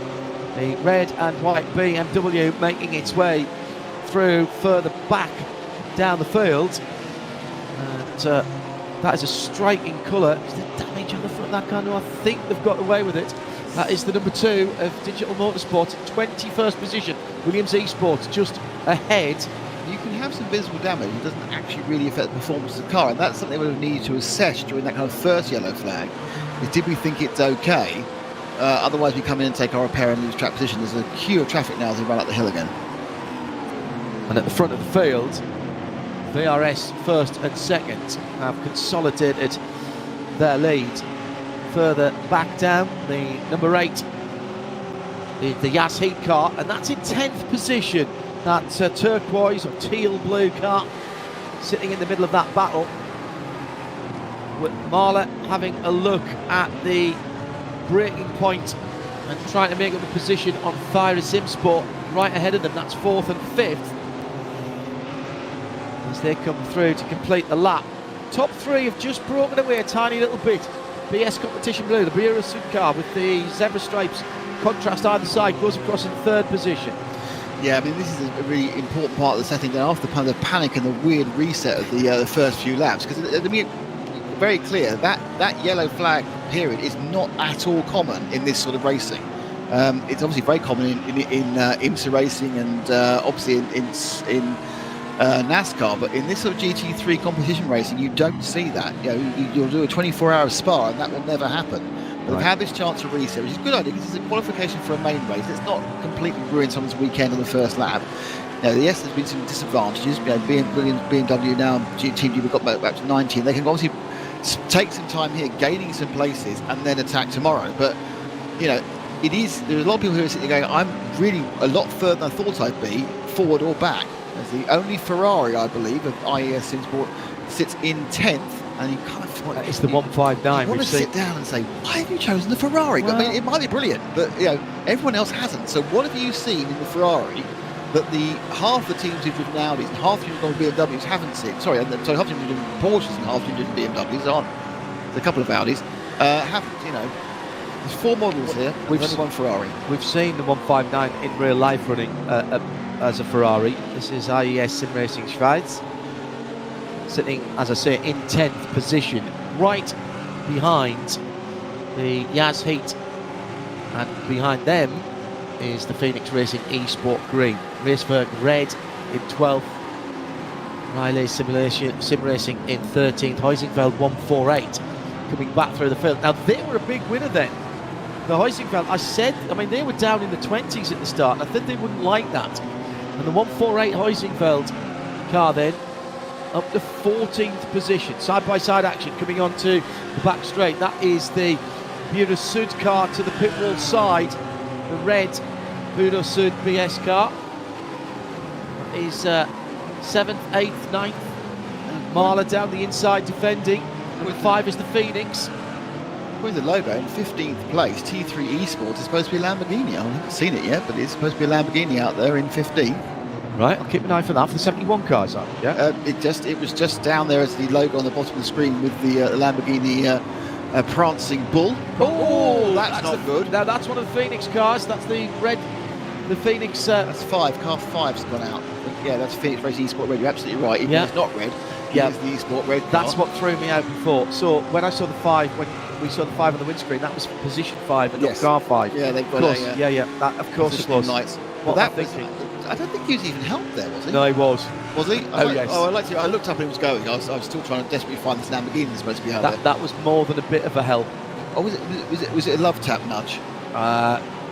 It was a bit more than that, in fairness. It was I really love tapped you then, in that case. It was the thump. Yeah, it was I love you so much. Please get off the track. Yeah, please get out of my way. So now the fight back begins. It was pretty much in the door, so I'm sort of hoping... No, that won't have damaged it. He won't have got damage. Right, okay. Sorry, he won't have got any business-affecting damage. I'm pretty certain. Oh, yeah. Oh, no, that was actually, to be honest, that was really the definition of a racing incident, because he cut across at the same point as the red BMW was a little bit too far up his... That was BS competition. Up his behind, but realistically, if he hadn't cut across so viciously, he'd have been fine. So I certainly, if I was Nick the steward, I'd be going, racing incident, carry on, boys. Okay. Bob Barfield, our race director in IMSA, always says, race other people the way you would like them to race you. So would Bo be doing avoidable contact on that one? I like avoidable contact as a phrase because it doesn't apportion blame or willful intent. Whether you've made a mistake or not, it's just something that really shouldn't have happened. Down the inside, that's a lovely dive down the inside by the Phoenix Audi number 5. That's recovery drive. And the GT tyre sponsored WF Racing Esports in the Porsche. It's the number 99. Nice livery on that car as well. Team GB, BMW fighting their way back up. They're back inside the top 20. That is a quick car. They've gained a couple of places. Yeah, they were 18. The last time I looked up, they were 19th. So gaining a place. But it's outside the top 20. The same issue we're going to be seeing again, as we saw in the previous race, is that you're modelling these cars. They're very close to each other. You've got great drivers, and getting past is going to be difficult. They do have, of course, the big stop into the NG chicane to do it. So there's always, and it's kind of feinting and trying to put people slightly off as they come into the corners. But that's your one chance. Irano Esports, the transgressor, we believe, at the start of number 90, and the Fire Sim Sports number 26 BMW. So that's Audi versus BMW, racing for 4th position. Ahead of them, the 91 BS competition, the Burnout Sud car for BMW, and then the 2 VRS Coanda Sim Sport machines, 18 in second, 80 in the lead by not very much, 3/4 of a second. Those two are split. 18 laps to go. It's the GT500, the ADSC GT500. This is our qualifying race, if you will. If this was F1, we wouldn't be able to call it qualifying or a race. It would just be the sprint. Yes, and we'd be asleep right now. Well, none of that action would have happened, and none of that passing would have happened, would it? No. Let's be honest. They'd all be going, when's me tea? Yes, exactly right. Exactly right. So this is the battle for grid positions for the 2-hour 30-minute race tomorrow, which we will have coverage for you. Looking forward to that immensely. Burnout Sud red going through, Ferrari in behind. That is the IS SimRacing Schweiz car, 7th and 8th, those two. Then Phoenix Esports green. Actually, that wasn't the Phoenix car, was it? Oh, there's the Lamborghini. I've seen it. Have you? Yes, it's just there's been a Lamborghini spot. It's the back of this train of 4 cars. That's a T3 Esports car. He's got a colour. He's got a fantastic camouflage in there. He's trying to look. Oh yes. He's trying to look like an Unwell Silver Beetle, isn't he? Really? It's absolutely. It's the design not to be seen. He's obviously thought this is a major advantage. These 4 cars, 3 Porsches and a Lamborghini come up the hill. That's the start of a joke, obviously, isn't it? No, absolutely not. It is in the Russian convoy camo colours, isn't it? Yes. Broken up colours. I've seen cars running in that. It's the Myler sponsored car. Jens Horman behind the wheel of T3 Esports, as he's in 14th position. Right in front, Team Racewerk Red, Team Heusingfeld 148, now at the 12th, and Riley SimRacing. Those are the 3 Porsches. 3 similar Porsches, 3 similar chassis, and then behind them the howling mid-engine V10 of the Lamborghini. Never be a match for the flat 6. Well, possibly not. But interesting what was interesting there is those 4 went through the heavy braking system and they didn't gain or lose a single metre. So No. we're back in this situation where we've got people who are too talented. Nobody making mistakes. This is the battle for 11th position across the line. Riley SimRacing, Heusingfeld 148, who started way down, now in 12th position. Racewerk Red, T3 Esports with that Lamborghini. The gaps are all almost exactly 0.4 of a second between this train. Now I'm beginning to wonder whether this is a deliberate case of just working some laps down, keeping the position and wondering what to do at the second half of the race. The next car back is the number 5 Phoenix Esport Red, which isn't red, which is black and yellow in Audi shape. And that car is closing in. Yeah, that is a great camel colour for that Lamborghini. That's why I didn't see it before. This is the point. I didn't see it before because it was now that's a little snifter there as he goes down towards the Dunlop curve. Can you get positioning inside? There's been a look. One of the it's like wildebeest, isn't they? One of the Porsches are broken off from the herd, and it's now being attacked by the Lamborghini. By the cheetah. Yes, absolutely. Esports racing green right up behind Schweiz, the IES Schweiz car, Hop Schweiz. It's my much lamented and dear departed mother-in-law would have always have had me say. The Swiss cross on the wing end plates of the Swiss Motorsport IES SimRacing car. Into the chicane. Oh, he's made him think, but big tank slap. No. See, that's what happened. He went to think about doing it. In doing it, he put a wheel on the grass and then braked with the wheel on the grass, lost it. He's gone into the side of the car ahead. Now I'm wondering whether that's going to cause a problem. No, he's abandoned the pits. Really? I don't know how much damage he did because he basically spun in his own way, lost a huge number of places, but spun himself after coming against the Ferrari. Let's take a quick replay and see what happened there. Was there a right-hand tyre on the grass, I wonder, as they came up the hill? Dick is nodding at me. That's why it did what it did. Okay. I think we've got a Heusingfeld replay to check on that.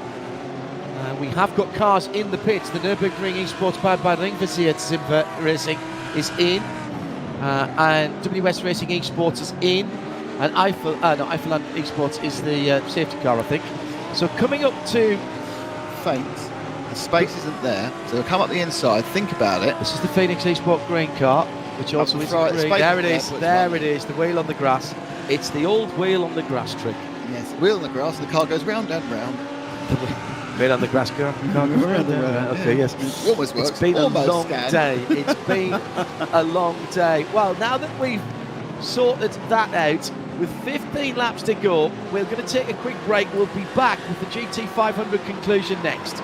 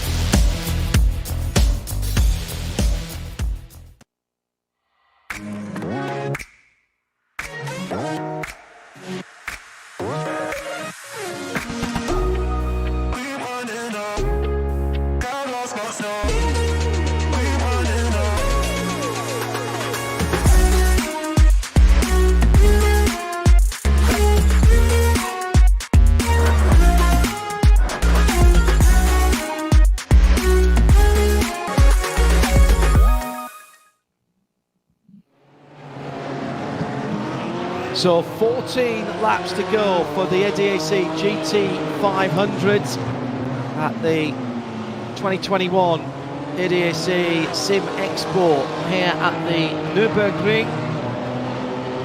Nick Damon is alongside me, John Hindhoff, in the Radio Show Limited Global Broadcast Centre. Delighted to see this racing going on, and so far, Nick, it's been a Porsche benefit at the front. Oh, you must be so sad about this. Are you virtually ecstatic? No, I'm actually yes, Josh Rogers with the 80 VRS and the SimSport is leading away. He's absolutely identically liveried teammate in the 18, and they are obviously making no attempt to overtake each other in this qualification race, and just pulling away. There is still one spanner to come. Everyone's got to make a pit stop and change drivers, but certainly for this first stint, we're coming halfway. Amazing. The first car that's made a pit stop, but I don't know whether that would count as its mandatory pit stop, was Deutsche Permanent Race Union. They were in very early in the 87 for that damage stop, as were BMW Team GB. None of those stops will count. Right, okay. If you say so. Well, that would be making travesty the whole game. No, it wouldn't be. The whole simulation, no, it wouldn't be. Well, I think they need to even drive. Oh, Urano are in. Now this is the first of the top teams in with 13 laps to go. Urano 11, so it must be a window like 11 to 14 where you put the first driver in or out. Right, okay. So they have been in for 15 seconds now. The Urano Sports number 90, the red Audi, dropping out of the top six. Now this is a good plan. If you're in traffic and you feel you can go quicker, this is this is the unpleasant undercut, I had to use the word, but this is where it may come into play. You'll get released into clear track. You can do 1, 2, 3 laps as fast as possible. No one in front of you. You may get a couple of places. The 171 T3 Esports Talent Development, which I presume is another Lamborghini. Not sure, but okay. They have the 71 Lamborghini as in Schubert Motorsport Esports, the number 19 car is in. It is a Lamborghini. Hey! Thank you. Two of them painted in camouflage colours I couldn't see. I had some camouflage trousers, but I put them down. Couldn't find them anywhere. I know. Never seen them again. So into the pit lane, the iRacing safety car sits there, and the white and green car is the safety car that we've been using. It's the Eifelland Esports Racing branded car. So pit stops there for Schubert Motorsport as well as the Talent Development T3 Esports 171 Lambo. Arano back out again, and now having changed drivers. I presume. Well, maybe they thought that because it was traffic that was further back down the field, they could still make. He's managed to get past that BMW very quickly, but he's got the blue, light blue Porsche in front of him causing problems. That's the RC Haltern, number 27 Porsche in the two-tone blue. Do you think anybody would have changed tyres? No point. I can't believe there's a point. Look at the stop times. 40s. No, where's the stop time for Arano? What position are they in? Arano's 21st. 33.8. If that's actually the stationary time, it is. You can do tyres on that.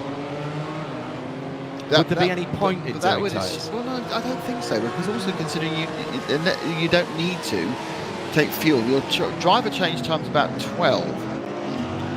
Team Racewerk 72, right in the midst of a battle with, behind them is the Phoenix red car, which is yellow and black, just to confuse stupid commentators.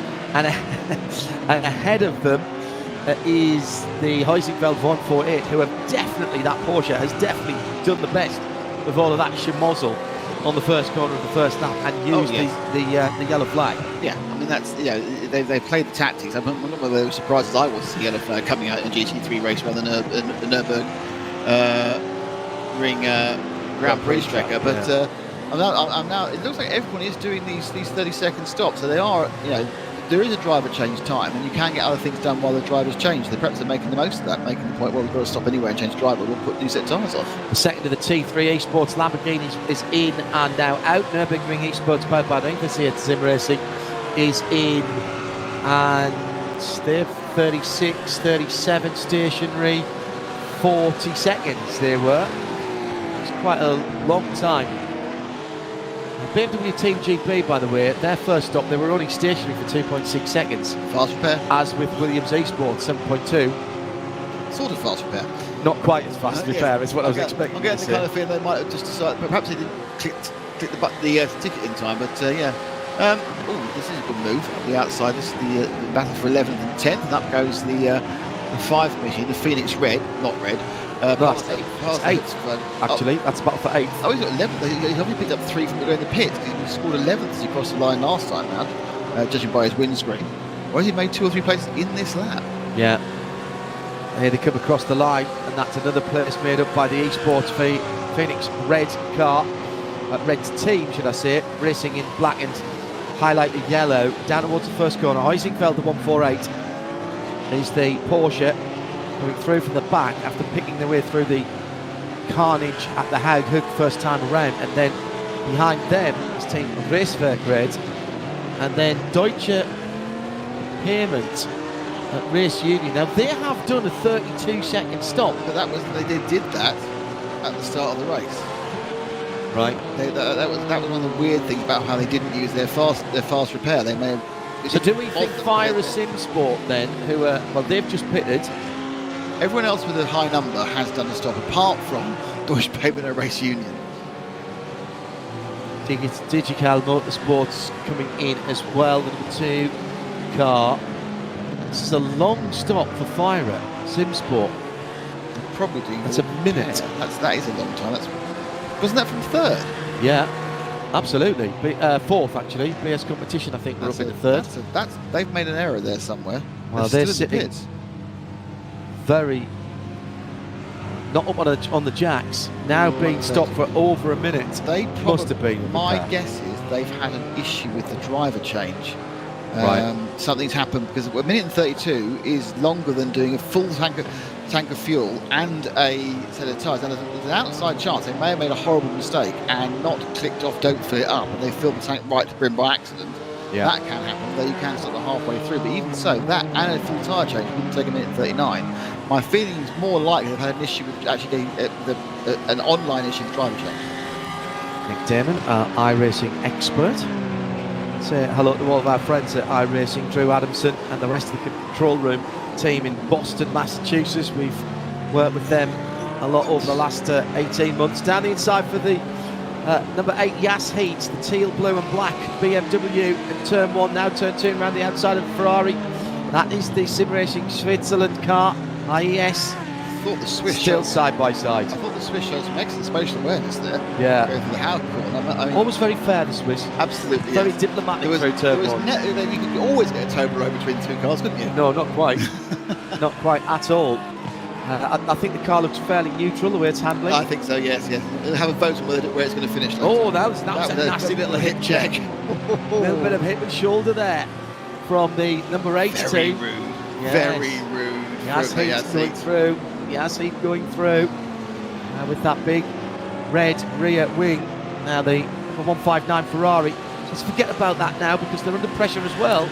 And then in the pit stop, like everyone is, we have only 10 laps to go. My feeling is the window will probably be that everyone has to come in now. Yeah. Because you're halfway, you give it a window of like from 10 laps to go to 10 laps gone effectively, which is a 4-lap window. Otherwise, you're not really evening out the driver. I suppose you might have had a word, might you? Just said we'll do what we need to do. Heusingfeld still in 7th position. That is great, but none of the top, I reckon, none of the top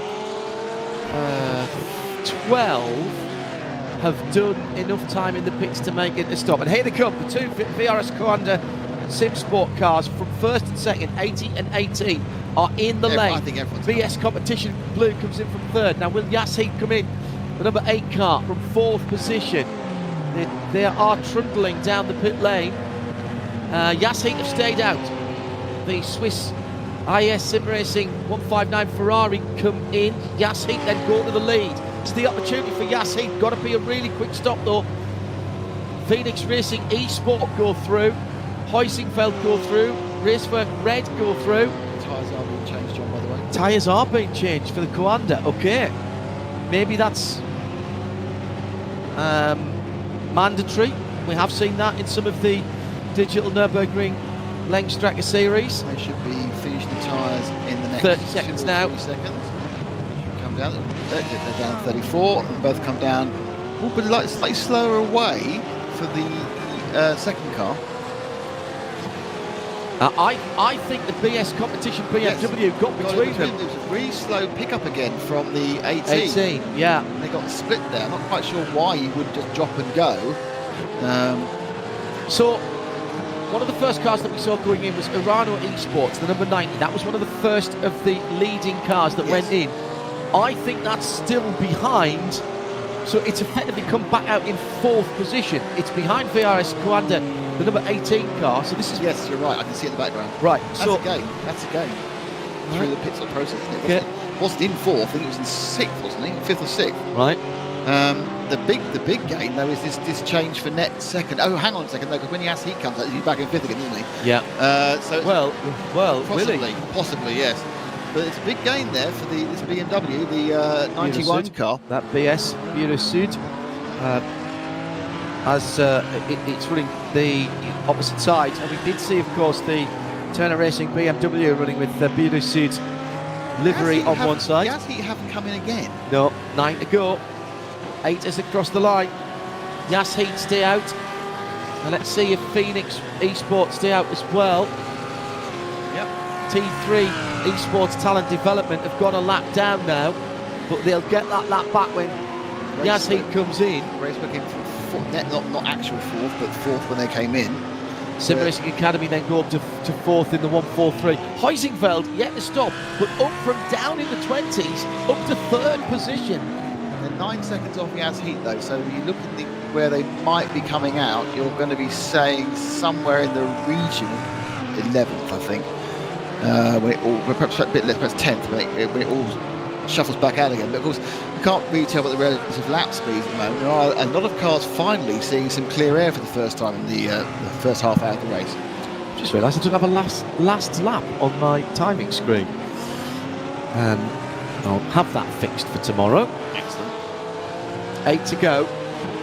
Bureau Sud, competition blue, ahead of VRS Coanda S18. Or 18, should I say it?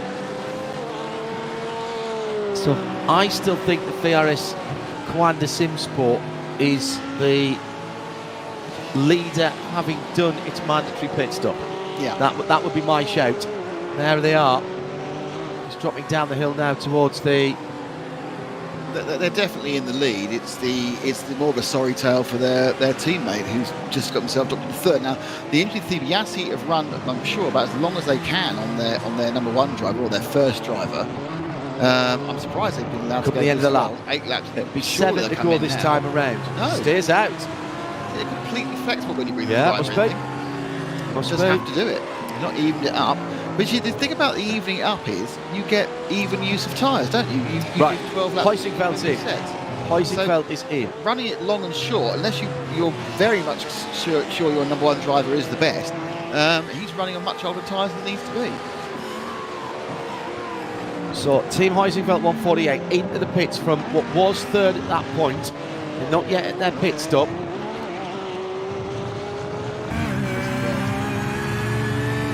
Oh, over the curve, VRS Coanda Sim Sport.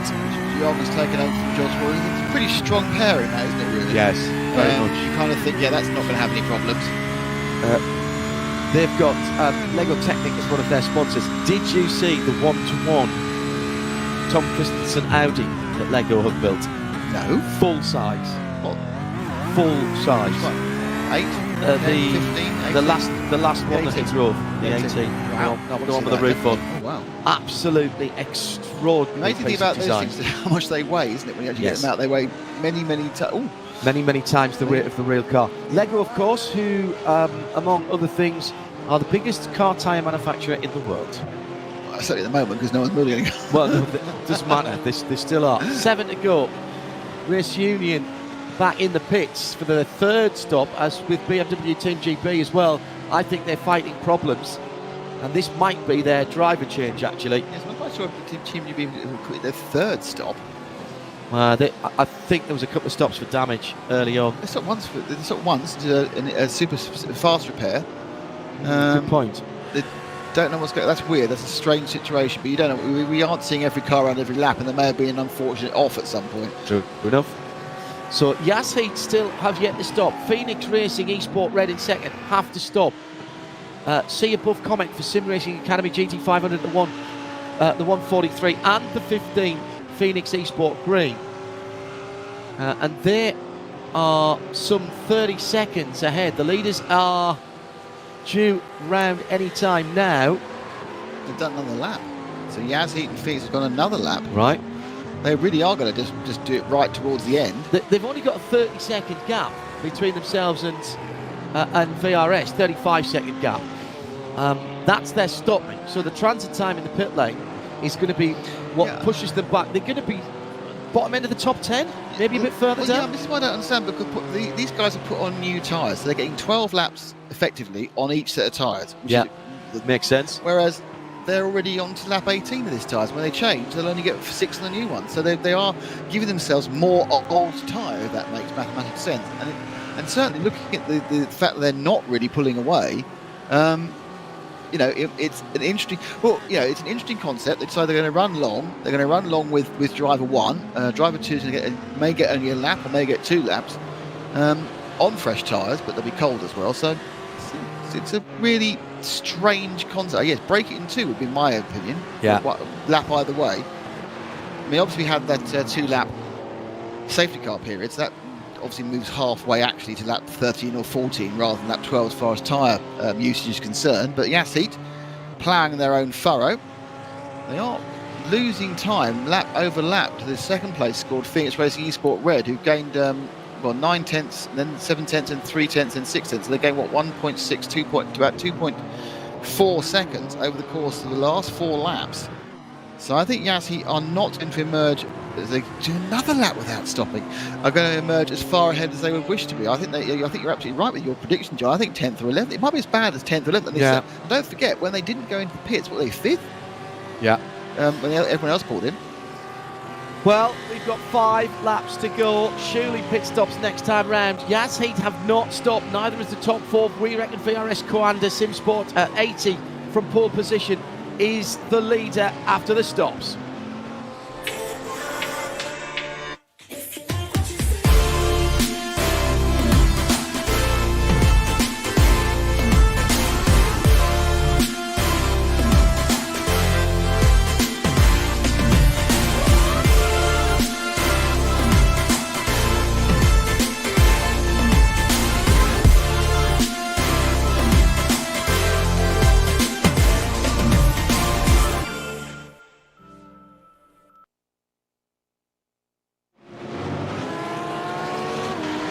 Into the final stages, the last 5th of this sprint. Yes. The sprint. That was the light blue Porsche off the road there in the Mercedes arena. Having a bit of a squiggle. That was... Is that the WS Racing Expo car? It's one of the ones towards the back. He's had some problems, but it was a background shot.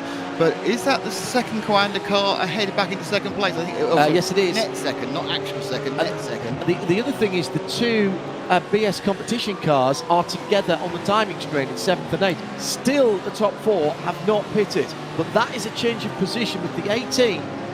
The VRS Coanda SimSport car that started on the front row, lost that position with a slightly tardy getaway as the car came down from the air jacks. Now, let's go back to have a look at the replay if we can. We'll get that in a moment and see where that happened out on the Grand Prix circuit. Yas Heat in the pit lane from the lead with 4 to go. They haven't even tripped over the line yet. Phoenix Esport come in. I wonder if this is the maximum you can do is 20 laps and have to come up with these last 4. 5 to 5. So getting through there, so that was the run up to the chicane. Yeah, as you said, it is a breaking point now, isn't it? Actually, the Bureau Sud car was the car that caused the incident with the Porsche. Right. Yeah, that was contact. That was why the Coanda car managed to get back through. So top 4 in the pits. Coanda SimSport 80 goes through. Their team car goes through in 2nd. BS competition 3rd and 4th. This is good team racing at the front of the field. That's been a heck of a run for the 2nd of the BS competition cars, because they were almost dead last, weren't they? And there's Yas moving now. I think they're going to get scored. They're just ahead of the 159s. They're going to score in 8th. So Well, that drop back as bad as we thought. It's 7th or 8th they're going to be. Yeah, but they're on colder tyres. Yeah, this is his chance. Touch. Netcode. It wasn't a touch with netcode. Was it? But, it was netcode, or it may have been over-ambitious power application with cold tyres. Well, don't forget this driver's coming completely cold into cold tyres as well. Yeah, good call. So it's the second driver. It's not like you've done a pit stop and you're really used to it. But like I said again, I don't think it was deliberate from the Ferrari, and it was either a little bit of netcode, which is where the miscalculation of whether the cars are gives the impression of an accident, or cold rear tyres. So that was the AS SimRacing Swiss car, and it was the battle for actual 7th place. Yas Heat have dropped back a couple. Scoring Yas Heat in 9th now, yes, because Phoenix Esport Red have got through as well. Yeah, they just drove through the carnage. Now, is there any damage to that car? They've gone very, very long, so they've got the best tyres, but only 3 laps at the end of this one to go. So coming out the pit lane, got to stay to the right-hand side of the line. Here comes the Swiss Ferrari. Has a look into the Mercedes arena. No, it's cold tyres, Nick. Taman calls it. It's difficult. He's going to be Phoenix was close. Think about it. He's seen his teammate lead the race effectively. We knew it wasn't really the lead. He's got on there. He's got 4 laps to make a difference, and he can see a place looming in his mirrors. And he comes to a sharp, difficult corner in first gear, and just gives it too much right foot, and it's gone round. He's obviously sitting there thinking, I really hope that's not on the telly. And it was. And it was, absolutely. Well, so far, we are now getting the Noah's Ark look at the front of the field. VRS Coanda and BS Competition coming in 2 by 2. The battle for second position, and to get one of the Budo Sud cars on the front row is heating up again. These two have been at it since they've come out of the pit stops. Been very impressive driving. Behind them, Marla Racing BMW number 36, then the Urano Esports Red number 90 Audi, then the white and blue IS Swiss SimRacing Ferrari, Phoenix in the grey and yellow Esports Red, rather confusingly named, is 8th. That's a 5 car. Yas Heat still going in 9th position in the 8th. The top 10 is the best of the T3 cars, so we've got a Lamborghini in the top 10. That's what it should be. I think it's good. I get very disappointed when you end up with all the same chassis in these GT3 races. We've got a good representative. We've got four of the 8 you could choose. I think we've got 5 actually. We've got Ferrari, Porsche, BMW, Audi, and Lamborghini. So we're only missing the Ford, which isn't really one anyway, and 2 others, and the Mercedes. Right. So the rest are all represented. I've got to feel. I mean, how hard do you press now?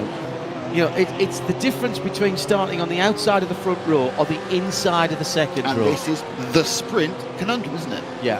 Well, at this point, I think BS Competition Blue are thinking, well, if he makes a mistake, yeah, fair comment, but there's no point me going for it. No. Because if I tip us both round, we'll lose places.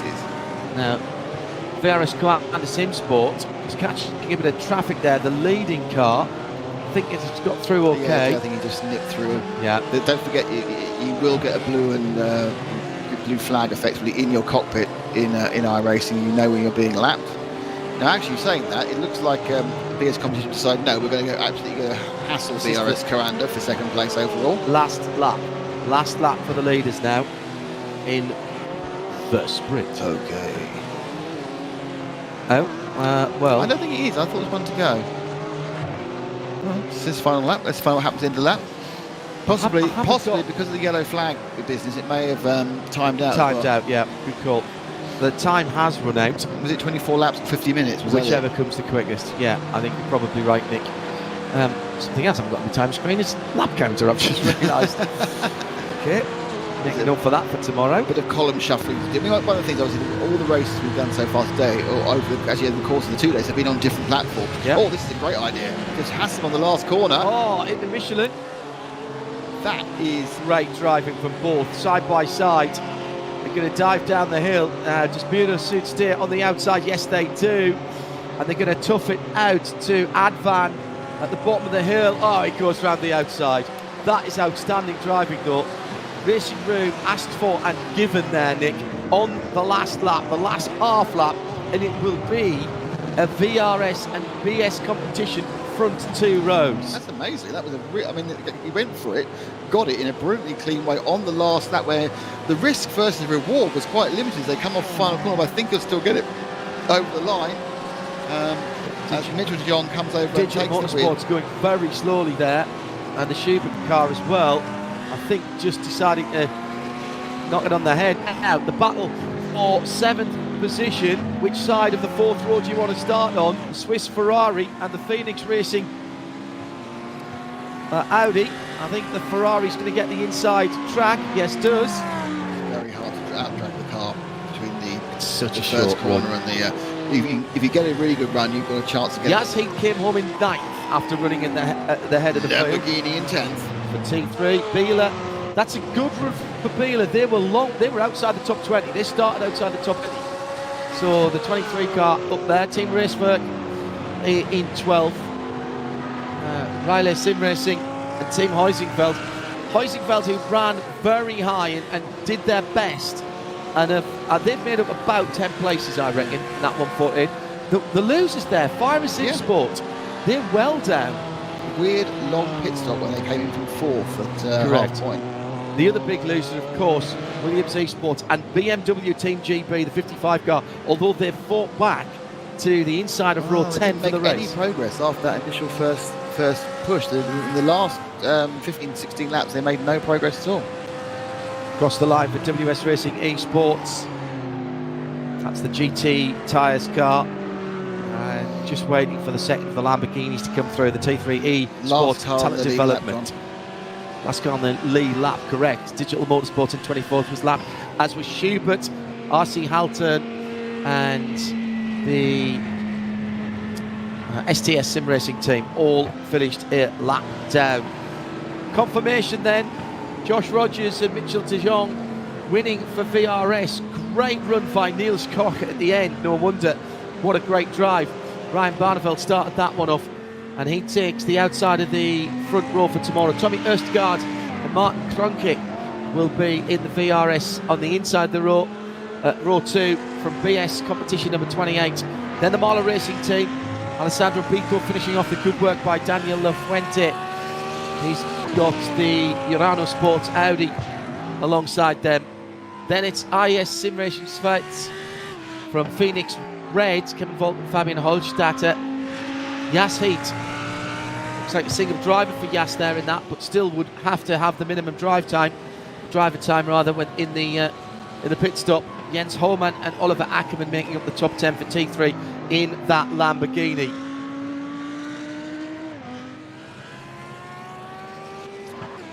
So that's your top 5 rows. Bieler Racing from Team Racework on row 6. Riley Sim Racing on row 7. On the inside with Team Heusingfeld 148. Good progress from them. Fira lost out after that long pit stop. Phoenix Racing Esport Green involved in all sorts of battles. That'll be row 8. Row 9, Nürburgring Esports powered by Ringversiert Sim Racing and Williams Esport. Dominic Steib, Moreno Sarica. Inside of row 10, BMW Team G-Race, Sammy Matty Trogan and Josh Thompson. Sammy Matty been doing some real world racing as well, of course. With Deutsche Payment at Race Union, Florian Bodan and Marvin Otterbach on the outside of row 10. And then finishing up Sim Racing Academy with WS Racing Esports 23, position 23, T3 Esports Talent Development and Digital Motorsport. Schubert Motorsport didn't have the good run. They were a lap down, as were RC Helton, RN Vision STS Sim Racing team and BS Competition. The number 89, the third of the BS Competition cars, down in 28th outside of row 14. That's how they'll line up tomorrow. That's all unofficial, just in case there's any penalties to be added afterwards, incident points, etc. People who didn't take drive-throughs or whatever. Yes. Who knows? Yeah. So that is how it finishes. We've got a 2-hour and 30-minute race tomorrow. Can't wait for that one. That set the grid. No prizes to hand out right now. Nothing for winning on Saturday, but a front row start and pole position for VRS Coanda. They'll start first and third, second and fourth BS competition. Let's get back to Melly down in the exhibition space to round off what has been a super Saturday.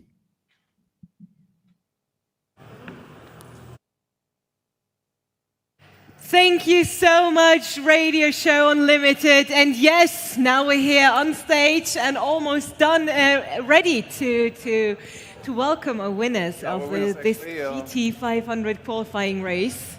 To be honest, not such a big surprise.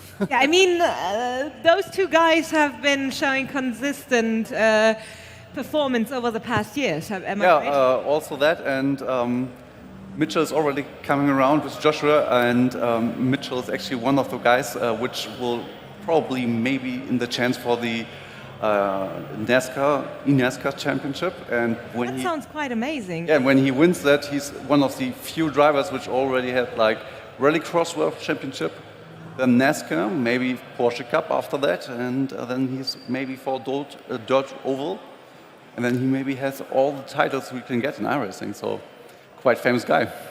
That's an achievement, I'd say. Yeah. That's an achievement. So, and I see Mitchell de Jong and Joshua Rogers standing ready at the stage. Now, I'd say, without further ado, under a big round of applause, please welcome our winners of the GT 500 qualifying race, Wanda. Hello, guys. It's so nice having you here on stage. It's been a long while, hasn't it been? I mean, it's been almost, for us, I think, 2 years, right? Yeah, correct. So how has it been? Busy. I can imagine. There's been a lot of racing, even though, we obviously haven't been back here, but the atmosphere's been fantastic. And yeah, nice to be able to start the race tomorrow off the front row. Race went well, car feels great, so perfect stepping stone for then. That sounds perfect, and I'm really excited to see the race go down tomorrow. But let's talk about the SimRacing Expo so far. So how has it been for you guys? I've seen your team box out there. It looks fantastic. Are you comfortable over there? Well, I mean, first of all, it's great to be back. I mean, I think a lot of us have been wanting an event like this for a while. And it's super cool. Wasn't sure what to expect after the pandemic and whatnot, but feels just like home. It's like back in 2019 again, the good old days. Exactly. Actually, I have a question. You were nose to tail with your teammates for the longest time of the race. Did you have some sort of strategy, or were you sure that whoever stays in front is allowed to win the race, or what was the deal there? No, not necessarily. I mean, we had obviously our focus for the race is getting through to tomorrow. That's the main thing. It was a really close battle between the sister car and BS in the end there. That was really exciting. But the main focus is always going to be tomorrow. Today is just to get the nerves out of it, and walk in the park. No. Nah, I don't think so. Do you ever approach a race as a walk in the park? Never. Right. It's always a new challenge. You never know what you might encounter, even if it's little hiccups here and there or whatever. So you're always on your toes. You're always trying to get the most out of yourself because everyone else is doing the same thing. So if you stop, everyone else is going to catch up. So no, it's never like that. It's always a challenge. Any learnings from today for tomorrow? Sorry, what was that? Any learnings from today for tomorrow? I guess the difference in fuel from that full course yellow. I think something that we weren't really expecting. I think that's something we'll check the drawing boards and make sure that we prepare for that a little bit better tomorrow. But otherwise, to be honest, we've prepared as much as we can before the event in terms of long run speed, tire degradation, all those kinds of things. So it's those kind of curveballs that we didn't expect that we can go back and look at. But other than that, no, I think we're all set for tomorrow. Great job. Mitchell, from your side, anything to add? Yeah, kind of like Josh touched on, we need to make sure we are well prepared for full course yellow because turn one can be dangerous, as we've seen. But yeah, no, I think car feels good. Maybe we make some few tweaks here and there, but I think we can take a lot that we've learned here into the race tomorrow. So today has been a very long day. Sorry, Danny, for jumping I just had a into question because how's the preparation going for the NASCAR? Because I imagine going here and coming back to your house and then get into the grind for eNASCAR and setting everything up is quite challenging. It's been a really long year, switching sleep schedules to 3 a.m. for those races through the whole year. But now we're getting close to the end of it. Obviously, 2 races left. Had a really busy week with traveling to the U.S. and racing there. And well, of course, because most of the people don't know that you actually came from the U.S. over for this event and going back again. And it's amazing to see that actually now sim racing drivers are more or less like pro drivers, just heading over, winning and go back. It's really cool. I mean, you think we're just racing from our houses and whatnot, but kind of we get to travel a little bit for these events, which is super cool, and I'm happy to be a part of it. Yeah, amazing. And if we have a look on tomorrow there's another big race waiting. So how will your preparation go? Are you going to prepare anything tonight? Because the day has been very long, obviously. So how does it go? How does it work for Kwanda? Tonight, I think I'm looking to roll into bed, to be honest. But yeah, tomorrow morning we'll come back, make sure we're obviously doing a little bit more practice. Qualifying is done now, so we can focus fully on the race. Like I say, maybe just try a couple things that maybe we come up with tonight and go from there. But no, I think I'm done for driving today. But I'm curious, you guys never left out any chance. So basically, do you have a rig at the house? You didn't brought one? No. Honest answer? Okay.